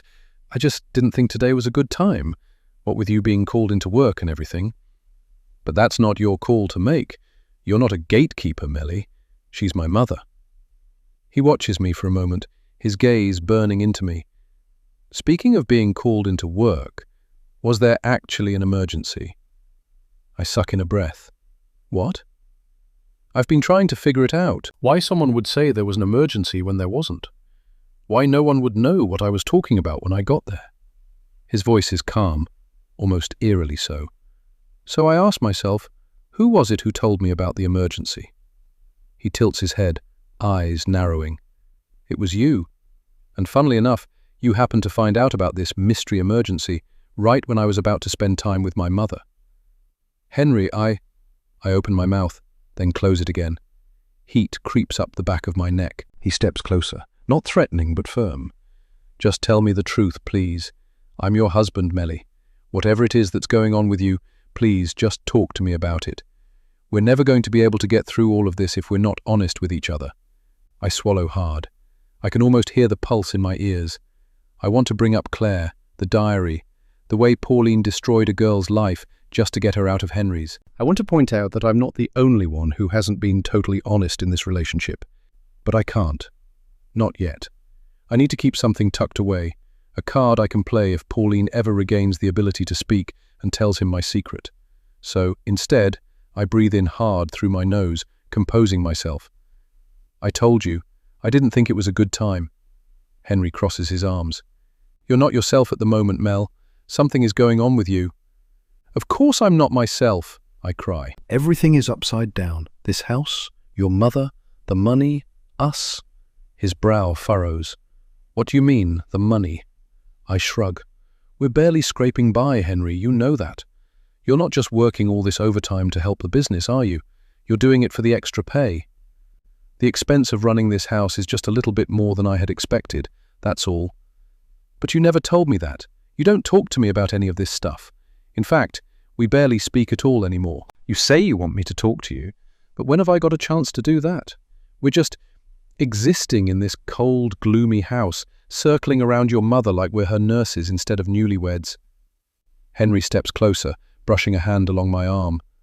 I'm sorry, he says. I blink, taken by surprise. When we came out here, I definitely didn't think he'd be the one apologizing to me. You don't need to be, I say softly. I'm sorry that I'm not dealing with it as well as I should be. A small smile creeps onto his face. Listen to us, eh? Bad as each other. I nudge him gently, a whisper of who we were as a couple, who we can still be, coming back. He pulls me into his chest. I press my face against his shoulder for a second, inhaling the familiar scent of him. Fresh washing, a faint trace of his aftershave. I let myself imagine that nothing else matters for this brief moment. But as soon as he pulls away, the weight of the house, the secret pressing in my chest, the mother upstairs, the other fiancé, comes crashing back. Let's get back inside. Henry turns to head back to the house. As he trudges off, I glance at my surroundings. Around me, the wind picks up. Leaves skitter across the driveway. Thunder rumbles in the distance, low and ominous. A storm is coming. I draw in a shaky breath, press the heels of my hands into my eyes. Then something makes me look up. Maybe it's instinct, or maybe it's the hair rising on the back of my neck. I turn slowly back towards the house. My eyes flick automatically upstairs to Pauline's window. And that's when I see her. Not slumped in her chair, not propped up by pillows, standing. I blink hard, sure I'm imagining it. The window pane distorts her slightly, warping the edges of her face, but there's no mistaking it. She's standing up. Her hands rest on the windowsill for balance. Her thin, white nightdress is lit from behind by the lamp in her room, making her look ghostly, hollowed out, wrong. My heart hammers in my throat. I stumble back a step. The wind whips around me, pulling at my hair. Adrenaline courses through me, and I don't think, I just move. I bolt for the front steps, where Henry has just disappeared inside. The gravel crunches beneath my feet. I have to tell him. I have to make him see.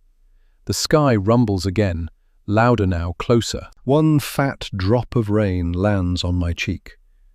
And almost to the door, when my toe catches the edge of the stone step. My weight pitches forward. I reach out instinctively to grab something, anything, to stop me falling. But there isn't anything.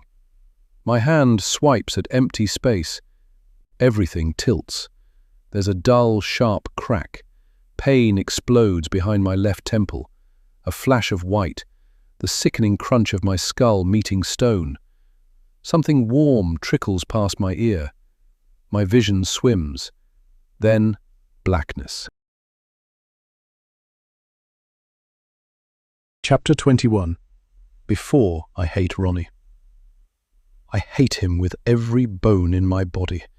I hate the way he smells, like sweat and cigarettes and cheap aftershave, and the way his voice always sounds like he's sneering, even when he's pretending to be nice. I hate the way he touches and kisses Mummy in front of me. I hate the way he calls me sweetheart and kiddo, and has taken over telling me what to do instead of Mummy. He's moved in now, I think. He's always here. His things have started to appear in our house. His socks are in Daddy's sock drawer. His shirts are in Daddy's wardrobe. His coffee cup is in the cupboard. It's bright orange with a chip in the handle. And now that he's here, I barely see Mummy. She's always shut in the living room or the bedroom with him. Closed doors, no entry. Even when the doorbell rings, which is weirdly happening way more often than it ever did before, it's Ronnie who goes to the door. Usually it's someone I've never seen before, but that Ronnie knows. I've watched them through the rail at the top of the stairs as they hand money to Ronnie. I'm not sure what he sells. I think it might be sweets. But whatever it is, that must be his job, because he never leaves the house. He never leaves. I tried to tell Mummy about the attic the first time. She didn't believe me. And then it happened again, and I tried to tell her, and that time she said that I probably deserved it. I stopped trying to tell her after that. Instead, I focus on keeping out of Ronnie's way and doing as I'm told so that I'm up there as little as possible. He never does it in front of Mummy, always waits until she's gone to the shop and we're alone together. I've learned that if it's approaching the point where we're running out of essentials and Mummy is going to need to go shopping soon, that's when I need to be on my very best behaviour. I've managed to get it down from at least once a month to once every few months at the most. I thought about telling school once. They have big posters up on the wall about telling someone if you're being mistreated. Ronnie doesn't hit me or anything, never actually hurts me, but I'm old enough to know what he's doing isn't right. It's like Ronnie could read my mind or something, though, because a couple of days later he told me that if I ever grasped on him, or Mummy, he'd lock me up in the attic and leave me there until I starved to death. I believe that he would too, so I've never told anyone. Just behave. That's the best thing I can do.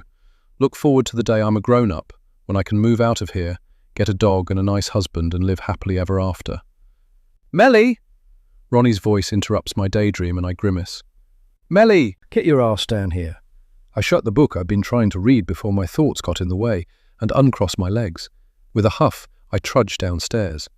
The living room door is open, which is unusual enough, but when I enter the room, I see something even more unusual. Mummy is sitting on the sofa next to Ronnie, holding his hand and grinning. Actually grinning. It's only when I see her I realise how long it's been since I've seen her smile. We've got good news for you, kiddo, Ronnie says. I raise an eyebrow at him. There was a time when a statement like that would have made me think we were going on holiday or something, maybe to Disneyland. I've always wanted to go. But if Ronnie is calling it good news, it's probably not. Mummy lifts her hand and flashes a ring at me. Ronnie and me are getting married, she says. He's going to be your new daddy. I blink at them a few times. My mouth opens a little bit like I want to say something, but the words won't quite come out. Ronnie's eyebrows lower and the corners of his mouth turn down. Ain't you going to say congratulations? He says. His voice makes it seem like a warning rather than a question. His fingers twitch on the arm of the sofa, like he's itching to do something with them. I feel a lump rise in my throat. Say congratulations, I think. Say it. Ronnie and Mummy watch me expectantly. I try to force the word out. It's a lie, and Daddy always told me not to lie. But but I think he'd let me in this situation. But I can't seem to say it. No, I whisper. What? Ronnie leans forward. What was that you just said? My eyes fill with tears. I turn my head towards Mummy, trying to look past the anger on Ronnie's face. You can't marry him, I whisper. The words are barely out of my mouth before I turn and bolt for the front door. I don't know what I'm planning to do once I'm out there. I just know I need to get out of this house. I make it to the door and grab the handle, pulling on it desperately. The door opens just slightly before jamming. I look up. The chain lock is across. The thud of Ronnie's steps sound behind me. His hand appears beside my head, slamming the door closed. The sound echoes like a gunshot in the narrow hallway. Then his hand is on my arm, yanking me back so hard my feet skid. I cry out, but it just makes him grip tighter. You little brat, he hisses. Think you're too good for me, do you? That's it. That's bloody it. He's dragging me backwards, towards the stairs, towards the attic. My heels scrape on the floor and panic surges through me like fire. I always thought I was safe when Mummy was home, that he wouldn't try to do it with her in the house. I guess I was wrong. Mummy! I cry out. Mummy, please don't let him put me in the attic. I'm sorry. Please, Mummy, don't let him. I twist and squirm, try to kick, try to scream louder, but it's like he doesn't hear me at all. Ronnie! Stop! Mummy's voice slices the air. For 1 second he stops. Just one. Then he spins to face her. His hand still clamped around my arm, he jabs a finger at her. You keep out of this. She's getting what she deserves. She can go without dinner tonight, she says. Her voice shakes. Or we'll take away her books. Just don't put her up there, Ron. She's a little brat, I know, but she's still just a kid. My eyes flick between Mummy and Ronnie. Maybe, just maybe, I'm going to avoid the attic after all. The stairs loom behind me like a waiting mouth. I don't dare move. Ronnie's face is blotchy, red, ugly. There's spit at the corner of his mouth. His eyes narrow and then, don't tell me how to run my house. Before I can even process it, he lets go of me and turns on Mummy. One fast step and he shoves her, hard. She stumbles back into the wall, clutching her chest. And then he lifts his fist and I scream louder than I ever have. Chapter 22. Now my head is throbbing. That's all I can think about as I drift back to consciousness. There's an incessant, angry pulsing at the back of my skull. It hurts so bad I don't want to be awake. I want to go back to that lovely, totally unaware place. But now, the pain is clawing at my brain. There's no way I'll go back to sleep. I scrunch my eyes together and groan, pressing a hand to my head. Every heartbeat makes it worse, a red-hot hammer banging again and again inside my head. What the hell could have caused this sort of headache? Did I drink last night? Another realization comes over me. Why am I so cold and wet? And then I remember the stone step. I remember tripping. And, oh God, I remember what caused me to trip in the first place. My entire body runs cold at the memory, and then something else stirs. An awareness. The sense that I'm not alone. Goosebumps erupt along my arms, and I squeeze my eyes even tighter together, too scared to look. The presence doesn't feel familiar. It doesn't feel like Henry or Bader. I'm trembling from head to toe now, and small whimpers are escaping my mouth. I don't want to. I really don't want to. But I force one eye open and peek to the side. As soon as I see her standing perfectly still on the front step, watching me, I lurch to the side, pushing myself away from her. My hands and knees slip on wet mud. There's a horrible piercing sound. My head spins. I desperately move further away from her, scrambling for traction. It's then that I realize the piercing sound is my own scream. Tears stream down my face, and I put my hands up in self-defense, unsure of what she's planning to do to me, but nothing comes. Sucking in a breath, I peek once more. She's gone. I let out a strangled noise, part exhale, part sob. I can still feel her. I can still smell her. Old roses and something sour. The scent clings to the outside air. It's in my nose, my mouth, under my nails. My eyes flick around the exterior of the house, at each of the windows. She's nowhere to be seen. She must have run away when I screamed. Run away. The realization of what's just happened dawns on me, and I start to cry again. I feel sick. I curl into a ball, tucking my knees to my chest. Within a few seconds, Bada appears at the door and rushes out to me, licking me, sniffing me, checking if I'm okay. Henry appears seconds later. His eyes land on me, shaking in a ball on the ground. He rushes towards me and drops to his knees. "Are you okay? I heard you scream." I... It's all I can manage to say, and it comes out a helpless wail. I sound utterly hysterical. I collapse against him, gripping his shirt in my fists and sobbing into it. "I thought you were right behind me," he says, stroking my hair slow and steady, like I'm something fragile he's trying not to break. "I turned around and you were gone." His eyes run over me and then widen.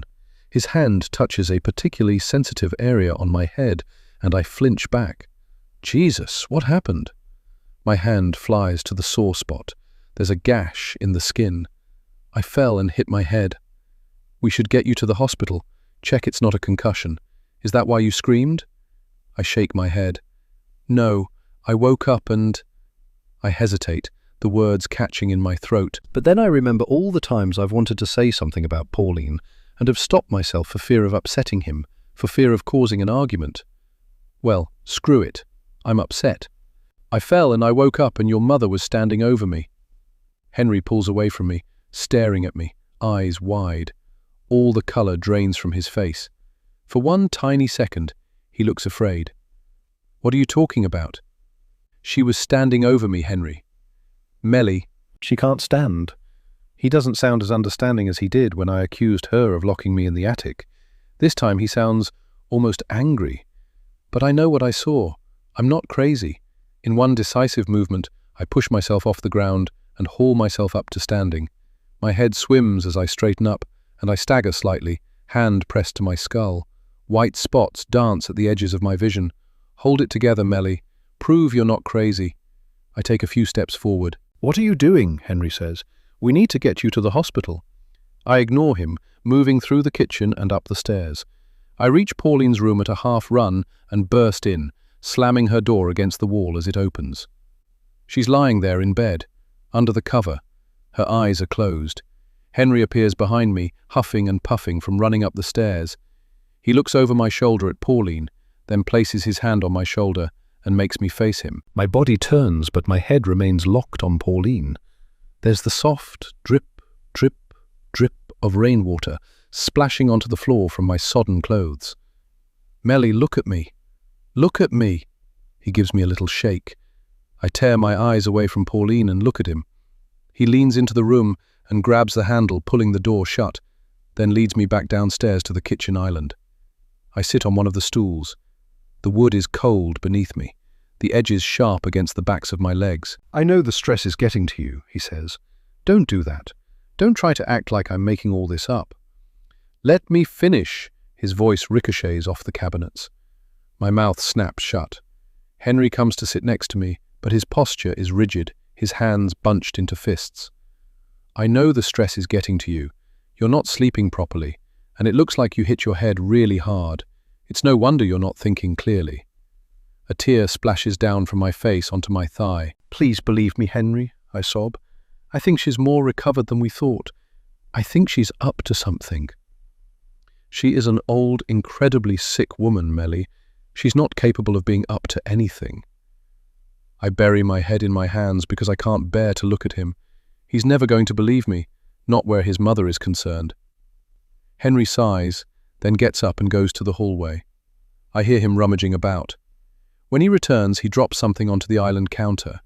It slides towards me. It's the photo I broke when I fell the first time I tried to get into the attic.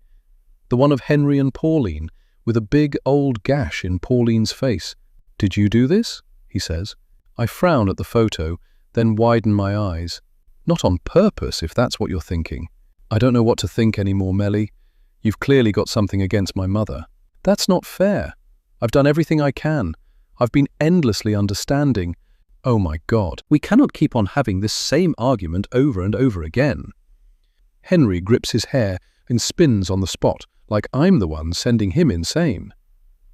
I lower my head, an ache spreading through my chest. I had thought that we could survive anything. I genuinely thought when we said our vows that Henry and I were forever. But now I can see it. This is tearing us apart, and I don't know how to stop it. You have to stop this, Henry says under his breath. You're going to ruin our marriage. That one sentence lodges inside me like a stone. He's right. I had thought that the only thing capable of tearing down our marriage was my secret, and as long as I could keep Pauline quiet, as long as I could get rid of any evidence she might have, it would be okay. Turns out, Pauline doesn't even need my secret. She's tearing us apart all on her own. Chapter 23. I had expected things to be fraught between me and Henry after everything that happened the night I hit my head, but the opposite has happened. He's been extra lovely in the 4 days since. The day after, he brought me home flowers, something he hasn't done since before we got married, and yesterday we went on a date. A proper date at a proper restaurant. He even booked a table by the window, which he knows is my preference, and spent the whole evening telling me how beautiful I looked, instead of checking his phone every 5 minutes like he normally would.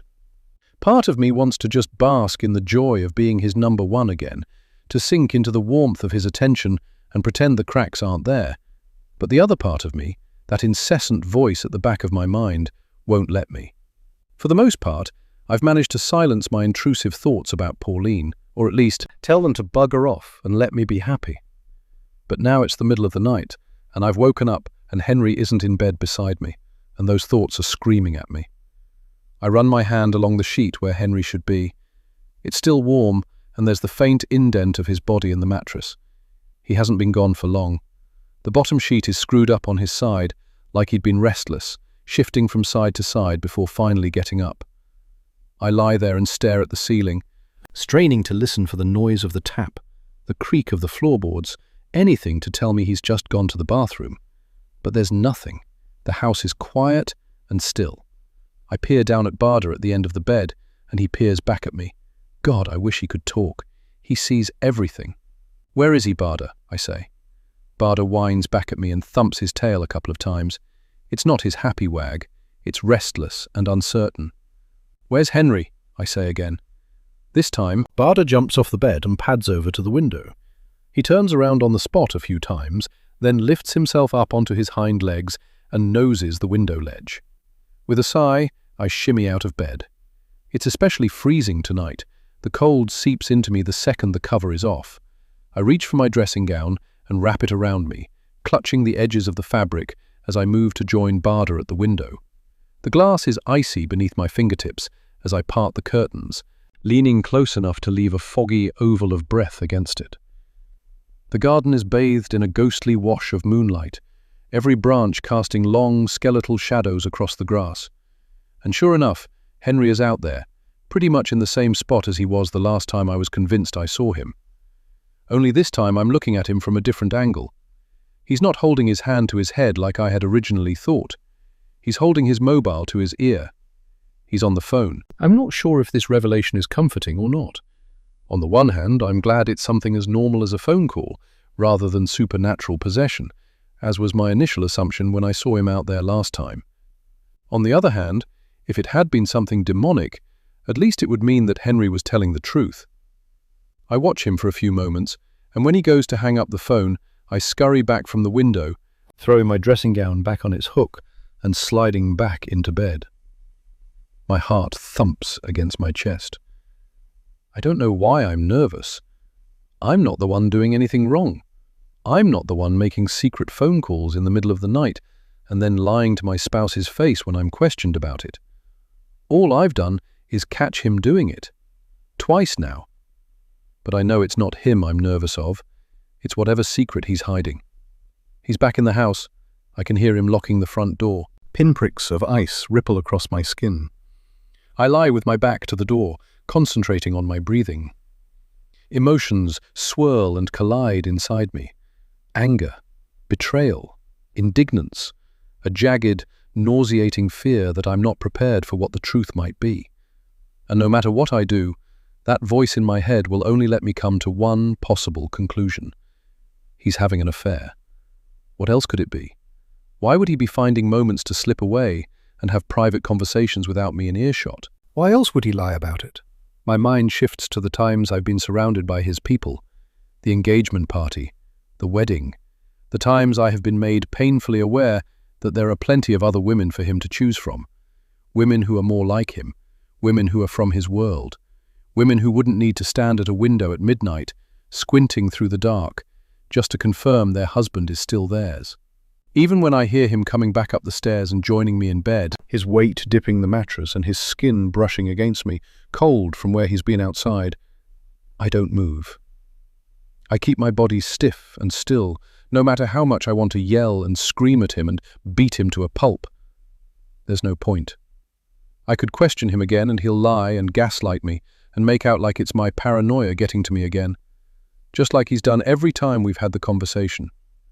I have to be smarter if I'm going to find out what he's up to. The rest of the night was spent in fitful bursts of sleep, 20 minutes here, half an hour there. Each time I jumped awake with the sense that my life is being ripped out from under my feet. My heart wouldn't settle and my mind raced, spinning out worst-case scenarios. When the morning light eventually filters into the bedroom and I stumble bleary-eyed downstairs to make coffee, I sit at the island, flicking through our wedding photos on my phone. I remember the exact moment each of the photos was taken. The entire day can be replayed in my mind like a recording. It's not surprising. I spend the whole wedding paying attention to every tiny detail, determined to capture it in my brain forever. I never wanted to forget a single second. How did we go from that to this? Of course, the answer is in the room upstairs, being fed mush for breakfast. My moment comes just as I'm finishing the last dregs of coffee. This house is so old that the second you turn the water on, the pipes sound like they're powering up a rocket ship. That noise, indicating that the shower has been turned on, is my chance. I tip the last of my coffee down the sink and scurry upstairs, slowing as I reach the top to check that the bathroom door is definitely closed. It is. Good. Henry is always in the bathroom for at least 20 minutes in the morning. He doesn't look as good as he does by accident. I have time. Steeling myself, I sneak back downstairs to our bedroom and scan the room for his phone. It's on the bedside table. He never takes it in the bathroom when he showers, for fear that the condensation will wreck the mechanics. I don't know if that's actually a thing or not, but it doesn't matter. All that matters is that he remains as predictable as this all morning. I pick up the phone and it lights up with the passcode screen. I type in 2307, his father's birthday, and hold my breath. The screen flashes and then unlocks. I release the breath. Thank goodness he hasn't changed it. A flicker of guilt twists in my chest for invading his privacy, but the nagging suspicion outweighs it. The first thing I do is head to his messages, even though I can't imagine he'd be stupid enough to leave any evidence of an affair in such an obvious place. Sure enough, there's nothing. I check WhatsApp too, but nothing piques my attention. With those obvious places checked, I navigate to his call history. At the very least, I can note down the number he was talking to at stupid o'clock and give it a ring myself. But as I scroll through the history, there's nothing. No calls at 3 a.m., nothing outgoing, nothing incoming. How is that possible? A cold shiver runs down my spine as my mind races. This doesn't add up.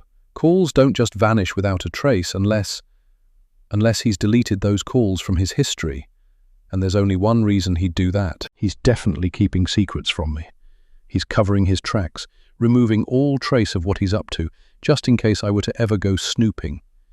Movement at the door makes me heart leap into my throat, and I ready myself to thrust the phone back onto his bedside table. But it's just Barda.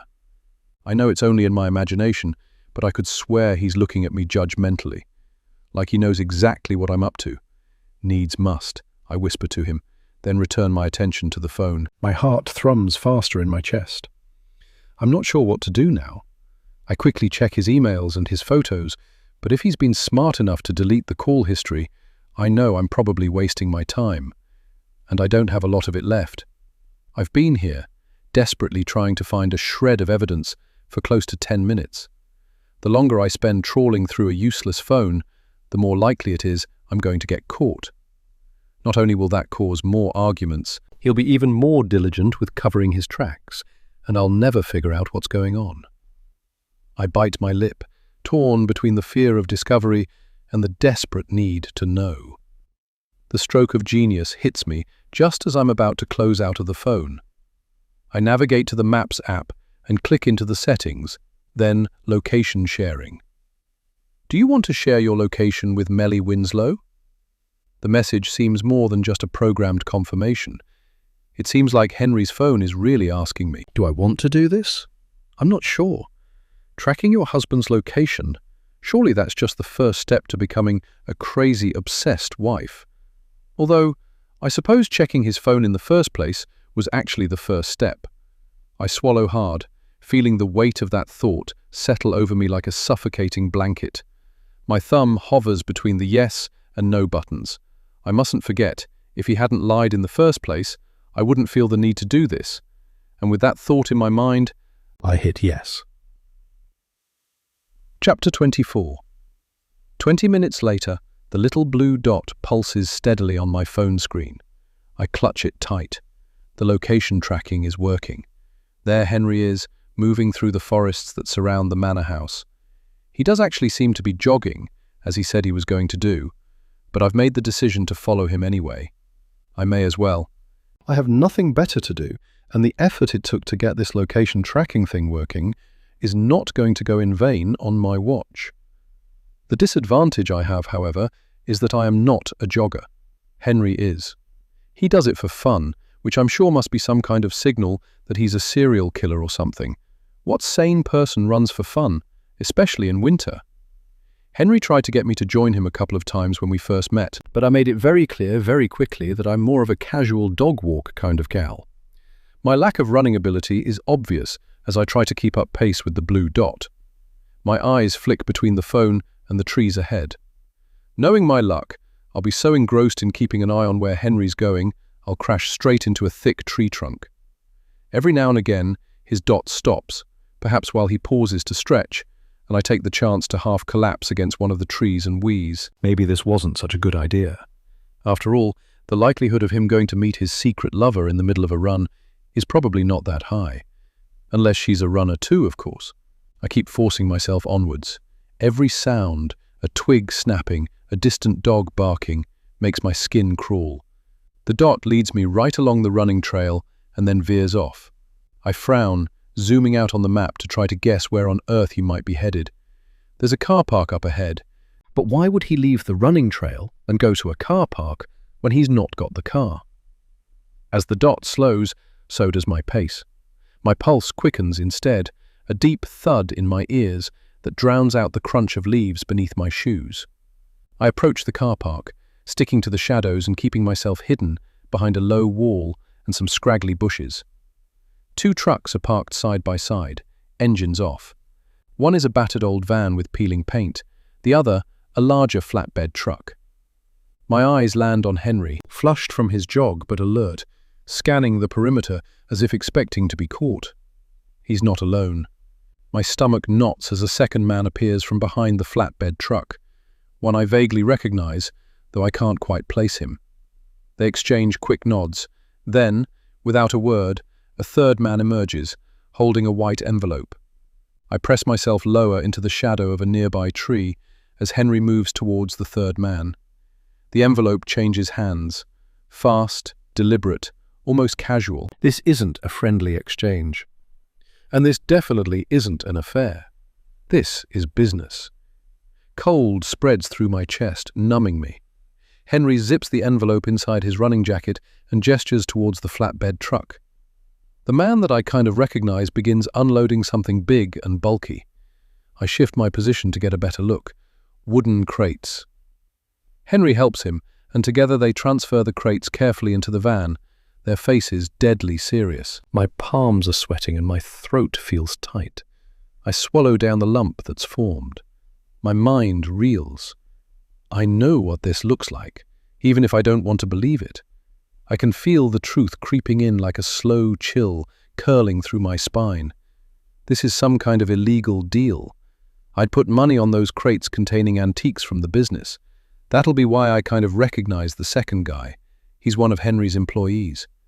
My mind races, every possibility spinning through my head. What exactly am I dealing with? Smuggling? Selling antiques off the books? Something worse? With everything loaded up, Henry climbs into the driver's seat of the truck with his colleague. They exchange one last look with the man, who stays put by the van, and then drive off, tires crunching on the gravel. I click my tongue against the roof of my mouth. I can't follow him anymore, not now that he's on wheels and I'm on foot.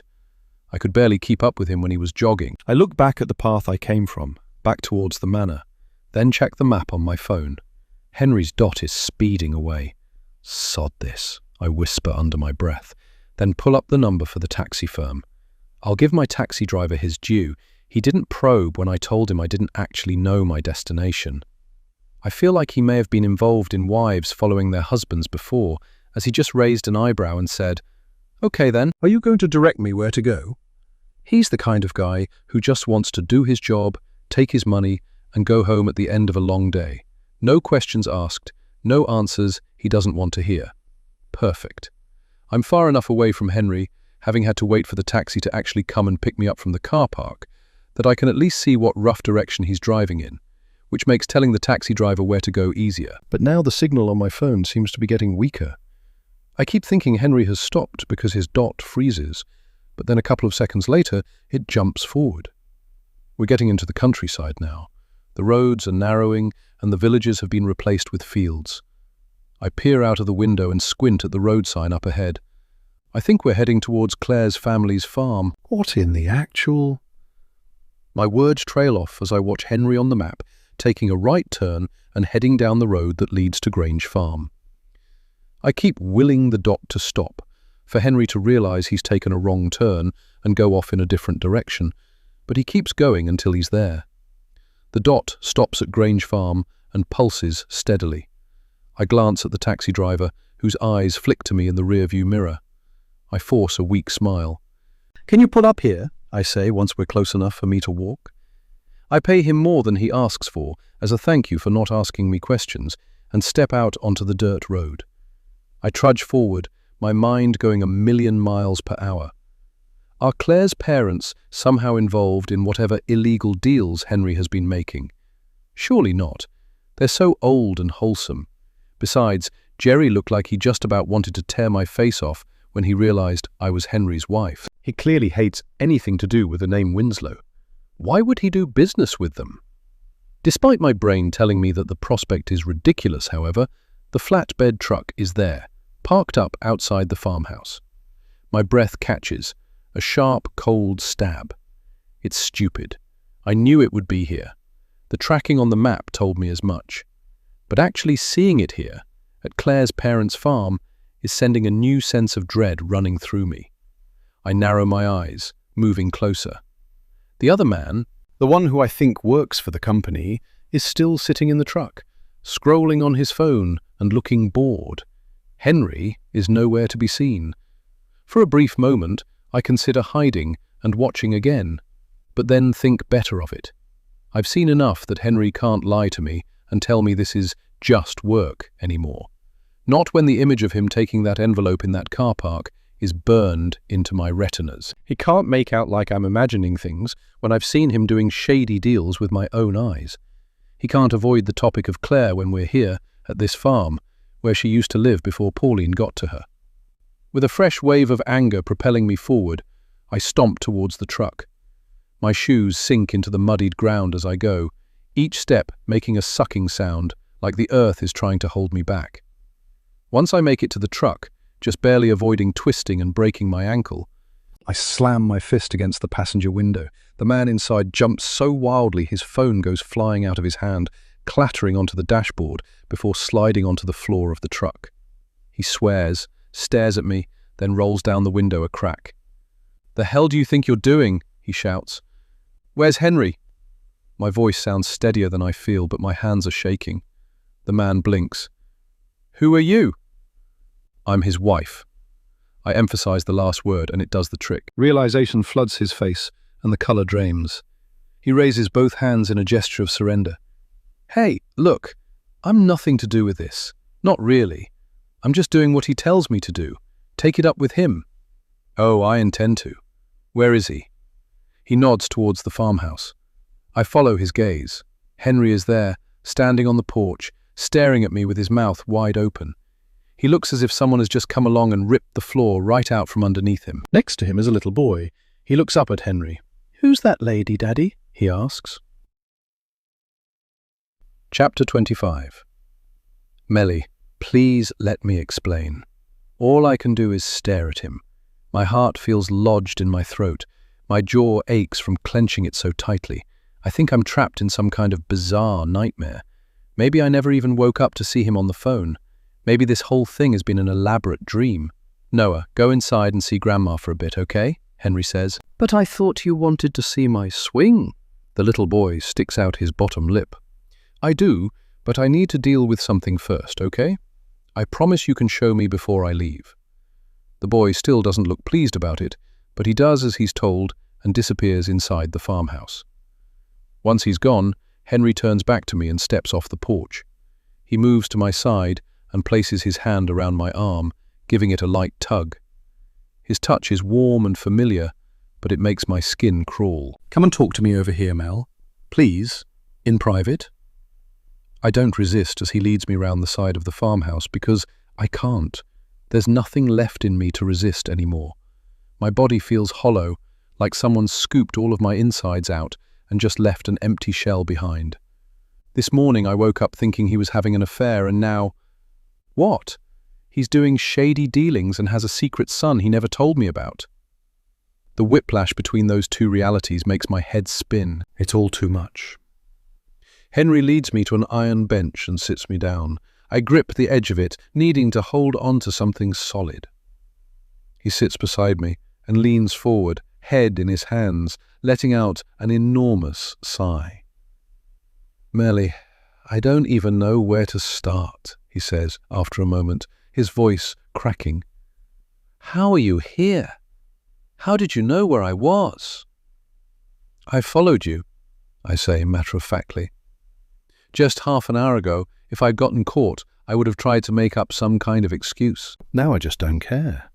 Let him know I followed him. Nothing I've done, at least not today, can make what he's done any better.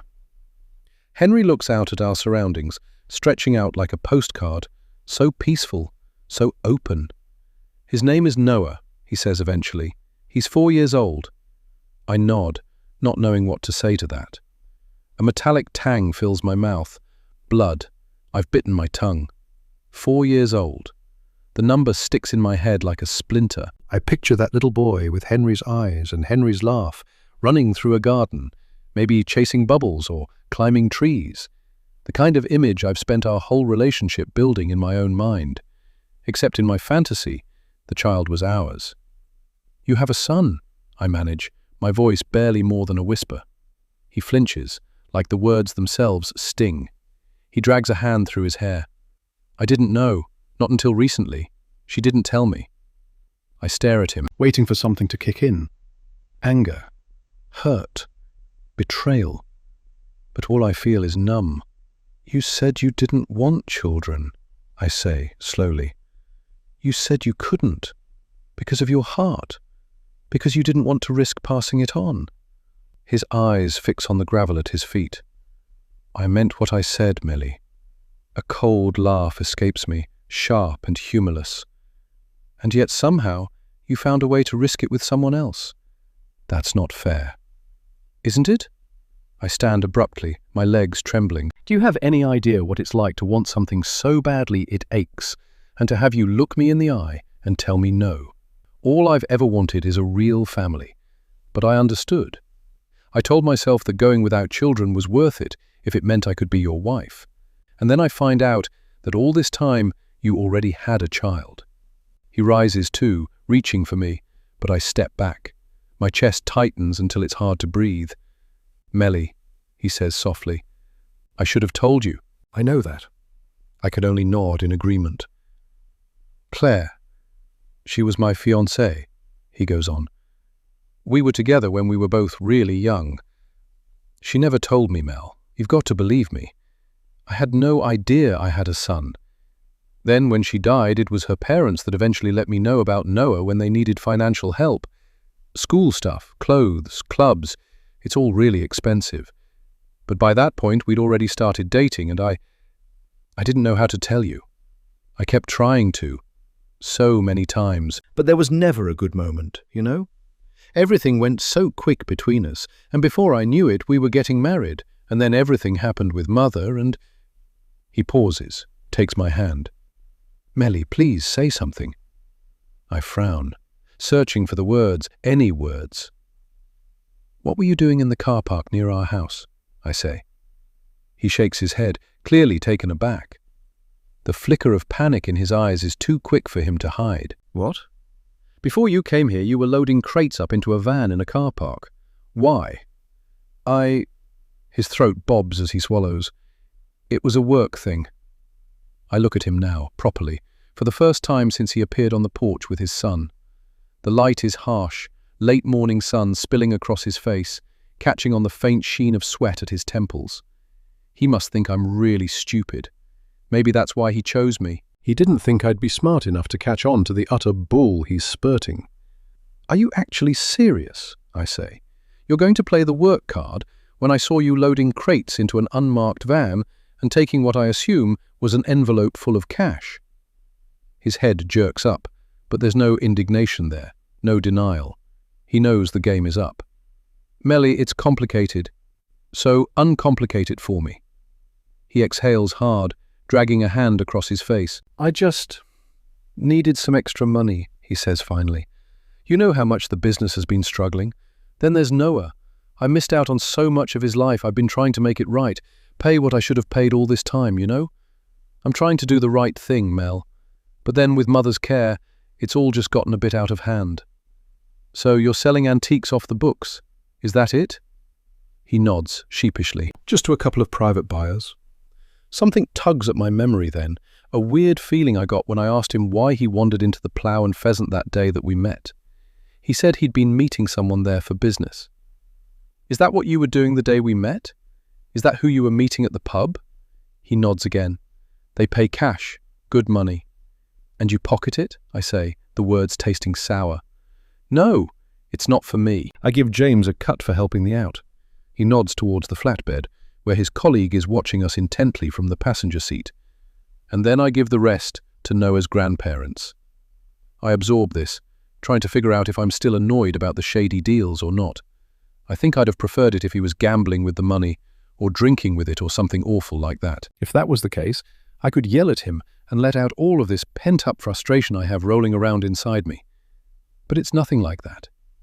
It's just a dad looking after his kid. My stomach flutters at that thought. You should have told me, I say eventually. I would have understood. I know. He takes both of my hands this time and our knees touch. I will never lie to you again, I promise. Please, come and sit back down. I swallow hard as I sit because I want to harp on this topic. I want to make it perfectly clear that if he ever lies to me again, if he ever goes sneaking around like this, we'll have a big problem. But I can't bring myself to say any of that. It would be too hypocritical. Instead, my gaze flits back over to the farmhouse. Is that why you don't want kids? I ask. Because you already have one? My stomach twists as the words leave my mouth. My skin prickles hot and cold all at once, and a tear rolls down my cheek. Out of all the hurt I've experienced in my life, I think this might be one of the worst. Henry looks down at his lap sheepishly. I am concerned about my genetics, but I can barely support one child. It would be so irresponsible to bring another into this world until we've got ourselves sorted out. I raise an eyebrow. Until you've got things sorted out. I know.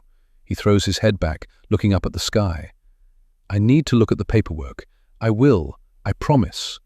And then, maybe after that's all been dealt with, we could go and see some kind of specialist, I say. See what our chances are of having a healthy kid. He takes a deep breath and nods slowly. Okay, he says. There's more I want to ask him, more I want to press him on, but I don't want to ruin this progress, so instead I say, Can I meet Noah? Henry's face lights up at that, as if I've just brought him all of his Christmases and birthdays all in one. His eyes shine. He plants a deep kiss on me, pulling me close as he does so, hands wrapping around my back. This is good. I know what he's been up to, so I don't have to go all fatal attraction on him anymore. He's going to sort out the finances. He's agreed to at least consider having kids, and I get to show him what a wonderful wife I am by getting to know his son. Now all I need to do is make sure he never, ever finds out that I've been hiding something way worse than a secret kid. Chapter 26. Before. It's my 14th birthday today. Nobody knows. Well, the teachers at school probably have it on record somewhere, but they never make a fuss about anyone's birthday, and I've never told any of my classmates. Friends are not an option for me. Not all the time Ronnie's around. I can't exactly bring anyone home. Happy birthday to me, I sing under my breath as I walk home, kicking a stone in front of me as I go. It's a pretty long walk. There's a very clear change in scenery as I approach my road, too. Suddenly the houses become shabbier, the gardens become messier, though I think our house takes the cake when it comes to appearance. I look it up and down with a grimace as I arrive outside. Blacked-out windows, millions of cigarette butts lining the doorstep, weeds almost as tall as me. Yeah, I could never have a friend back here. Even the air smells different down this road, damp and stale. Ronnie is in the hallway when I enter the house, which almost makes me want to turn around and run right back out. "What are you doing home?" he grunts. I roll my eyes. In all the years he's been married to Mum, I've never got used to him being in our house. His very appearance still repulses me, with his spiderweb veins snaking across his cheeks and his bright red, bulging nose. His breath smells sour, like the beer and drug concoction he probably had for breakfast. "It's 3:30, I remind him, nodding at the clock on the wall. "Don't get smart with me, you little turd." I resist the urge to laugh at him. At least he doesn't call me sweetheart anymore. Without another word, he shoves past me, slinging his jacket over his shoulders.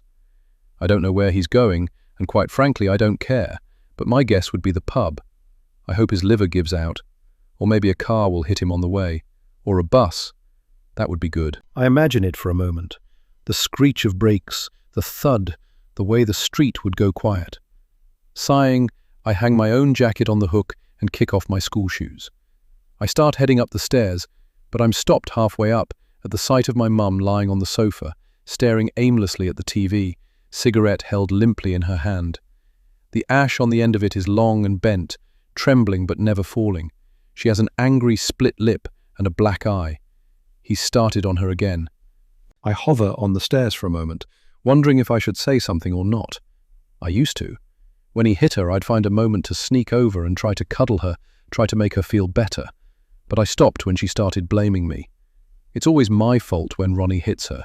It's my fault because the first time was when she made the mistake of standing up for me, and if it hadn't been for that day, he probably never would have, in her words, fallen into the habit. It's my fault because he only ever does it when he's in a bad mood, which is usually down to me existing.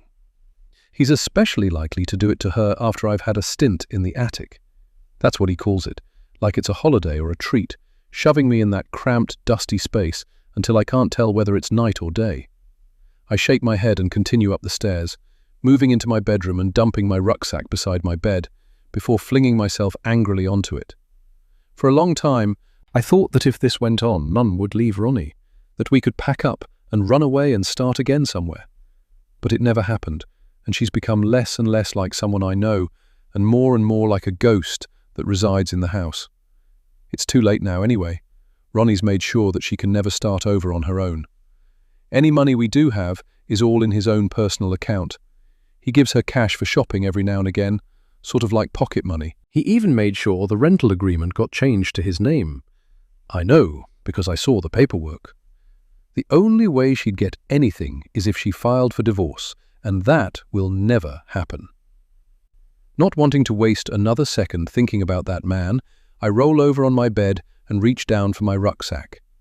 There's a letter to Mum in the front pocket with an attached permission slip, asking if she'd like me to participate in the school trip to France. My finger brushes over the line where she's supposed to sign.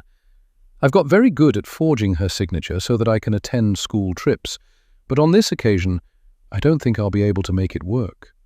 Not unless I can somehow magic up the £265 required to pay for it. And besides, I have no idea where my passport is, or even if it's still valid. I frown at this, thinking, where is my passport? Dad used to look after all that stuff before he died. I remember him storing them with other important paperwork in a folder. I think my birth certificate was even in there. Of course, I could go and ask Mum, but I doubt I'll get much of an answer from her. I doubt she'd even know or care. I don't know why it's bothering me so much, the sudden realization that I'm not aware of the location of any of my important documents. Maybe it's because if I ever do get out of this hellhole, I know I'll need them. I hop off my bed and move to the door, listening. Ronnie's definitely not come home. If he has gone to the pub, he'll be there for hours, and Mum is almost certainly in the exact same position she was in when I climbed the stairs. I eye the master bedroom, what used to be Mum and Dad's room. I haven't been in there for I don't know how long, probably not since Ronnie moved in. This is a small house, and I know what's in all of the downstairs drawers and cupboards. I also know the exact contents of every box in the attic, right down to the giant spider that lives in the one on the far right, though I wish I didn't. If my passport and birth certificate still exist somewhere in this house, they'll be in that bedroom. I pad across the landing, avoiding eye contact with the attic hatch, my toes curling against the worn carpet. The door is shut, as it always is. My fingers curl around the handle. The smell hits me first when I push the door open. It's the same bitter tang as the rest of the house, but older, staler, like the same air has been trapped in this room for years. It probably has. My eye flits to the window. The curtains are drawn, the only light bleeding from the gap at the top where the rail has sagged. The door never opens, and by the looks of it, the windows never do either. Delicious. I peer around, my stomach flipping when I look at the bed, at the spot where Dad died. It's the same room, but it's not. Dad's side of the bed is long gone. In its place, Ronnie's clutter. A chipped mug with tea stains crusted at the rim, his old football scarf, a heap of worn jeans thrown over a chair. I shake myself, remembering why I'm here. I want to find my documents. They're mine, not Ronnie's. He's not my dad. I move to the wardrobe first, sliding the mirrored door along its track. The glass is speckled with something. I don't even want to know what it is. Inside, I find Mum's clothes pushed to one side, Ronnie's bulky jackets dominating the rail. I'm too short to reach the shelf at the top of the wardrobe, so I clamber up onto the bed and stand on tiptoe, trying to peer over at what's up there. Seems to be a whole bunch of rubbish. I can't see a folder, but it wouldn't surprise me if it had been shoved to the back. I might have to try coming back with a chair from the kitchen dining table, maybe once Mum is asleep. The front door slams. My heart leaps into my throat. "Forgot my wallet!" Ronnie's shout echoes through the house. I jump off the bed and make a start towards the door, but my hand freezes at the handle. His footsteps are already thudding up the stairs. He'll see me coming out of his room. That will be a night in the attic for sure. Terror ripping through me, I spin on my heel and dive down onto my belly. I shimmy under the bed, pulling my foot out of sight seconds before the bedroom door is thrown open. Ronnie stomps in, muttering under his breath. Dust tickles my nose and I have to pinch it so hard it hurts to stop myself from sneezing. "Where the hell is it?" His voice is closer now, circling me as he crosses to the wardrobe. I pray he doesn't notice that it's been opened. He doesn't seem to, as I can hear him rummaging. My view is a slice of his lower legs, but I can picture the jacket pockets he's shoving his hands into. The mattress dips above me as he drops onto the bed, making the dust puff into my eyes. I clamp my lips shut. Ronnie's legs hang down, his stinking, socked feet inches from my face. There's the scrape of the bedside table drawer being yanked open. "There you are," he mutters, the sound of leather slapping against his palm, and then much louder, "Hey, what the hell is my wallet doing in your drawer?" "What?" Mum's voice sounds from downstairs. "You been helping yourself?" He stomps towards the door but stops. My lungs seize. Silence. Then, 2 slow steps back into the room. I stare at the bottoms of his legs on the doorway. He moves back to the wardrobe and pulls the door closed with a squeak. He spits on the carpet right in front of the bed and finally leaves, slamming the door behind him. I wait until I hear him leave the house again before I allow myself to relax. My head flops to the side in relief. That was close. Too close. I'm not sure finding my paperwork is worth the risk. It's not like I can use any of it until I'm 18 anyway. This was a stupid idea. But as I lie here under the bed, waiting for my heart to slow back down to a normal pace, something catches my eye. A box shoved right to the back of the bed, up against the wall. I move some old trainers out of the way and pull the box towards me. It's heavier than I thought it would be. I unclasp the catch and slide my fingers under the lid, lifting it just enough for me to peek inside. My breath catches. Oh my God. Chapter 27. Now. When Henry left for work this morning, I asked him if he was actually going to work or if he was going to, complete with air quotes, work. He kind of half laughed at that, but I wasn't really joking. I want to be informed if there are any shady dealings going on. He promised me it was actually work, and it seems he was telling the truth, if the blue dot on the map is anything to go by. It's ridiculous how often I've opened that tracking app lately. It's like a reflex, flicking my thumb over the screen just to reassure myself that there's not something else I should know. I never actually told him I've been tracking his location. He knows I followed him to Grange Farm, but didn't pry for details. Besides, I will stop, once I know for sure that I can trust him again. While Henry has been at work, I spent the day outside with Barda. Instead of sticking to our usual walking trail, we veered off and trekked a good 3 hours off the beaten track. It's been glorious, and I found myself questioning why I haven't done it more since we moved here. Each step away from the house felt like unspooling a tight knot in my chest. I could breathe, really breathe, without those walls and Pauline's presence pressing in. All this time I've felt like our surroundings have been suffocating and haunting too, with that wall of trees, but today, with the crispness of the winter air, it's been quite peaceful. Even the silence felt companionable instead of eerie, the way it does when I'm indoors. It's late afternoon by the time we get back. I give Beda some extra treats when we get through the front door for being such a good boy on our walk and make my way to the kitchen. I stop in my tracks at the sight of Pauline sitting there in her wheelchair. Pauline! I sound more appalled at her presence than I mean to. Did you wheel yourself down here? I glance at the chairlift, trying to figure out if it's possible for her to have used it on her own. I know Pauline's not going to respond, but I'm not sure what else to say. I don't think I've seen her on her own outside of her room since she had the stroke. The idea of her moving around the house alone feels almost surreal. She's usually so still, so fixed in place. Hello, Mrs. Winslow. Tala appears from round the corner and picks up a bowl from the counter. Okay, that makes more sense. Tala must have brought her down here. Hey, Tala, everything okay? Yes, Mrs. Winslow want eat down here for change. I nod and smile, watching as Tala positions herself in front of Pauline and starts spooning gloop into her mouth. The smell of pureed vegetables drifts faintly towards me. It's an improvement. She used to not be able to eat off a spoon. I'm about to ask Tala about her life outside of work, the promise I made to myself to get to know her better tugging at my brain, when the front door opens. Henry appears in the hallway a moment later, shoulders hunched against the frame as if he's bracing for impact. He's clutching 2 bunches of flowers so tightly, the stems are bending in his fists. Hey, I say. Hey.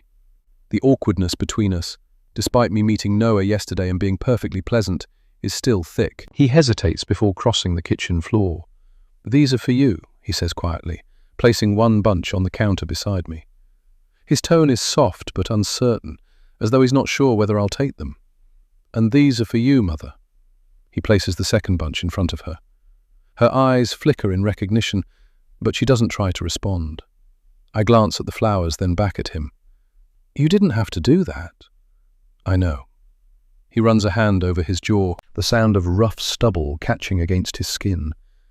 I just thought it might, I don't know, brighten things up a bit. Thank you.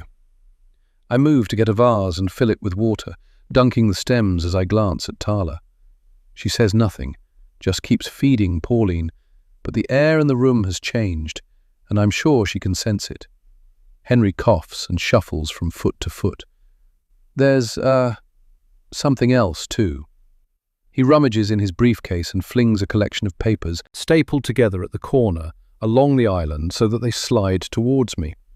I pick it up and study the front page. It takes me a moment to fully understand. It's the paperwork. The paperwork for the transfer of the house that I've been nagging at Henry to sort. For weeks it's felt like I've been pulling him uphill on this. Now, here it is, official and tangible under my fingers. For a long moment I just stare at the title page, the solicitor's stamp, the neat black ink of his signature. It doesn't feel real.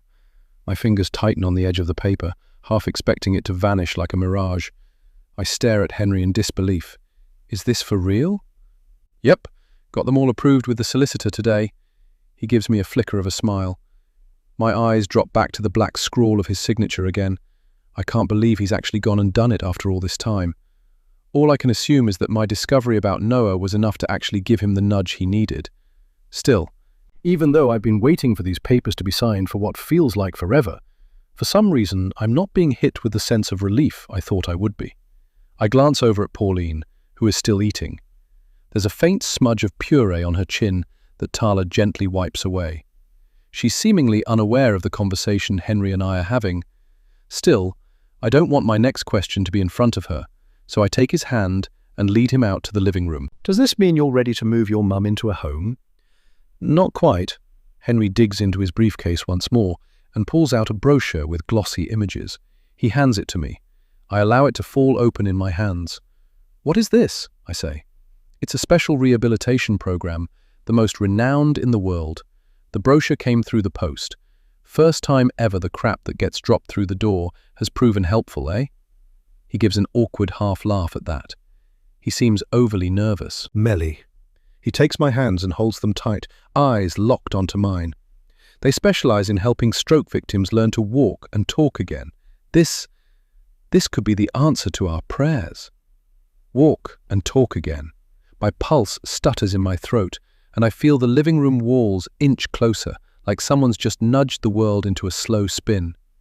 I picture Pauline's mouth forming words, not just garbled sounds, but actual sentences, full, coherent sentences.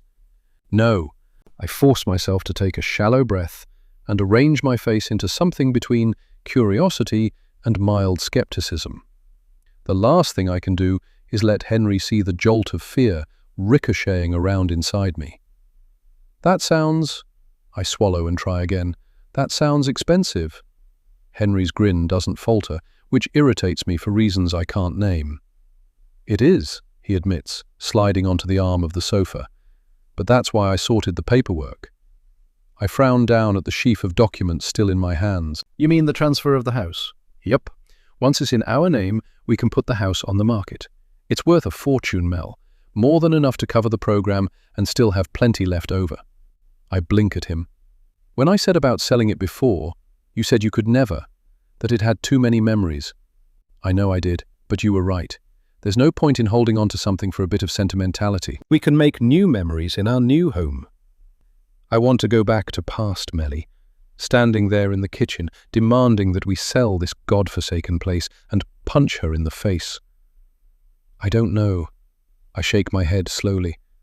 Selling the house feels rash. Rash? Mel, this is the best shot she has. She could get her life back. I glance towards the kitchen. From here I can just make out Pauline's profile.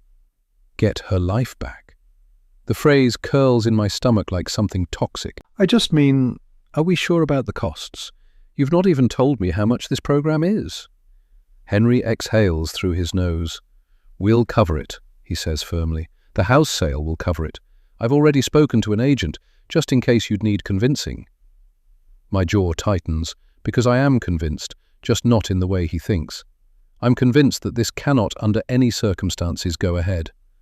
I flip through the brochure, taking in the buildings that this program takes place in. Something seems off about them. Frowning, I flick to the front page and take in the name of the program, the location. My eyes shoot up to Henry. It's in Spain? He takes a breath and nods cautiously, like he was waiting for this. Yes, that was the other thing. Spain. Sun-baked villas, narrow streets with bougainvillea spilling over balconies. My chest tightens so sharply, I'm certain he can see it. So we're going to go for a holiday while she does some physio?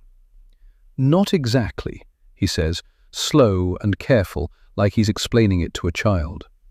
It's residential, 6 months minimum, maybe a year if she responds well to the treatment. Okay. I pause, choosing my next words carefully. So how often will you want to fly out there and visit her? This question seems to pain him. His forehead creases and he shakes his head. Mel, we can't just ship her off to Spain on her own. She's going to need our support.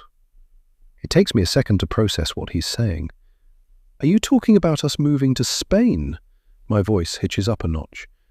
It's the best facility in the world. State-of-the-art equipment, full-time therapists.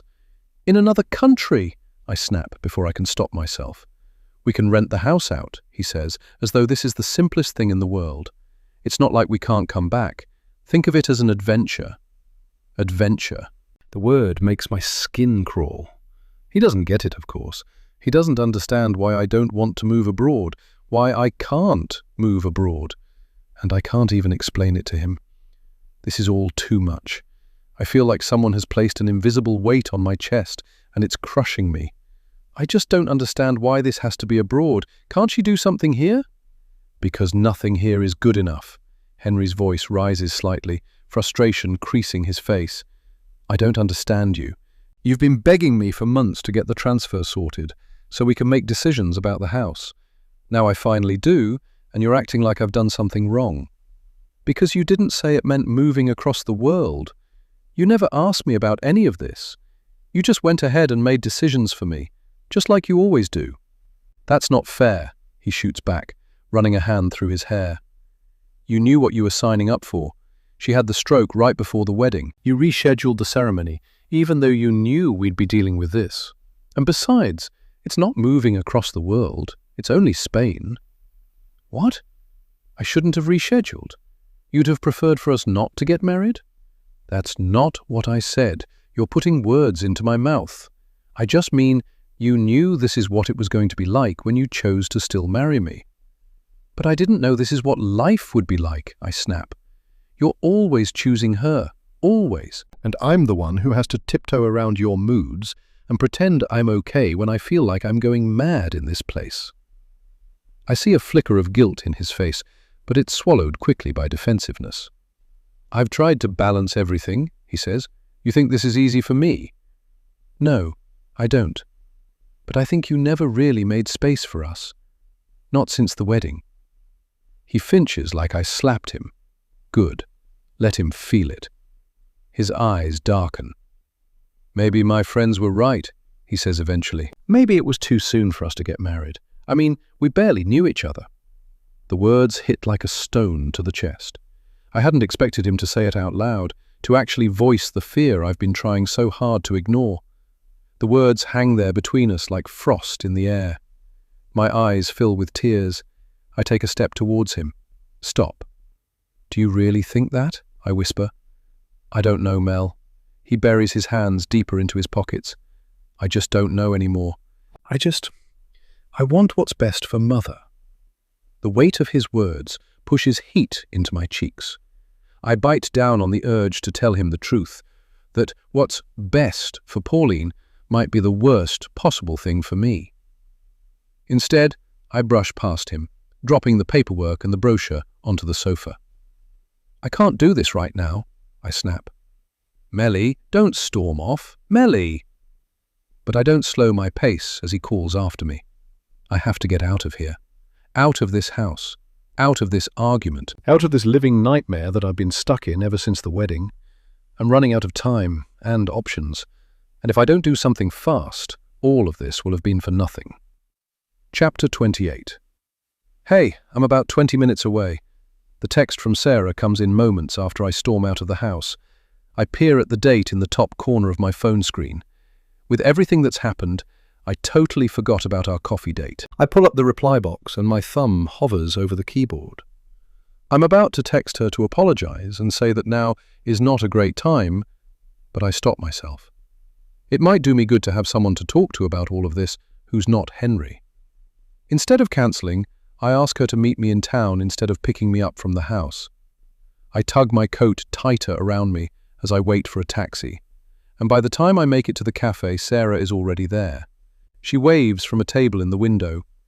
"Hey, stranger," she says, standing to give me a quick hug. She smells like vanilla and shampoo, comforting and familiar. It doesn't escape me as I pull up a chair how unlikely our friendship is. If it wasn't for me marrying Henry, I probably would never have met her, and even if I had, she wouldn't have given me a second glance. But right now, she feels like my only lifeline, my one thread tying me back to normality. Even just being here, in a coffee shop, surrounded by people having everyday conversations about everyday occurrences, makes me feel a bit calmer.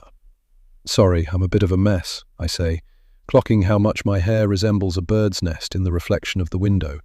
It's been a day.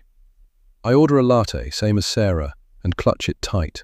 The warmth of the cafe seeps into me slowly. Sarah studies me over the rim of her cup. "You okay?" You look tired. "Glad I look as rough as I feel." "You know I don't mean it like that," she says with a wry grin.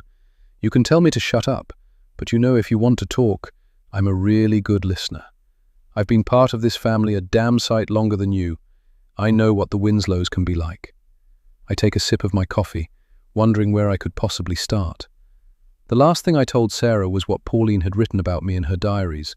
She doesn't even know about Spain, or Pauline standing over me, or... My chest tightens. "Did you know about Claire?"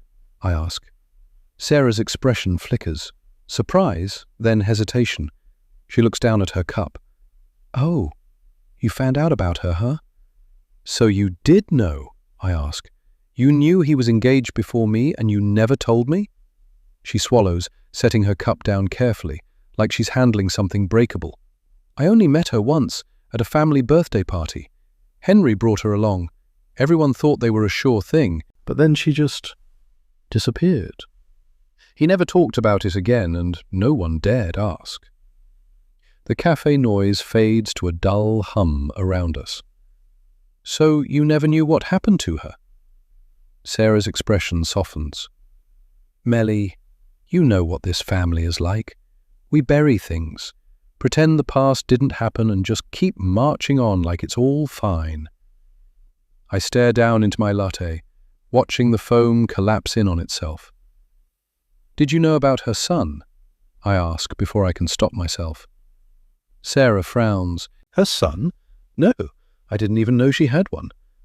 I nod slowly, gripping my cup until my knuckles turn white. The heat seeps into my palms, but I don't feel it. "Henry's son." Sarah blinks at me, her mouth parting in disbelief. "Henry's what?" she says, a little too loudly. A couple of people at the next table glance over, and she lowers her voice, leaning in. "You're telling me Henry has a child? A son?" I nod, the movement stiff and mechanical. 4 years old. His name's Noah. For a moment, she just stares at me, processing. Then she lets out a low whistle, shaking her head. "And he never told you?" I give a small, bitter laugh. "Apparently not." "That's not just..." she starts, then stops herself, her eyes flashing. "That's insane. God, Melly, I'm so sorry. You must feel..." "Stupid," I finish for her. "I feel stupid." "You're not stupid," she shakes her head fiercely. "You trusted your husband. That's what people do in a marriage. He's the one who's crossed a line. I mean, that's not just a secret. That's a life-altering secret." My throat tightens, the lump in it too solid to swallow. "Yeah," I murmur. "Life-altering." Sarah's still watching me, waiting for me to say more. I can feel her sympathy pressing against me like a weight, and for some reason it makes my chest ache. I should be furious, I admit. And I am, I guess, but... I trail off, running my finger around the rim of my cup. "I can't be too mad at him." "What?" she says, startled. Melly, he lied to you. I know, but I've got my own secrets too. Sarah blinks, frowning. What kind of secrets?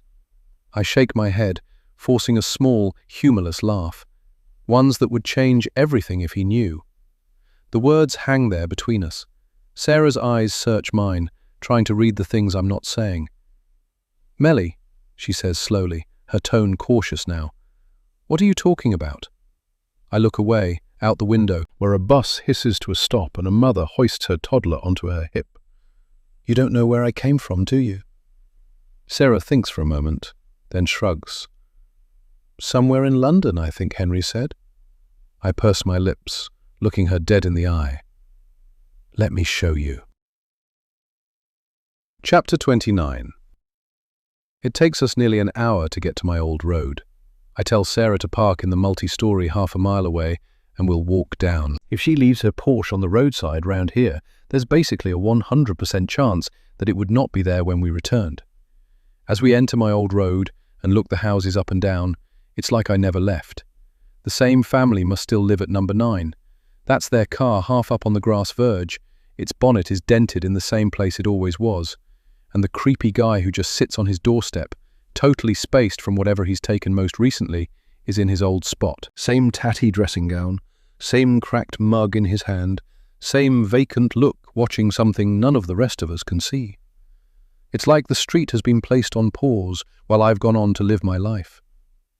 Jesus, Sarah murmurs. I glance at her out of the side of my eye. She's a Winslow, a real Winslow by blood, not by marriage. She's probably never seen anything like this, not in real life anyway. Maybe on the news or in TV shows. I had never wanted any of the Winslows to know this about me, not even Henry.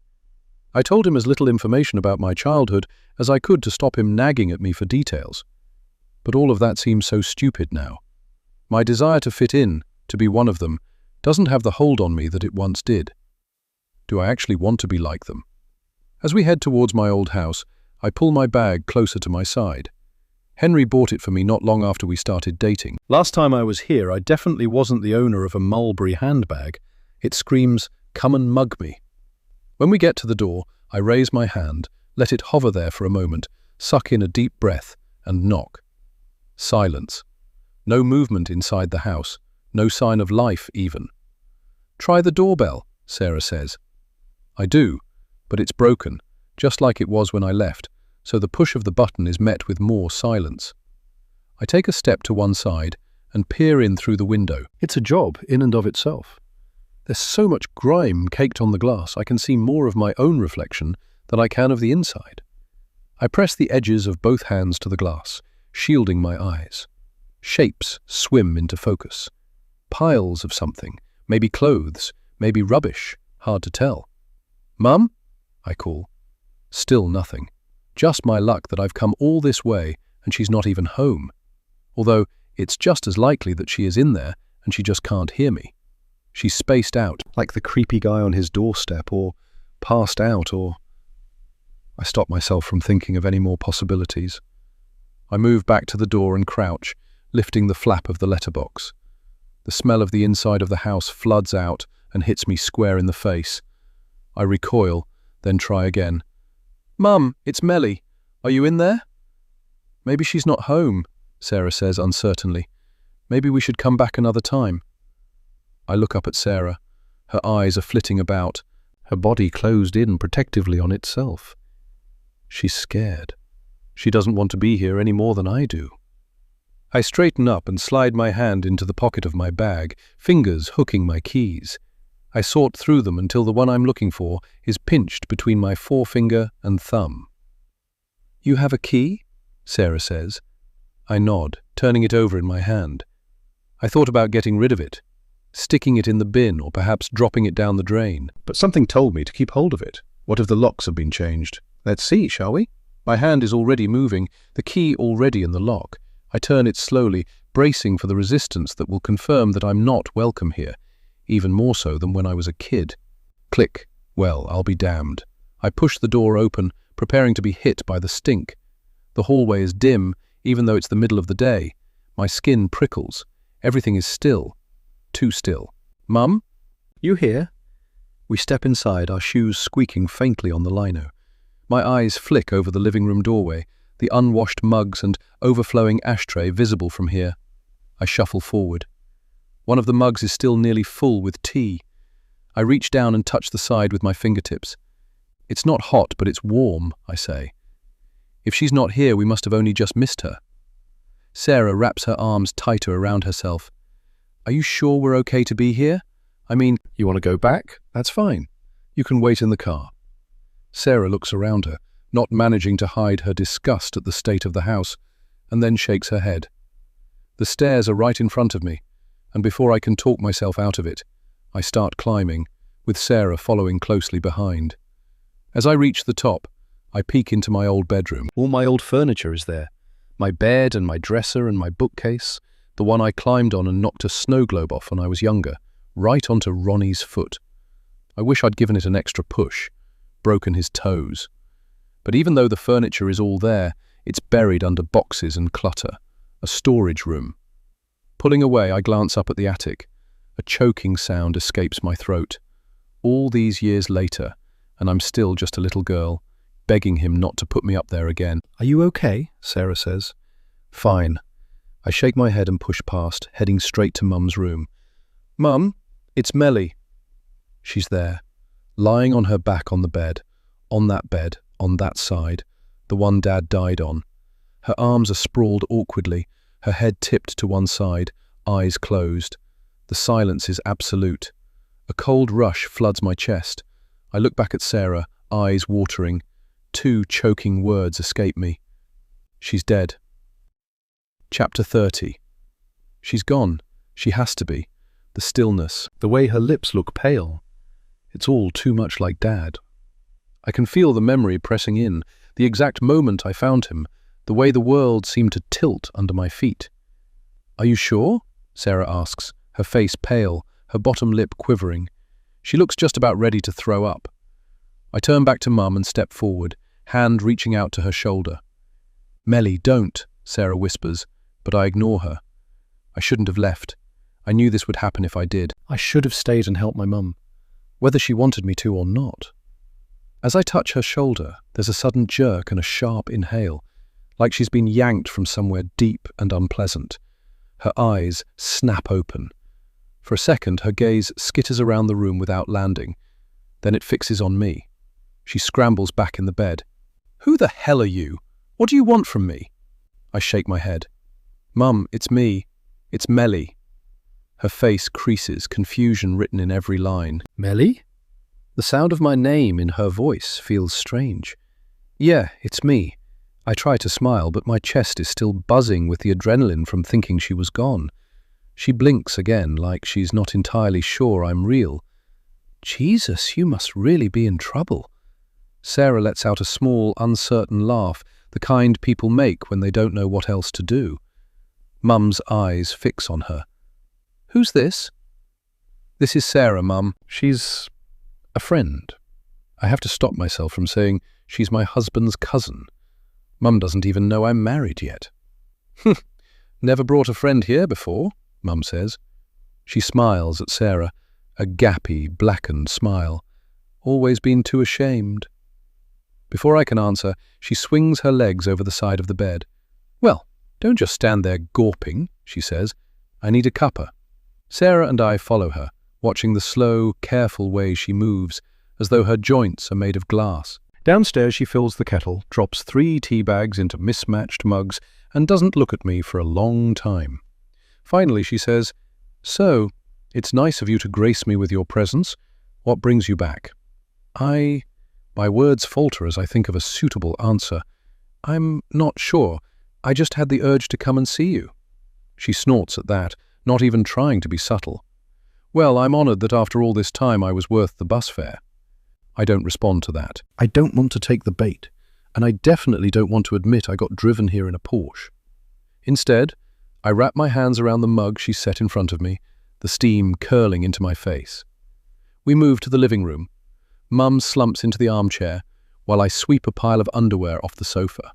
Sarah perches next to me on the edge, making sure she has as little of her body touching the upholstery as physically possible. Mum's eyes flick over me, slow and deliberate. I can feel her taking in the clean lines of my coat, the neatness of my hair, then doing exactly the same with Sarah. Her mouth tightens almost imperceptibly. "Well," she says, voice laced with something sharp, "don't you look fancy?" I glance down at myself, suddenly hyper-aware of every polished, expensive detail Henry has ever picked out for me. "It's just a coat," I mumble. "Sure it is." She rolls her eyes, her shoulders stiff. "You always were too good for this place. Now you've gone and proved it." I trace my fingertip around the rim of my mug. "It's not like that." "Then what's it like?" "I just thought it had been too long." Her mouth twists. "Too long? Melly, it's been years. Years without so much as a phone call. I didn't even know if you were dead or alive." I feel Sarah's eyes lock onto me, but I don't return her gaze. I don't need to feel her judgment, not yet. She hasn't seen enough yet to understand. "Do you have any idea what that's like?" Mum goes on. "To wonder if your own daughter's lying in a ditch somewhere and not be able to do a damn thing about it." "You know why I couldn't come back," I say. The words land with a dull thud between us. We sit in silence for a few beats. She leans forward, resting her elbows on her knees. "Well, you're here now. That can only mean one thing. You need something." "Mum, for God's sake." My voice rises even though I don't mean to. "I don't want or need anything from you. I just wanted to see you. There's been a lot going on lately, and I thought how nice it would be if I actually had someone to talk to about it all. And it made me realize how long it's been, and that I really should check that you're okay." When I finish, she appraises me for a long time, looking me up and down. The tiniest hint of a smile creeps onto the edge of her mouth. She looks so much older than the last time I saw her, as if I've been away for decades. "You wanted to check that I'm okay," she says eventually. I nod. "That's all." She takes a sip of her tea, sucking it through her front teeth noisily. Then her face darkens. "Well, I'm not okay." She sets her mug down on the coffee table with a clunk that makes the tea ripple. "And do you want to know why?" "Maybe I should leave you two to chat in private," Sarah says, placing her cup down and going to stand. "Because of you, that's why." Mum spits the word "you." I see it fly from her mouth. I flinch. "Mum?" "No." Her voice cracks at the edges. "You waltz in here with your fancy handbag and your expensive coat and your posh friend, acting like you care. Do you know what she did?" This time she's directing the question to Sarah. Sarah's cheeks flush bright red. I'm not sure She ruined my life. Her own mother." I shake my head. "It wasn't like that. You know it wasn't." "Oh, I know exactly what it was like." She leans forward, her eyes wild now, almost glassy. "And what was it all for, eh? So you could go off and play happy families somewhere else. So you could pretend you're better than the rest of us." I was trying to help. At this, she slams her palm against the arm of the sofa. "I wish I'd never had you. You're a selfish little cow. Always have been. And look at you now, still thinking the whole world revolves around you." Her words hit like slaps, one after another, faster than I can deflect them. My throat tightens, heat pricking the backs of my eyes. "Mum, please." "Please? Please what? Forgive you? Feel sorry for you? I've had enough of you. I don't care what's going on in your life, what you could really do with talking to someone about. You made your bed, Melly. Now lie in it. Don't come crawling back here pretending you give a toss about me." My tea spills on me as I push myself up. My hands are shaking, my chest tight. "I shouldn't have come," I manage, my voice barely more than a whisper. "Too right you shouldn't have." I set my mug down on the table, without drinking from it, my fingers slipping on the handle. I don't look at Sarah, can't bring myself to meet her eye, so instead, I just grab the sleeve of her coat. As we turn towards the door, I can still hear Mum muttering insults under her breath. I pull the door open and step out onto the street. The cold air hits my face, but it does nothing to cool the sting in my eyes. By the time I've reached the end of the road, the tears have spilled over. "Melly." Sarah's voice is laced with disbelief. "I don't know what to say." I look at her, though my vision is blurred. "Now do you get it?" I say. "That's why I have to forgive him. That's why I have to do whatever I can to keep him." I turned my back on the only family I had for Henry. Sarah purses her lips, searching for something to say. But there is nothing to say. I have no one except for Henry, and now I don't even think I have him anymore. Chapter 31. Melly, where are you? Please, don't be like this. Come home so that we can talk about things. Kiss, kiss, kiss. I turned my phone off without replying to Henry's text message. A good time to talk about things would have been before he decided we should move abroad. It took most of the journey for me to stop shaking after leaving Mum. It's an especially long route, as I've passed by the manor and continued on towards the countryside. Mum may not be ready to talk to me, and I'm not ready to talk to Henry. But I know who I do want to talk to. Correction, I know who I have to talk to, whether they want to or not. When Grange Farm eventually comes into view, Iris is sitting out on the porch, swaying gently in a rocking chair. She spots Sarah's Porsche before we even reach the gate, but she doesn't move, doesn't call Jerry. Her eyes lock on me in the passenger seat. She knows why I'm here. Sarah parks up outside the gate. Do you want me to come in with you? No, I'll be fine. Thank you, though, for driving me. Sarah reaches over and squeezes my hand. I'll be right out here if you need me. I flash her a grateful smile and clamber out of the car. I push the gate open, the hinges screeching, and walk up the path until I'm face to face with Iris. Hi, Iris, I say, my voice wobbling. Hello, Melly. She wraps her cardigan tighter around her like a shield. Her eyes flicker over me. I just need 5 minutes, please. There's a pause while she considers me, and then, what do you want to know? I suck in a breath, wondering which of my 2 questions to start with. Henry said he didn't know about Noah until after Claire died. Is that true? Her mouth tightens.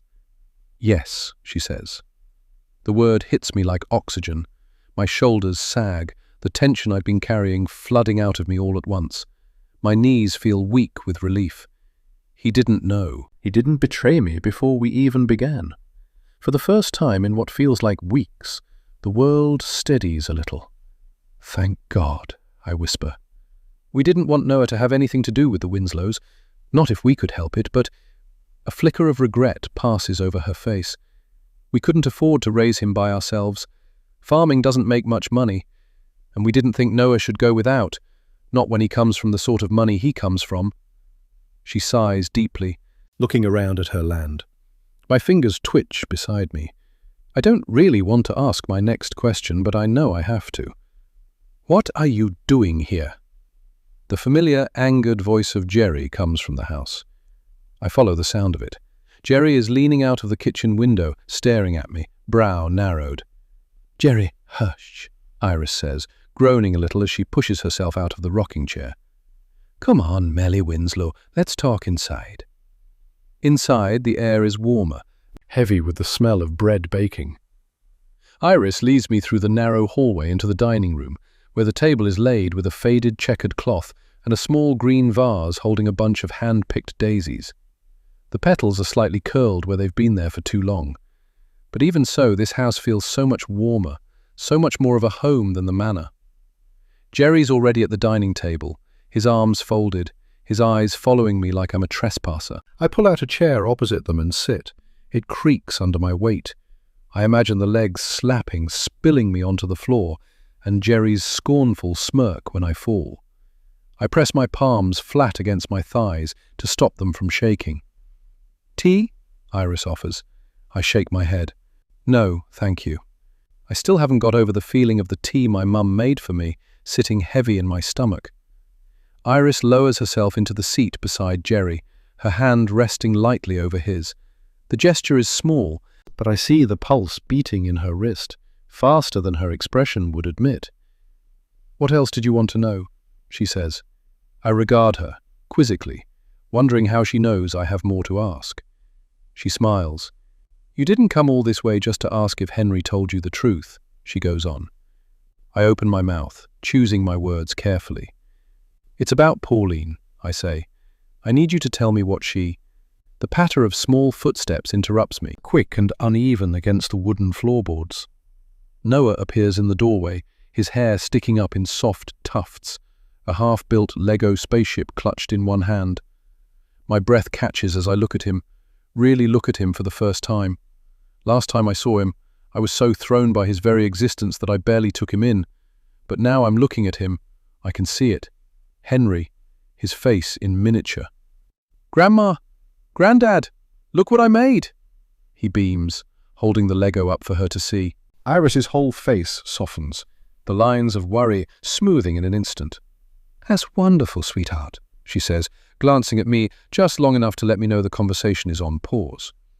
"Why don't you go and play in your room for a bit? We're just talking." Noah looks at me and his eyebrows flick up. "Is that the lady Daddy was talking to the other day?" "Yes, love. She's a friend of his. Now, be a good boy and go and play in your room for 10 minutes. Then you can help me with the sourdough if you'd like." She gives him a little shooing motion.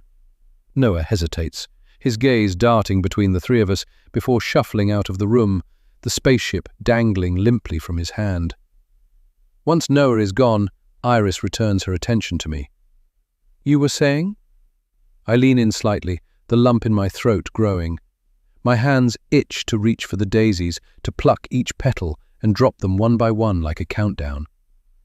"Before "You told me Pauline happened to Claire," I begin awkwardly. "What did that mean? What did Pauline do?" Jerry, having remained silent this whole time, slams a fist on the table. "You've got some nerve showing up here, making us relive this." He moves to stand, but Iris's hand on his thigh stops him. She doesn't even glance at him. Her gaze is fixed on me. "Please," I say. "Whatever she did to Claire, I think she's trying to do the same to me." The two of them regard me for a moment. I think I can almost see a hint of sympathy in their faces, which only worries me more. "Jerry, look at her," Iris says. "She's scared." I feel my cheeks redden. Jerry shakes his head, sadness pulling at his features, then sits back in his chair and stares up at the ceiling.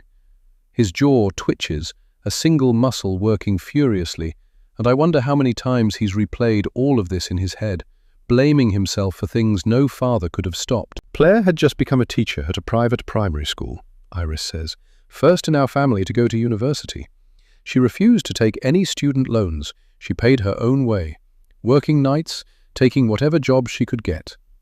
Iris's brows draw together and her bottom lip quivers. We didn't realize, of course, but when she was barely 18, she sold a few racy photos through some online site, paid a chunk of her tuition with it, and moved on. Never told anyone. "She made one mistake," Jerry grumbles. "One thing." Iris takes his hand, and I ache for the couple. Pauline's diary entry was dated nearly 5 years ago, but the sense of grief in this house makes it seem like Claire died just yesterday. When Claire and Henry got engaged, Iris goes on, Pauline hired a private investigator, dug into Claire's past like a vulture. She wanted to find something that would stop the wedding. They found the photos and... Iris's voice cracks at this point. She sent them anonymously to the head of the school Claire worked at. Jerry practically spits. His face flushes dark, a vein standing out at his temple. Put them on social media too, just to make sure none of the parents would want someone like that teaching their kids. Iris makes a small, strangled sound beside him. She coughs to clear her throat and shakes her head. Claire was fired on the spot, she says. Her reputation was in tatters. And then, just when she needed him, Henry ended things with her. My stomach twists as Iris's eyes fill with tears. He didn't even let her explain.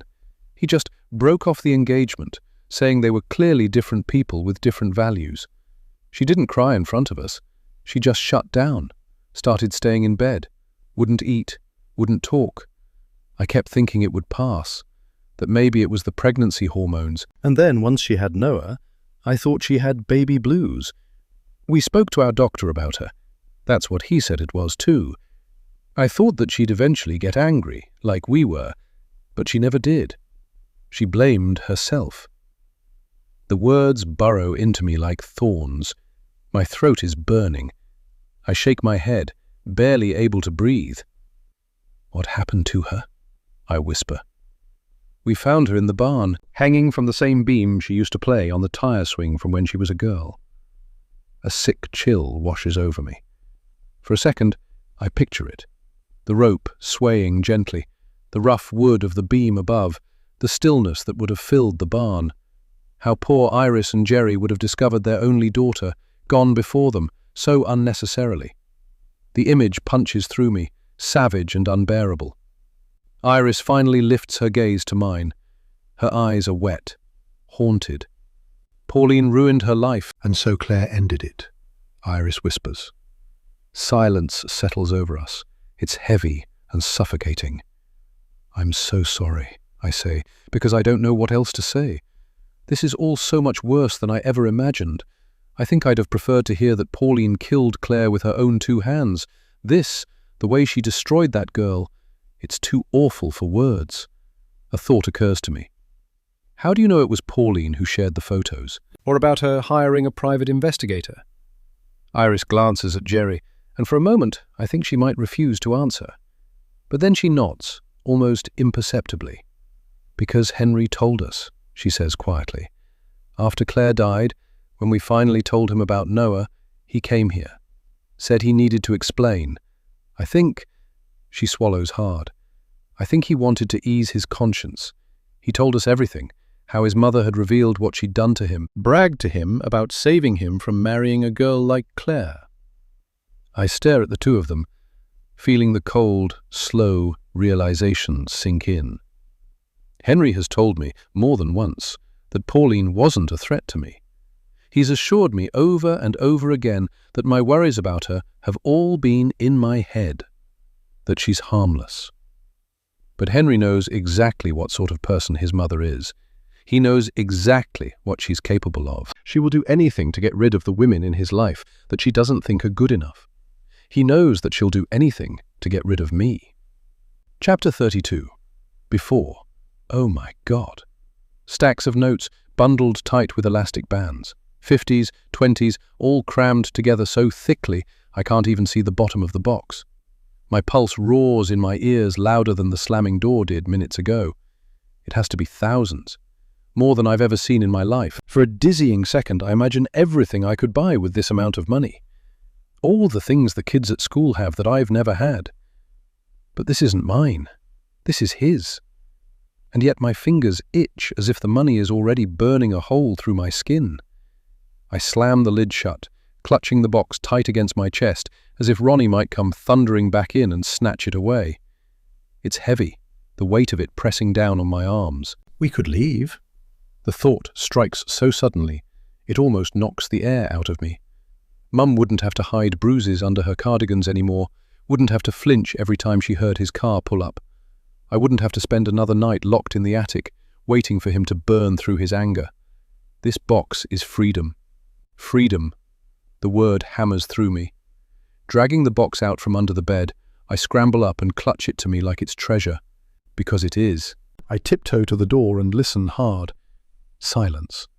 Then I creep down the stairs, heart banging against my ribs with every step. I keep imagining the front door swinging open, Ronnie's shadow blotting out the hall, what he would do to me if he saw me here with this money in my arms. I grip the box tighter, the edges biting into my skin. Mum is sprawled out on the sofa. Her eyes are glazed over. I don't know what she's taken today or how with it she'll be, but I have to try. I set the box down on the table with a thud that makes her flinch. Slowly, her eyes slide over to the box. When I lift the lid, her mouth falls open. For a second, her face is stripped of everything but raw shock. "It's money," I whisper, even though Ronnie's not here to hear me. "Loads of it. Mum, we can go. We don't have to stay here. We could get on a bus tonight. We could run." The words tumble out too fast, tripping over each other, desperate. I lean forward, searching her face for a flicker of hope, a spark, anything to tell me she sees what I see. Her hand hovers above the bundles of notes, but she doesn't touch them. She just stares, her breath shaky. She then looks away, eyes travelling back to the TV. "I don't want to run," she says. I blink at her, sure I must have misheard. "What do you mean you don't want to run? We could be free, Mum. We could get out. You wouldn't have to—" Her head snaps round, eyes suddenly sharp, cutting through the fog. "You're so self-obsessed. You think just because you're miserable, everyone else around you must be too. Her voice rises, brittle and sharp-edged. But I'm not miserable, Melly. I love him. The words slice into me. For a moment, I feel like I've fallen into some cruel joke, like she's winding me up, waiting to laugh at my reaction. But her face is deadly serious. I can't even breathe. Love him? Mum, he locks me in the attic. He hurts you. You don't want to go in that attic. You need to stop deserving it. She's sitting up now, jabbing a finger at me like I'm the one who's lost it. You're always bad, Melly. Always pushing his buttons, like right now. You shouldn't have this money. Where did you get it from, eh? You stole it from him, didn't you? It's drug money, Mum, you know it. That's why he hides it. We could take it and start over. Please. But she shakes her head hard, clutching her cardigan closed like armor. No, I'm not leaving him, and you'll keep your mouth shut about this, do you hear me? You think you're clever, finding things you've got no business looking for, but you'll ruin everything. The sting of her words digs deep. I clutch the edge of the box so hard my knuckles turn white, because if I let go, if she pulls it away, I don't know what I'll do. I stare at her, at the glazed look back in her eyes, and for the first time I realize it's not just fear keeping her here. It's choice. Of course it is. She's chosen him over and over again. And there's something else I've realized that I can't believe I didn't see before. She cares about Ronnie way more than she cares about me. The thought lands so heavy I almost sway with it. My throat closes up, hot and tight, and before she can see the tears threatening, I slam the box closed and leave the room. I stomp up the stairs, 2 at a time. Once in my room, I kick the door shut behind me. My back hits the wood and I slide down, the box digging into my ribs. For a second, all I can hear is the roar of my pulse. I look around my room, really look. The thin mattress pushed against the wall, the peeling posters I stuck up years ago to try to make this place mine. The wallpaper has a stain in the corner that looks like a bruise, and I realize that's exactly what this room is.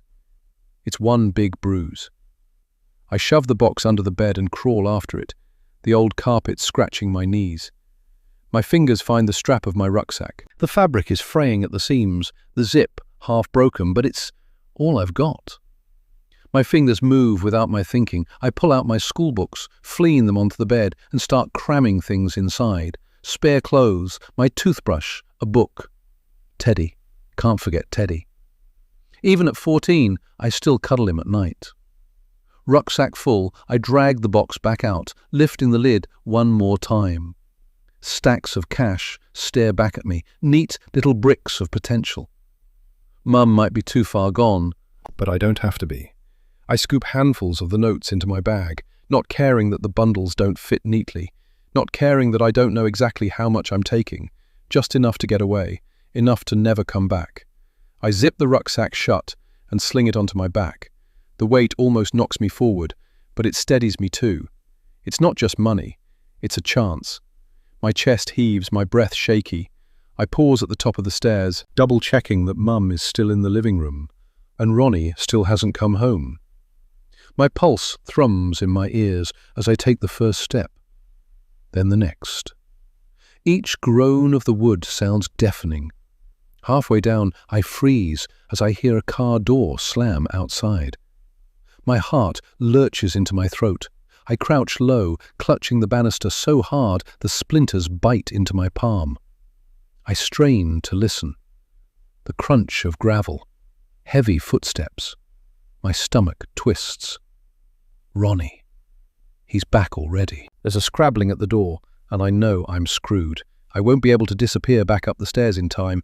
He'll see me. He'll see my rucksack. Time slows to a thick, syrupy crawl. My body curls tighter, sweat trickling down my spine. Then leaflets are pushed through the letterbox and drop onto the doormat. My lungs spasm, sucking in air like I've been drowning. It's just junk mail. Just junk mail. My face is wet, and I realize I was so scared I had started crying as the sound of footsteps moving away from the house. I don't think. I move. Flying down the rest of the stairs, darting past the living room, where Mum sits slack on the sofa, I make for the door. My fingers fumble with the lock. Metal clinks, loud as gunfire. My breath comes fast and ragged as I finally wrench the door open. The early evening air hits me like a slap, sharp and cold. I slip out, dragging the door shut behind me, careful not to let it slam. And then I'm running, feet pounding the pavement, hair whipping my face, lungs screaming for air. Running with no destination, just away. Away from the house, from Mum's glazed eyes, from Ronnie. My rucksack bumps against my spine as I sprint down the road into the dark beyond. I don't stop to look back at what I'm leaving behind. Chapter 33. Now. The Manor's driveway seems longer somehow. I asked Sarah to drop me off at the end of the road. She offered to come in with me. Actually, she offered to give Henry a piece of her mind for me. Part of me wanted to ask her to stay the night and head back to Dorset tomorrow, but I couldn't bring myself to. Not when I know what kind of conversation I've got to have with Henry tonight. The darkness is already creeping in, even though I don't think it's much later than 5. Even so, the winter moon is high in the sky, casting shafts of light through the trees lining the driveway, twisting the branches into gnarled hands. It feels like I'm walking deeper into a tunnel, the leaves above me knitting together to blot out the sky. A wailing sound echoes through my surroundings. Someone crying? No, animals. It's just animals. Still, the noise makes my skin prickle, my mind flashing to memories of muffled sobs in the blackness of the attic. As I trudge forward, the Manor looms into view. Pauline's house. Not mine. It was never my home. My eye lands on the window, the one I saw Pauline standing beside. Frail, helpless, immobile Pauline. My fists curl at my sides. I step up onto the front step, and despite everything telling me to just grab Barda and leave, to head off into the distance without so much as a note and never return, I open the front door and enter. I set my bag down, the sound of it echoing through the empty hallway. From somewhere deeper in the house, the floorboards creak, not in response to my steps, but as if someone has just moved and then stopped. I follow the sound, cautious, slow. The sound of rushing water directs my attention to the kitchen, and I find Tala washing her hands. Pauline's liquid dinner is on the counter beside her. Behind her, Barda is lying in his bed looking sorry for himself, chin resting on the edge. When he spots me, he immediately perks up, rushing towards me and greeting me with his usual playful pawing. Relief hits me in a wave. Something normal, something good. I drop to my knees beside him. Tala also looks over. "Hello, Mrs. Winslow." I force a smile. "Where's Henry?" "He had to go work." I nod slowly and rise to my feet, my thoughts snagging. Did he actually have to go to work? Or is he meeting someone in a dark car park? Or maybe going to visit Noah? Wouldn't that be something? I leave Grange Farm as he arrives. I wonder if Iris and Jerry will tell him I was there. I realize I don't care if they do. "You can head home," I say to Tala, my tone lighter than I feel. "I'll give Pauline her dinner." Tala gives me a funny look, like I've just suggested she go to Mars. "Oh, it's fine, Mrs. Winslow. My shift no finish yet. Seriously, it's fine." I move into the kitchen and pick up Pauline's bowl, peering down at the brown contents. The smell clings to the back of my throat. "You work so hard, Tala. Go and get an early night. You'll still receive full pay." Tala hesitates, drying her hands on a dish towel. "Are you sure?" "Yes." I glance up towards Pauline's room. The corridor to that wing seems darker than the rest of the house. The light bulbs have probably given up trying to push back the shadows. "I'll manage." She nods, still uncertain, probably wondering if she's misunderstood. She moves to the hall, grabs her coat and bag from the hook, and edges out of the front door, lingering for a few seconds just in case I change my mind and tell her to come back. I give her a nod of reassurance, and then she's gone, and I am alone. Well, not alone. I've got Barda with me. And Pauline. The silence isn't the comfortable kind. It's the kind that presses in, making me hyper-aware of every tick of the clock, every hum of the fridge. As I walk up the stairs and towards Pauline's room, the floor groans under my feet. The skin on my arms prickles. I push her door open and pause. Pauline isn't in bed. She's in her wheelchair near the window, peering out at the land outside. Her thin hands rest motionless in her lap, the moonlight cutting silver bars across her arms. She doesn't turn at the sound of the door, doesn't seem to register me at all. For a moment, I consider the possibility that this is what I saw that day, Pauline looking out the window from her wheelchair. But no, she was definitely standing, I'm sure of it. I step further into the room. The door creaks closed behind me. I make my way round so that I'm leaning up against the windowsill, directly in front of Pauline. Her wheelchair creaks as she shifts slightly. "I don't understand you," I say, moving closer, still holding the bowl of brown mush like it's an offering I might throw at her instead of serve. "Why would you let him sell this place?" She doesn't look at me. Her eyes stay fixed on the darkening view outside, at the skeletal outlines of the trees. The reflection of them in the glass makes it look as though they're growing out of her body, tangling their branches in her bony fingers.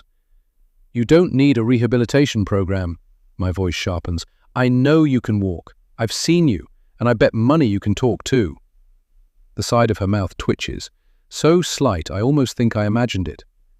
A twitch or the beginnings of a smirk? The difference feels important. "What's the end game, Pauline? What are you trying to achieve here?"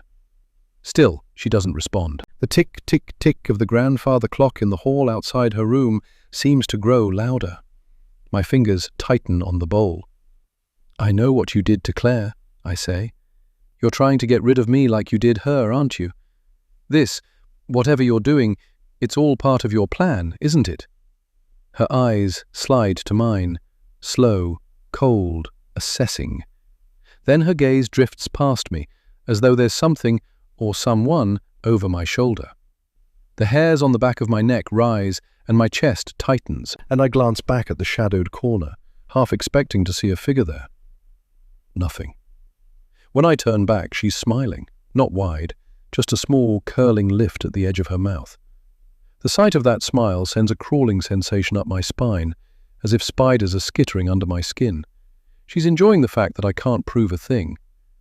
"Why haven't you told him yet? Why haven't you told him what you know?" I crouch so that we're level.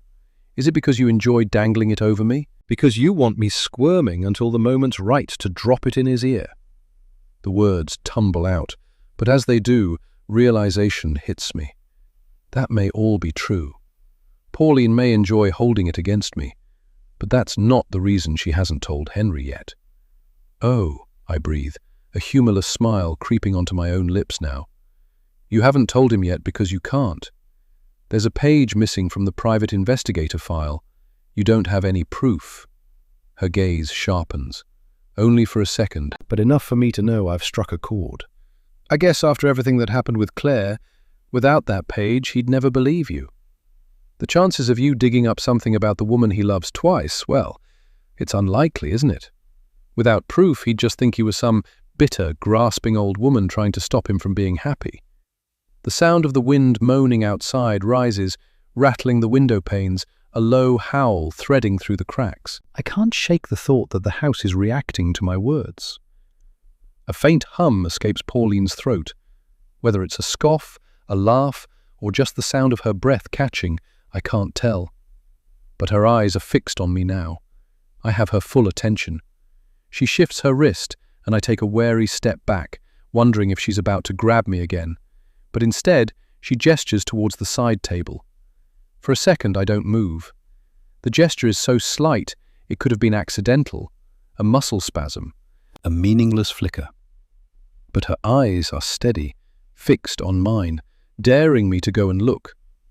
Slowly, I set the bowl down on the windowsill and cross to the side table, eyes scanning over the items there. I reach for the tablet and slide my finger across the screen to wake it up. The tablet opens straight onto a web page. It was obviously the last thing anyone looked at on here. My stomach dips. The bold header reads, "Thank you for filling out your details. Your information brochure is on the way." Below that is a cheerful stock photo of a woman in a wheelchair being wheeled down a sunlit path by a smiling nurse. It takes me a moment to process what I'm seeing. The words blur, the image swimming with my own reflection in the screen. Then, Slowly, the edges click into place. The missing piece drops in. I spin to face Pauline, who is still watching me, still smiling. It wasn't Henry who found the program. It wasn't just some random marketing drop through the letterbox. "You ordered the brochure?" My voice cracks, part accusation, part disbelief. Her head dips slightly, a subtle nod. The page stares up at me, glowing with false optimism. Transformative rehabilitation, state-of-the-art facilities in sunny Spain. Spain. You know I can't go. That's why you're still pretending you're not getting better. Her head dips again. Why I didn't think about it when Henry first told me it was in Spain, I have no idea.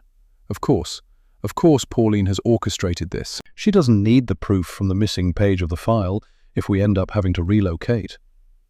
I set the tablet back down with shaking hands, but she's still watching me, her smile sharp as glass, and I realize with a sick jolt that Spain is all a part of her plan. My pulse thuds in my ears. Pauline sits there, smug in her silence, and I know she thinks she's already won. But she hasn't. Not yet. "You think you're clever," I say, my voice low, steady, though inside I feel anything but. "But your plan won't work if Henry realizes you've been lying to him. If he finds out you've been pretending to be more unwell than you are." For the first time, her smile falters. Barely, but enough. I take a step closer, wrapping my hands around the handles of her wheelchair and pulling her backwards so that she's positioned next to her bed. Once she's in place, I return to the window and pull my phone from my pocket. My hands are shaking as I swipe the screen to unlock it. I hit the camera app, rest the phone on the window ledge, propped up against the glass, and press record. A small red dot blinks at the top of the screen. The lens points straight at her. "If you really can't walk or talk, let's see you prove it." Chapter 34. Pauline's eyes glitter, staring dead into the camera's lens. My chest tightens. She isn't going to make this easy. She's going to sit there and stare at that phone until the battery dies. This is all a game to her, just like everything else has been. Fine, two can play this game. "You ought to keep up this act," I mutter, moving across the room. My hands skim the clutter on her dresser, little trinkets that Henry brought into the room in an attempt to help her feel more like she's back home. Perfume bottles, a crystal dish, a faded photo of Henry and his father in a silver frame. Dust clings to the edges, catching on my fingertips. I pick it up, holding it so that the glass catches the light. I think back to the photo of Pauline that I accidentally smashed when I was trying to get into the attic. How mortified Henry was when he realized I'd broken it. "This is such a lovely photo of your dead husband," I say. The words taste sour in my mouth. They don't sound like me. They sound like they're coming out of someone evil, manipulative, someone like Pauline. But what choice do I have? I could smash it right now. Pauline's mouth tightens. Her lips tremble for a second, pulling unevenly, as though one side is heavier than the other. A shadow of droop, there and gone in a blink. I could drop it to the floor and grind it under my heel until his face is unrecognizable. It wouldn't take much. Are you just going to sit there and let me do it? My grip on the frame slackens, and it dangles precariously from my fingers. Pauline inhales sharply, the breath rattling. My pulse leaps. "Ah, so you do care. You're not as dead inside as you pretend to be." I lower the photo just enough to make it sway side to side. All it takes is one flick of the wrist. If you want to stop me, all you have to do is stand up. Walk over here. Tell me to stop. I pause, wait, holding my breath. I keep one eye on the phone just in case she's planning to make a grab for it. The frame is so close to the edge of my fingertips, I'm scared I'll drop it by accident. Go on. Take the bait. Stop me. Please don't make me do this. I jolt my hand, faking dropping it, and watch for her movement. But she doesn't stir. Her hands rest limp in her lap, her shoulders slumped, her face a perfect picture of helplessness. Another moment of doubt hits me, but it's quickly swallowed up by my resolve. No. I saw her standing at the window. I saw her standing over my bed. I know what she's capable of, what she did to Claire, and what she's trying to do to me. A growl tears from my throat, and I bring the photo down hard onto the edge of the bed. The sound is deafening in the quiet room, an explosion of glass that ricochets off the walls. Pauline flinches, but it's only a blink, a shallow intake of breath. She doesn't rise. She doesn't speak. The stillness is unbearable. It's taking all the frustration and anger I've felt since the wedding and balling it up into something I can't control. I snatch up the crystal dish from the dresser and hurl it to the floor. It shatters. Shards scatter across the floorboards like jagged stars. "Say something!"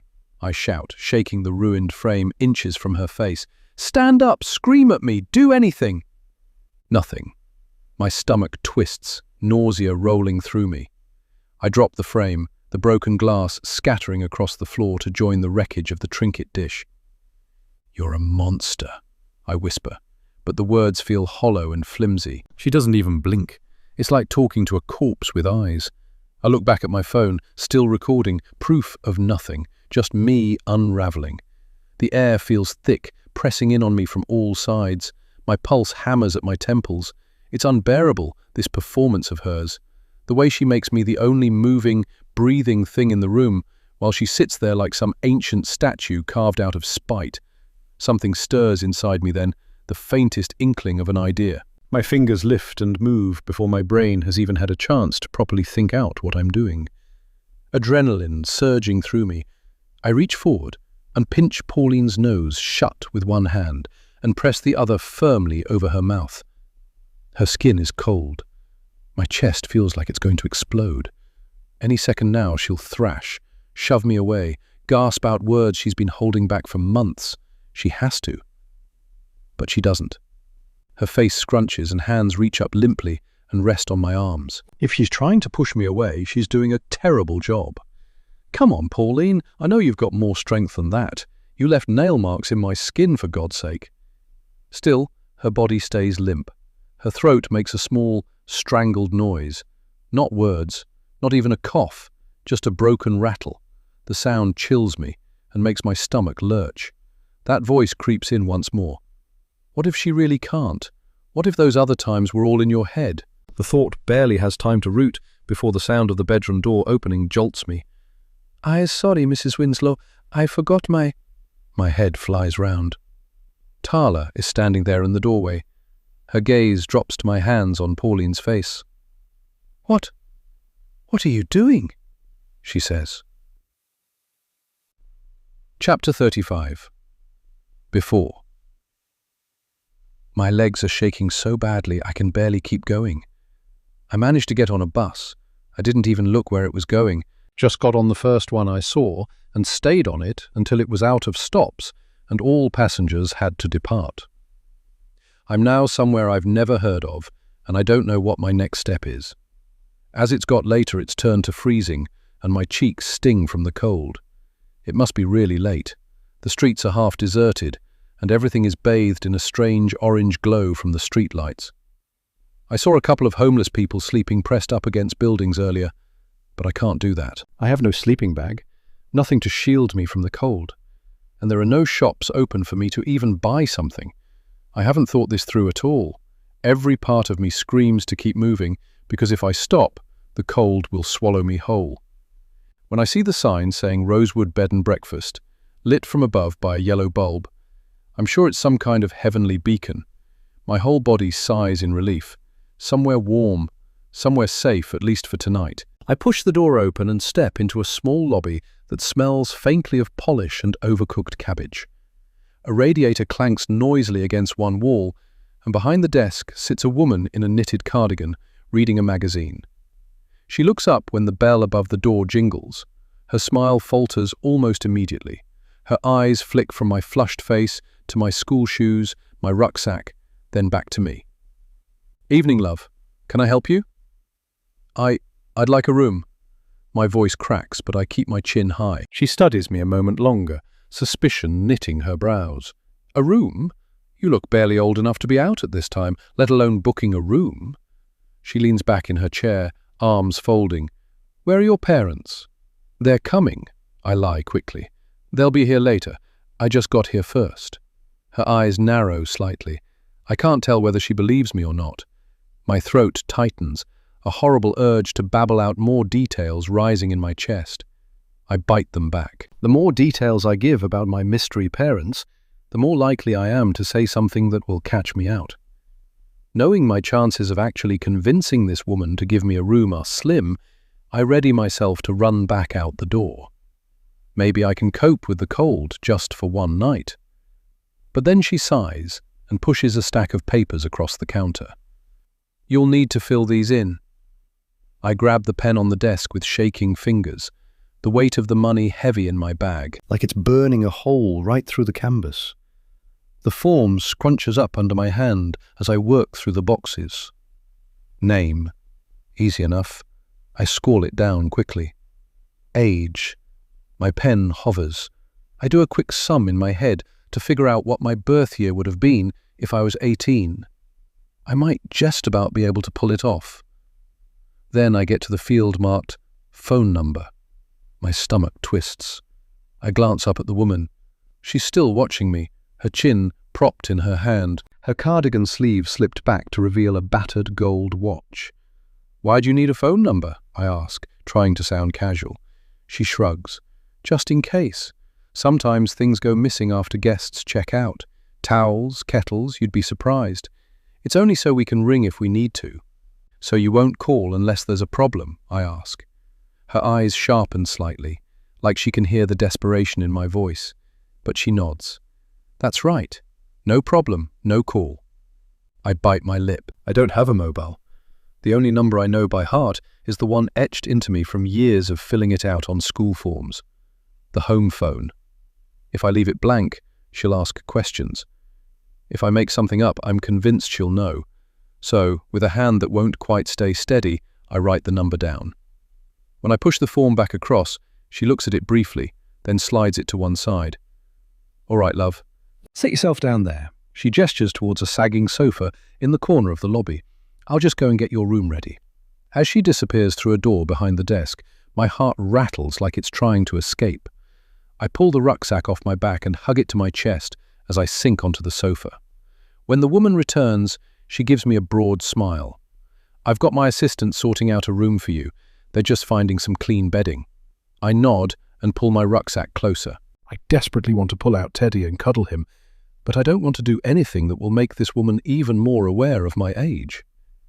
The clock ticks and ticks. Half an hour, maybe more. Long enough that my legs won't stop jiggling. Long enough that the warmth of the radiator has gone from comforting to suffocating. The woman has gone back to reading her magazine, but she keeps peeking over the top at me. Each time her eyes meet mine, her smile doesn't reach them. Something isn't right. My palms are slick as I clutch the straps of my bag. Every hair on the back of my neck feels raised. She hasn't written anything down. She hasn't checked a booking system. She hasn't even left the lobby since I gave her the forms. With a sudden rush of panic, I spring to my feet. The sofa cushions gasp back into shape like they're glad to be rid of me. I head for the door. "Going somewhere, love?" The woman is standing as well now, her cardigan sleeves pushed up, her expression soft. She takes a step closer. "Your room won't be much longer. Sit back down, won't you?" I changed my mind," I stammer, my fingers reaching for the door handle. "I don't want it anymore." "Don't be silly."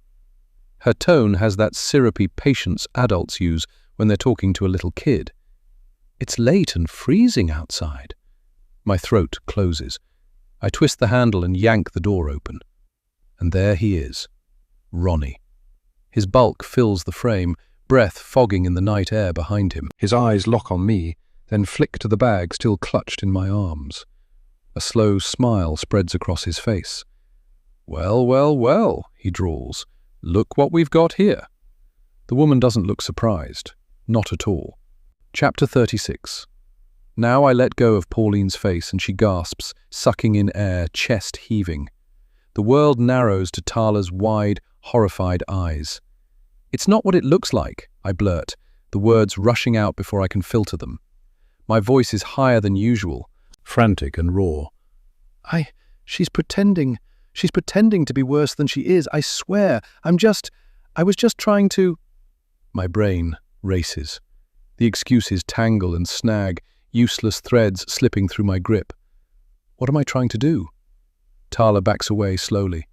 Her hands tremble as she raises them slightly in front of her, like she's warding me off, and I see her lips quivering. Her breath comes in tiny, uneven bursts. I swallow hard, panic clawing at my throat. My mind is a tangle of fear and frustration. I want her to understand, to see that this isn't some attack. It's an attempt at getting proof. It's the only chance I have to stop her from manipulating Henry. But she's too scared to listen, too scared of what she's walked in on, too scared of me. The thought lodges. If she leaves, I lose everything. If she speaks, it's over. Tala turns and I know she's about to make a run for it. No! Panic slams into me like a punch to the ribs. I lunge forward, sprinting after her, closing the gap between us as she runs down the stairs and into the kitchen. My fingers wrap around her wrist. Tala! I scream as she battles to free herself. Just listen to me for a moment. I can't let you go. If you call the police, if you tell anyone what you saw, she'll get away with it. You don't understand. You don't. She flails, writhing under my grip. She's surprisingly strong for such a small woman. Her other hand smacks against the counter, knocking over a mug. It crashes to the floor and shatters, ceramic splitting. The sharp edges scatter at our feet. My chest burns. My hands are trembling. Stop! Please, just stop! I beg, reaching for her with both hands. I know you're scared, but please just listen to me. My fingers close around her shoulder, and I push her with all my might against the kitchen counter. The edge of the surface presses against her back. My stomach lurches as I feel her weight shift, her body pressing into me. I need to hold her still for a moment, just long enough for me to force her to listen and to realize that I'm not the bad guy here. She stops struggling against me. I let out a sharp breath, relief surging through me. For one suspended second, I think I've won, that she finally understands, that she'll listen. But before I can say anything, before I can launch into any kind of explanation, Tala's eyes widen and she coughs violently, wet and ragged. Wrong. The sound rips through my chest as blood spurts from her mouth. Horror floods through me. Tala? My voice is high, breaking. My knees threaten to buckle beneath me. Her blood is on my hands. This isn't happening. It can't be. My mind claws for escape routes. Maybe it's a cut lip. Maybe she bit her tongue. But the world tilts sideways as I realize what I've done. I didn't just push her into the counter. I pushed her into the broken cabinet. One of the nails that has been sticking out of the wood for so long that I've told Henry over and over that we need to sort out because it's so dangerous, is now sticking into the back of Tala's neck. Oh God, I've killed her. Chapter 37. Tala's knees buckle, and before I can catch her, she slips from my hands. No! The word rips out of me, but it's too late. Tala collapses onto the floor, her limbs folding in on themselves like a marionette with its strings cut. Tala! Tala! Get up, please. You're fine. You're going to be fine. I drop down beside her, pressing my hands against her shoulder, her arm, shaking her. But she isn't moving. Her lips part in a slack gape, her eyes glassy, fixed on nothing. Her chest doesn't rise. The room suddenly feels colder, the air thinner, and something inside me twists so tight it feels like my whole body might split apart. No, no, no, no, no!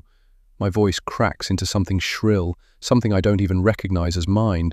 My palms slap against the tiles, against her arm, desperate for any flicker of movement, any sign that she's still there.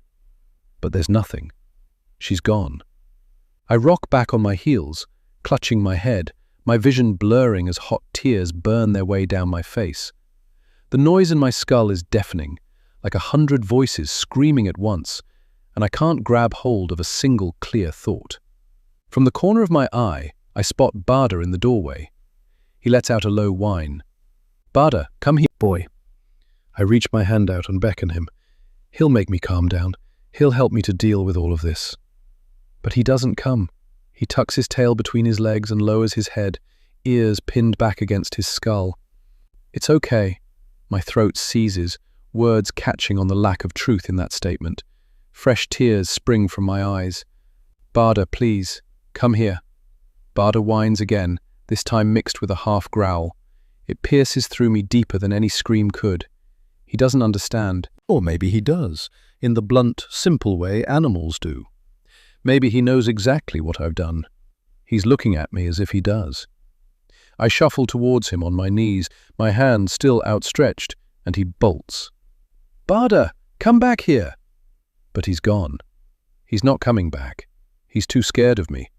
I've lost him too. My vision blurs. The tears leave burning tracks down my cheeks. I scrub them away with the back of my sleeve, but more spill out instantly.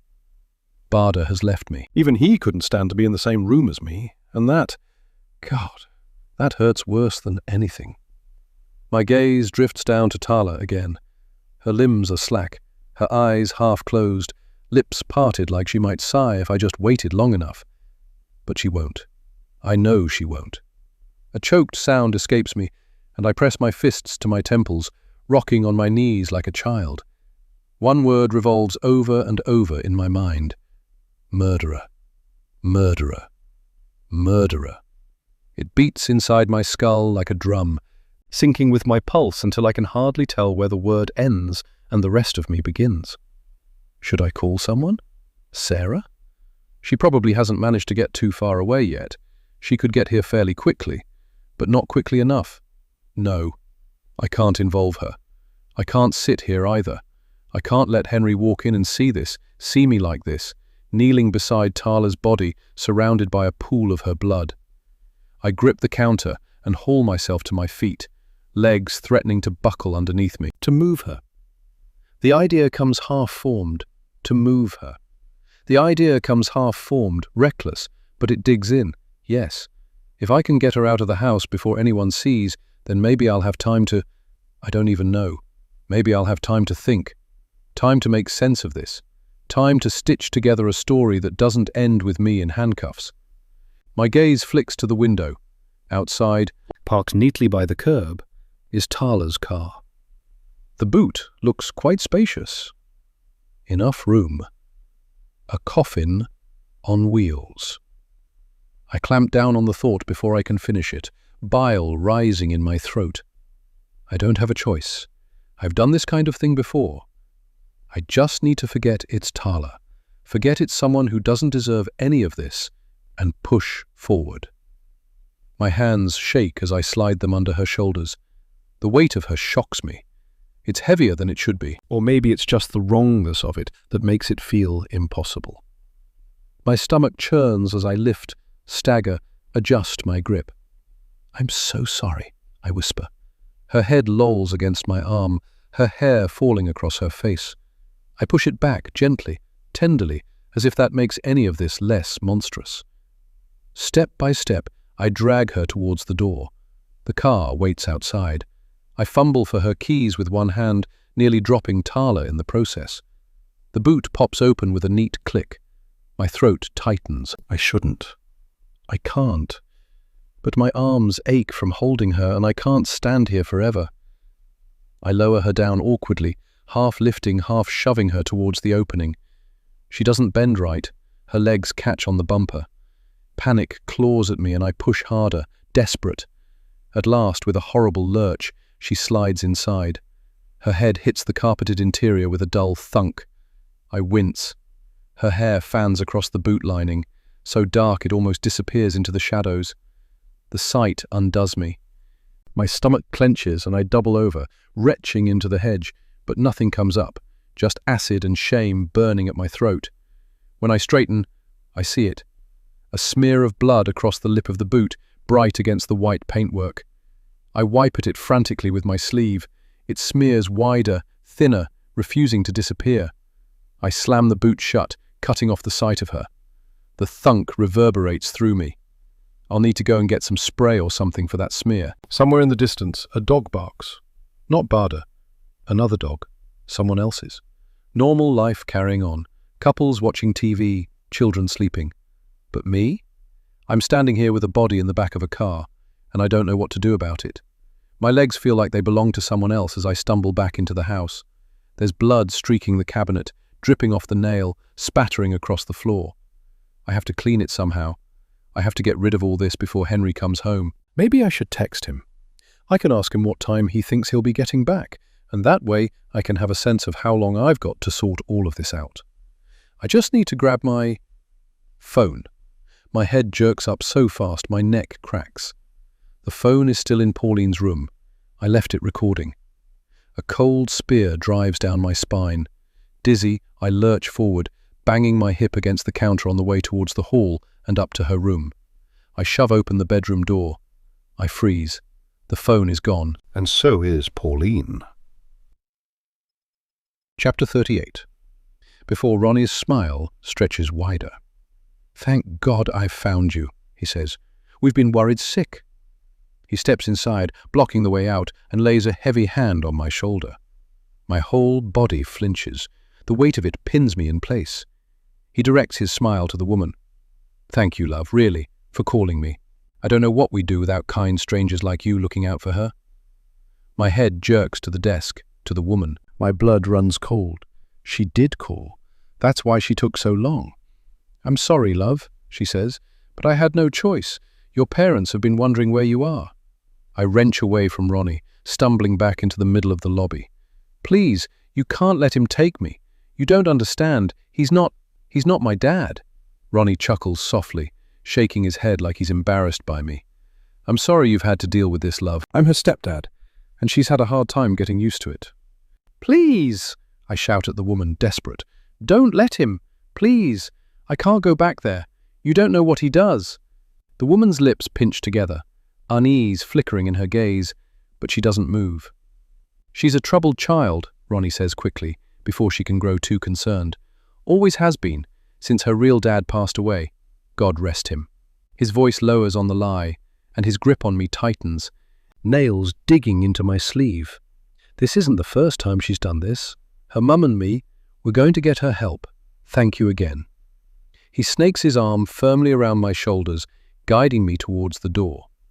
I shake my head so hard my teeth rattle. "He's lying. Please, don't let him take me. Please." The woman rounds the edge of the desk. Her brows draw together, lips pursed. "She seemed frightened," she says carefully, her gaze shifting between us. "When she came in, she is frightened. She's been through a lot, bless her. Acts out, runs off, says things that don't make sense. It's not her fault," Ronnie says. "No, that's not true." My voice cracks. I wrench against his hold, but he only smiles down at me, calm, patient, the picture of the weary but devoted stepfather. "She really didn't want me to call," the woman says uncertainly. Her eyes settle on me, searching. My heart thrashes. "Because he hurts me and my mum. Please, don't let him take me back. Please." The woman flinches, the lines on her face deepening by the second. Ronnie's mask doesn't falter. "Melly, sweetheart, we've talked about this. You can't go around saying things like that. You'll get me in trouble with your lies." He shakes his head sadly. "Grief does strange things to kids. Her dad died when she was little. Since then, well, it's been hard. This is the kind of thing we've been dealing with." The woman's throat works, uncertainty flickering there. She takes a step back towards the desk. "Maybe I should ring someone, just to be sure." For the first time, Ronnie's smile wavers. Only slightly, but enough that my breath stops in my chest. His hand tightens, bruising, as he speaks through his teeth. Still soft, still charming, but with an edge now. "That won't be necessary. She's coming home with me." The woman hesitates, then straightens her shoulders like she's made up her mind. She reaches for the phone. "I'm going to call the police. They'll know how to handle—" Her words cut off as Ronnie shifts, his grip on me tightening like iron. He steps forward, all false warmth bleeding from his face, though his voice stays calm. "I said," he drawls, eyes locking onto hers, "that won't be necessary." The woman's hand freezes mid-air. I can see her weighing the risk in her eyes. The phone just inches away, but Ronnie standing there, his shadow filling the room. "Please," I whisper, desperate. The woman looks at me, then back at him. Her throat bobs as she swallows, fear flickering in her eyes. For a moment, I think she's going to fold. Her hand hangs in the air, shaking. Then, with a sudden burst of resolve, she snatches the receiver from its cradle. Ronnie's arm flies up, a warning finger jabbing towards her. "Hey, put that phone down!" But the woman's already pressing the numbers, her finger trembling as it stabs at the keypad. I can just about hear the ringing tone. "You stupid old cow!" Ronnie surges forward, dragging me with him like a shield. My breath catches as his free hand shoots out, grabbing the woman's arm and yanking it, phone and all, towards him. The cord tangles, the receiver swinging wildly. "Let her go!" My scream echoes through the lobby, and for a moment they both stare at me, stunned, taking in the sight of the knife clutched in my hand. I wasn't completely stupid. I knew Ronnie would come after me, after his money. I wasn't about to leave the house without some kind of protection. Ronnie only freezes for a couple of seconds before lunging anyway, one big arm swinging towards the old woman. I don't think. I just move. The knife slices forward, catching him across the forearm. He roars in pain, jerking back, blood already welling in the cut. He stumbles, crashing sideways into the desk. The woman, still gripping the phone, lets out a sharp cry as his weight slams into her, and she falls, flying backwards, almost in slow motion. I watch, horrified, as her skull impacts with the edge of the desk. There's a sickening crack. She crumples, her glasses skittering across the floor. Ronnie rears up at me again, and I swipe once more. There's no thought process behind my movements anymore. The knife is just in my hand, and I'm swinging it, screaming so hard my throat feels like it's tearing. Ronnie shouts, grabbing for me, but my body's moving faster than my brain, stabbing, slashing. Like if I let up even for a second, he'll get me. I can't stop. I can't stop. Ronnie's noises change, angry shouts breaking into groans and gasps. My arms are aching, but I keep going, harder, faster, my vision blurring until everything is just red smears and chaos. My mind splinters. Part of me is buried in the frenzy. The other half is watching from outside. Then voices, loud ones, the door exploding open. "Drop it! Drop the knife!" Hands clamp onto my shoulders and yank me back. The knife slips from my fingers, clattering on the floor. My chest is heaving, my hands slick, and all I can do is stare. Ronnie's sprawled on the ground. The old woman lies motionless beside him, one arm outstretched, the phone just out of reach of her fingertips. There's blood everywhere. The whole place looks like some horror film. I look up at the man holding me. The police. They must have traced the old woman's attempted call to them. They've come to rescue me. Except they're not looking at Ronnie. They're looking at me. Chapter 39. Now. Pauline! Her name tears from my throat. Silence answers back, thick and heavy. I stare at the wheelchair and the expensive motorized bed that she has made her home for the past few months. Both empty, both totally unnecessary. Has she ever needed them? How long has this charade been going on for? My chest heaves. I grab the doorframe for balance, nails biting into the wood. Every nerve in my body is lit, sparking with fury and fear. "I knew it!" I scream, the sound ragged. "I knew you could walk. All this time, making me look crazy, letting me run myself ragged while you just... The words feel like they're tearing strips from my throat, scraping out of me in raw, shredded bursts. Fury boils over inside me, and I slam my fist into the wall. Pain explodes up my knuckles, but it's better than the clawing panic. Better than the thought that she's in control now. "Come out!" I shriek, the sound animal unhinged. "You hear me? Come out, you lying, manipulative witch!" The word witch echoes longer than the rest, bouncing back at me. A shudder races through me. I storm into the bathroom first, shoving open the door so hard it bounces off the wall.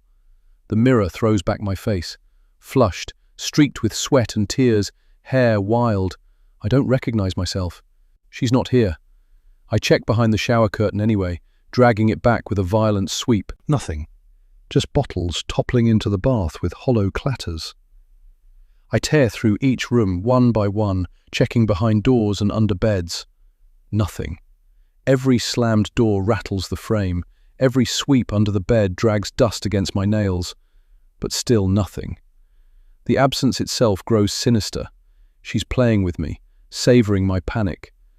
My breathing rasps loud in my ears. When I'm sure she's not up here, I bolt down the stairs 2 at a time, the banister shaking under my grip. I head to the living room. I shove the door open and flick the light switch. I kick at the sofa skirt, convinced she'll scuttle out like some insect. Something does crawl out, a giant spider to be exact, but no Pauline. Maybe she managed to get out of the house somehow. No, she couldn't have done. I would have heard her. I skid back into the kitchen, heart hammering. My eyes rake over every surface, ignoring the blood that I still have to deal with. I continue to search, checking behind the island, pulling open doors. My hand yanks open the door to the cleaning cupboard. A blur of movement explodes out of the dark. I scream, staggering back as Pauline barrels into me. Her arms flail up and something glints in the low light. A knife. My brain jolts. She must have taken it from the counter while I was out dealing with Tala's body. The realization guts me. The neat little world where she was weak, where she was dependent, is long gone. She lunges, a raw animal sound tearing from her throat. The blade arcs towards me before I have time to do anything in response. White-hot pain erupts in my shoulder, and for a second, the world tunnels in on itself. I stumble back with a guttural cry, hand flying to where Pauline has stabbed me. My fingers come away slick, sticky. The pain is shocking, but so is the thought that flashes through me. Is this how Ronnie felt? When I, just 14 years old, came at him screaming, slashing at him with that kitchen knife? Did he feel this same blinding sting, this sudden realization that the person you underestimated could actually hurt you? The idea makes me stagger. It makes me want to vomit. Pauline's eyes gleam. She wrenches the blade back, ready to drive it in again. But in the split second of her pulling the knife back, I see it. She may be able to walk, but she's still frail. She's still suffering the effects of her stroke, even if not as much as she'd made out. Which means I'm stronger than her. Adrenaline surges through me. My free hand lashes out, catching her wrist, twisting it with all the force I can summon. The knife wavers, then drops. I make a desperate grab at it, but miss. It clatters to the floor between us. Pauline shrieks, clawing at me, nails raking across my skin. Rage blots out the pain in my shoulder. I lunge forward, driving her back into the wall. Her head smashes against the crumbling plaster, and she crumples to the floor. Dust shakes loose, drifting like dirty snowflakes. My pulse roars in my ears, drowning out everything else. I can no longer hear the creak of the old pipes, the hum of the fridge, even her thin, rasping breaths.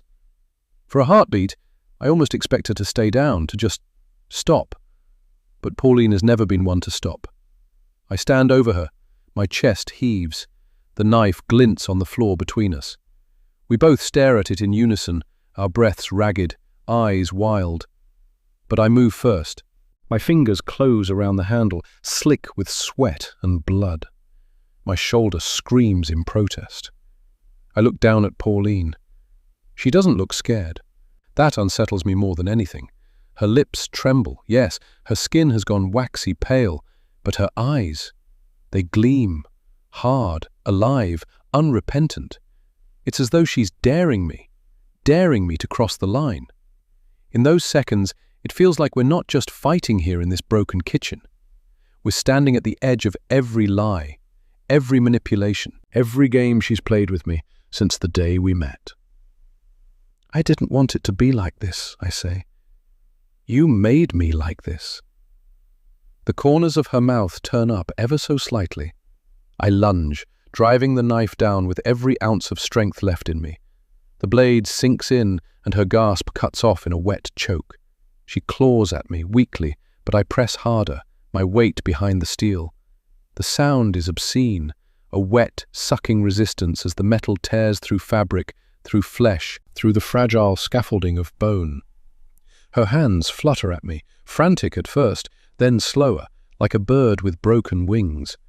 Her eyes lock on mine, filled with a strange, horrible satisfaction, like she's won somehow, like she knew this was how it would end all along. Pauline's body goes slack, and I pull back. The knife protrudes from her chest, held upright by her ribs. She'll never manipulate anyone again. The thought should bring relief, but all I feel is emptiness. The air has been sucked out of the room. My arms feel like lead. The front door bursts open. The sound is like a gunshot and my whole body jolts. Footsteps thunder across the floor. I freeze, my lungs screaming for air. I know who it is before I even look. No, not now. Melly? His voice. Henry. My eyes prick with tears as he appears in the doorway, scanning the room before focusing on me. I got your text. What the hell is the matter? I stare at him. Text, I echo, the words scraping out of my throat. Yeah, what's happened? I glance down at Pauline. She's behind the island, so he hasn't seen her. Not yet, anyway. I hadn't noticed it before. I was too busy trying to defend myself from her attack. But my phone, the phone I left in the bedroom recording, is clutched in her hand. I bend down and swipe a bloodied finger across the screen. There it is. A text message to Henry. Come home now. I've done something awful. Pauline must have sent it while she was hiding, while I was putting Tala in the car. The bitch was one step ahead, even in her final moments. My arm goes limp, phone hanging loosely by my side. I know there's no escaping this. No clever hiding, no spinning it into some kind of story.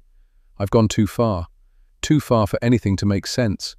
No lies or explanations will make him see me as anything but what I am now. Henry paces closer, muttering under his breath, glancing between me, messy, trembling, my shirt soaked where blood has dried into my skin, and Tala's blood on the cabinet. His face twists as he takes me in, confusion warring with dread, and then, as he rounds the island, his eyes land on her. His mother's body lies twisted on the floor, the knife still sticking out of her, the life gone from her face. His face drains, horror blooming across his features. He stumbles back a step. I meet his gaze, the weight of everything pressing down, and I don't move, don't speak. I can't, but Henry does. He says 4 horrendous words. What have you done? Chapter 40. The handcuffs feel tighter than they did the last time I wore them. They bite into the soft skin of my wrists, cutting off my circulation until my fingers prickle with numbness. I flex them uselessly, chains clinking in the quiet, and the sound alone makes bile rise in my throat. I've been here before, but this time feels different, more final. The police move through the rooms of the house in silent efficiency. They don't need to look for anything else. I told them straight away where to find Tala. But they're searching anyway. Their boots creak on the floorboards, and I watch from the corner of my eye as they take photos, bag evidence, and whisper into radios. They lift pillows, dust shelves, peer into cupboards, as if they might find some other unspeakable secret tucked between my belongings. I want to scream that I've given them everything, that there's nothing else left to take. But all I can focus on is the way Henry is staring at me. He's sitting across from me on the other sofa, knees apart, hands clasped together, staring at the floor, and then every now and again glancing up at me with an expression I can't quite read. Part horror, part disbelief. I've seen Henry angry, sad, even furious, but I've never seen him like this. His stillness terrifies me more than if he was shouting. I would almost prefer rage. Henry, I whisper, but my words trail off when I realize I have none. I don't know what to say to him. There's nothing I can say. He shakes his head, the movement dislodging a tear and making it roll off his cheek. Why? He says. One small, loaded word. I shrug, though it doesn't help. I tried to tell you what she was doing. My words feel hollow even as I say them. The sentence falls into the space between us like a pebble into a bottomless well. I know he hears it, but it doesn't land. Before Henry can respond, a male police officer, seemingly the lead, comes back into the living room and stands before me, arms crossed. I peek up at him. Melly Winslow, he says, I am arresting you on suspicion of murder. You do not— Henry, you know how dangerous she was. I lean forward, wishing with every bone in my body that I could slide these handcuffs off my wrists so that I can reach for him, hold him, make him forgive me. She did it to Claire, and she was trying to do the same to me. I want to claw my way across the carpet and force him to look at me, to remember the nights we laughed, the mornings we woke tangled together, to really see me instead of the monster that used to be his wife. He just shakes his head and looks away, so I divert my attention to the police. I killed Pauline in self-defense. I swear it. The officer in front of me raises an eyebrow. Self-defense from a bed-bound woman? A growl escapes my throat. The officer stiffens, exchanging a quick look with his partner. I see it in their eyes. Confirmation. To them, I'm not a woman fighting for her sanity. I'm dangerous and unhinged. I have proof. Look at the most recent video on my phone. I left it recording and you'll see it. You'll see her stand up and walk. She was lying. She was pretending she couldn't do anything because she wanted to make me out to be crazy. She wanted Henry to take her to Spain because she knew I wouldn't be able to go without my secret coming out. It was all a massive manipulation. You mean this recording? The police officer holds up my phone, which they recovered when they first arrived. The video plays. It shows me walking around the room, smashing the photo and the dish. It shows me holding my hand over her nose and mouth, and Tala walking in. And then it cuts off. Just like that. No, I whisper. My stomach drops so violently it feels like the floor has opened beneath me. The moment Pauline rose from the chair, it's gone. Erased, as though it never happened. She's managed one last trick. Here's what I think happened, the police officer says, handing the phone to his colleague. I think your carer walked in on you trying to kill your mother-in-law. So you killed her and then came back to finish off the late Mrs. Winslow. That's not how it happened. Tala was an accident, and Pauline... But there's no point. I stop. Just like that, the words die on my tongue. The frantic, pleading explanations, they all stop. I fall still, silent, because I finally understand that nothing I say matters. I'm going to read you your rights now, the police officer says. I don't respond. Melly Winslow, I'm arresting you for murder. You do not have to say anything, but it may harm your defense if you do not mention, when questioned, something which you later rely on in court. Anything you do say may be given in evidence. Do you understand? It's ironic. I can't help the thought, bitter as it tastes in my mouth. I'm sitting here, surrounded by police officers, the remnants of chaos and death all around me, and I'm silent. Just like Pauline. All those months of pretending, and now I'm the one who won't speak. Do you understand? I just nod. 2 other officers help me to my feet and guide me towards the front door. Henry jumps to his feet. I look at him, meeting his red, glassy eyes. I need to understand, he sobs. I need to know why you did it. Tell me why, Melly. Please, tell me. I don't speak. There's no point. I could tell him the truth again, that I felt backed into a corner and that there was no way out other than to kill her. I could try to convince him that Pauline must have cut the footage of her getting up while she was hiding in the cupboard. I could tell him that she played me right up until the very last second. But he won't believe me. No one will believe me. As far as everyone is concerned, I killed a frail, helpless, bed-bound woman who posed no threat to me, and I killed Tala because she caught me. So I stay silent. I think about how Pauline used silence as a weapon, and now, as I walked out of the manor and towards the police car waiting for me, I mirror her. Except my silence isn't manipulation. It's resignation, acceptance. Flashing blue lights bounce off the stone walls of the manor, throwing long, warped shadows across the gravel. Even at the end of the long driveway, a few people have gathered beyond the gates, faces pressed between the iron bars, watching my final walk away from this godforsaken place. I sit in the back of the police car and peer out the window. Henry stands on the front step, watching after me. Barda sits by his heel. I move my gaze to my lap, unable to bear the sight any longer. My hands raised to my chest, the handcuffs rattling against each other as I move. I slip my fingers under my top, reaching for the piece of paper that I always keep folded and tucked away in my bra. I pull it out and let it rest in my hand. Its edges are worn soft from being handled so often, the ink smudged where my sweat has soaked through. the missing page from the private investigator's file. I trace my thumb over the faint type, the details that started all of this. Of course, it will all come out now anyway. Everything I've done to keep my secret safe, to keep what's on this page from coming out, was all for nothing. I managed to stop Pauline from revealing my secret, but what good did it do me? You got your wish, Pauline, I think. He's left me. Are you pleased with yourself? Outside, the blue lights strobe across the windows, painting the house in brief, distorted flashes. Not my house. It was never my house. It was always hers. And then we start to move.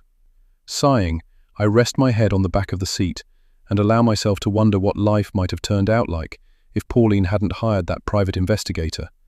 If I'd known what I know now, would I still have done it? If I'd known back then that things would turn out like this, would I still have crushed up Pauline's heart medication and slipped it into her water on the day of our wedding, the day I realized she had hired someone to follow me? Would I still have been the cause of her catastrophic stroke? Epilogue. Pauline. 3 months earlier, the day of the wedding. I press the rim of the glass to my lips and take another careful sip, the water cool and sharp against my tongue. It's my nieces that are being too loud. It's my nieces that are being too loud. I told them I needed a moment, and of course, no one questioned me. Who would dare? I'm the mother of the groom. If I want a moment of peace, I'll have one. Still, my head feels thick, as if it's packed with cotton. Perhaps it's the lack of proper sleep these past few nights, but it's not a sensation I enjoy. I smooth my blouse, ivory silk, chosen carefully, understated but elegant, and take another sip, hoping the water will clear my head. The buzzing startles me, sharp and shrill in my handbag. I frown, irritated by the noise slicing through my moment of calm. Hardly anyone calls me these days without arranging it first. I ease myself into the chair by the window before fishing out the phone. The screen blurs for a second, then steadies. My stomach tightens. It has been weeks since I last heard from the private investigator I hired to look into Melly, and the timing, now, of all moments, sets me instantly on edge. I swipe to answer. Yes? I found something. I glance towards the bridal suite door, muffled laughter still spilling out. My fingers tighten around the phone. Go on. There's a pause. You won't believe what I found, he says. Can you meet me? My skin prickles. The grogginess in my head seems to throb with a new pulse. Where? I grip the file. It's only a slim folder, 6 photographs, bank statements, and the investigator's typed summary. But in my hands it's a brick, a weight pressing down on my chest as I hurry back towards the venue. My heels click sharp against the pavement, my breath coming quicker than I'd like. I push through the hotel doors. The bridal suite is only steps away, but I don't go there. Not yet. My son, my Henry, has to hear this before it's too late. I find him in the corridor outside the ballroom, straightening his tie, his best man hovering nearby with a grin. Henry looks flushed, happy in that nervous, boyish way I remember from his school days. He looks so handsome. Henry, I say, and my voice comes out sharper than I intended. He turns, startled. Mother? His brow creases. What's wrong? You look... He breaks off, his gaze flicking to the file clutched against my chest. Recognition flashes across his face. He's seen one of these files before, when I presented him with the ugly truth about his precious Claire. Go and double-check the seating plan, Henry says to his best man. I already... Now, please. Understanding that this is a private conversation, the best man makes himself scarce. I don't waste a moment. I thrust the folder towards him, paper edges biting into my fingers. You can't do this. Henry, you can't marry her. He blinks at me, jaw tightening. Mother, what have you done this time? Melly, she's not who you think she is. You need to stop and think before you tie yourself to her for the rest of your life. My voice trembles, half from fury, half from desperation. Henry, please, you have to read this. His eyes darken. His fingers reach up and brush along the edge of the file. I will him to take it.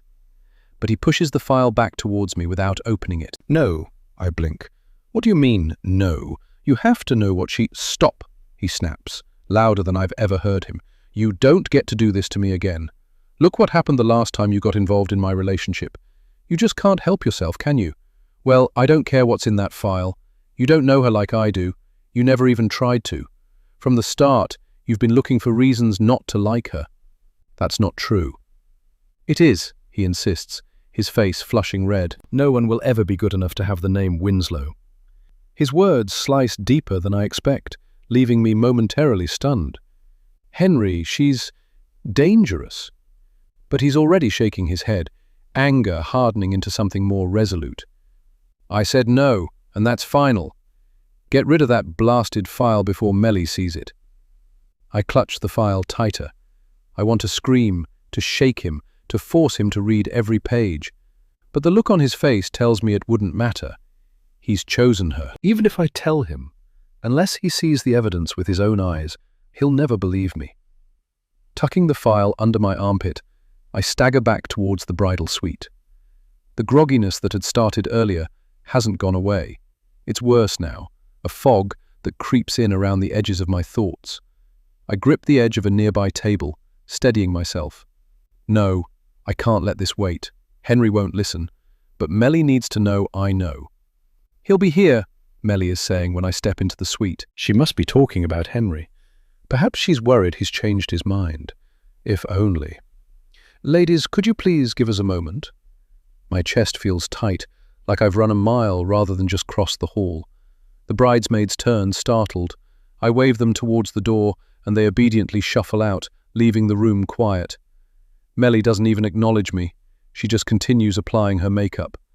Melly, I need to talk to you. Still no response. The gall of this woman. Melly! For God's sake, turn around and look at me. Finally, she pauses on her makeup and turns on her stool. Her eyes catch on the file, but she continues to look unbothered. Yes, Pauline, how may I help you? Don't play dumb with me. I take the file and hold it in front of me. I know your secret, and I will not let you marry my son. There's a beat as she takes in my words. Then she tilts her head, mock confusion. Secret? That you've only recently got out of a psychiatric hospital. The words taste like iron on my tongue. That you tried to kill your stepfather after he caught you stealing from him when you were 14. I've read the police reports. You didn't just stab him. I pull the relevant page from the file and read it aloud. He suffered 11 chest wounds.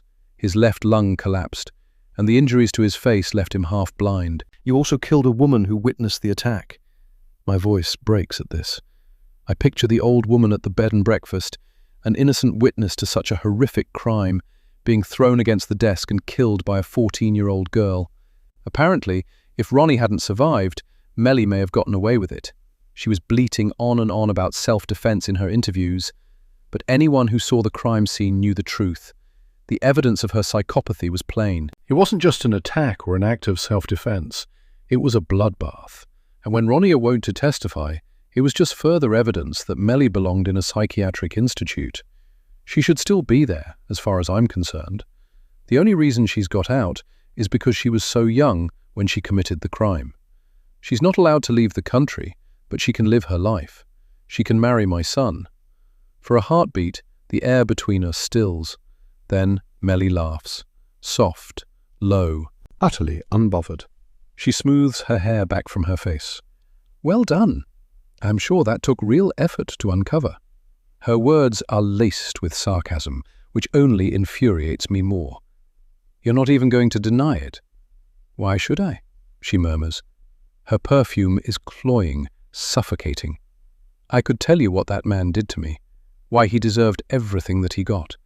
I could tell you it was him who pushed that woman against the desk, not me.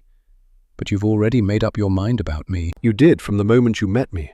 That's why you've had a private investigator following me. My vision wavers. For a second, I swear there are two of her in the mirror. I blink hard, try to focus. The file slips from my grip and I fumble, barely catching it against my chest. My left hand feels leaden, like it doesn't belong to me anymore. You knew there was someone following you? You may be smart, Pauline, but you've underestimated who you're dealing with.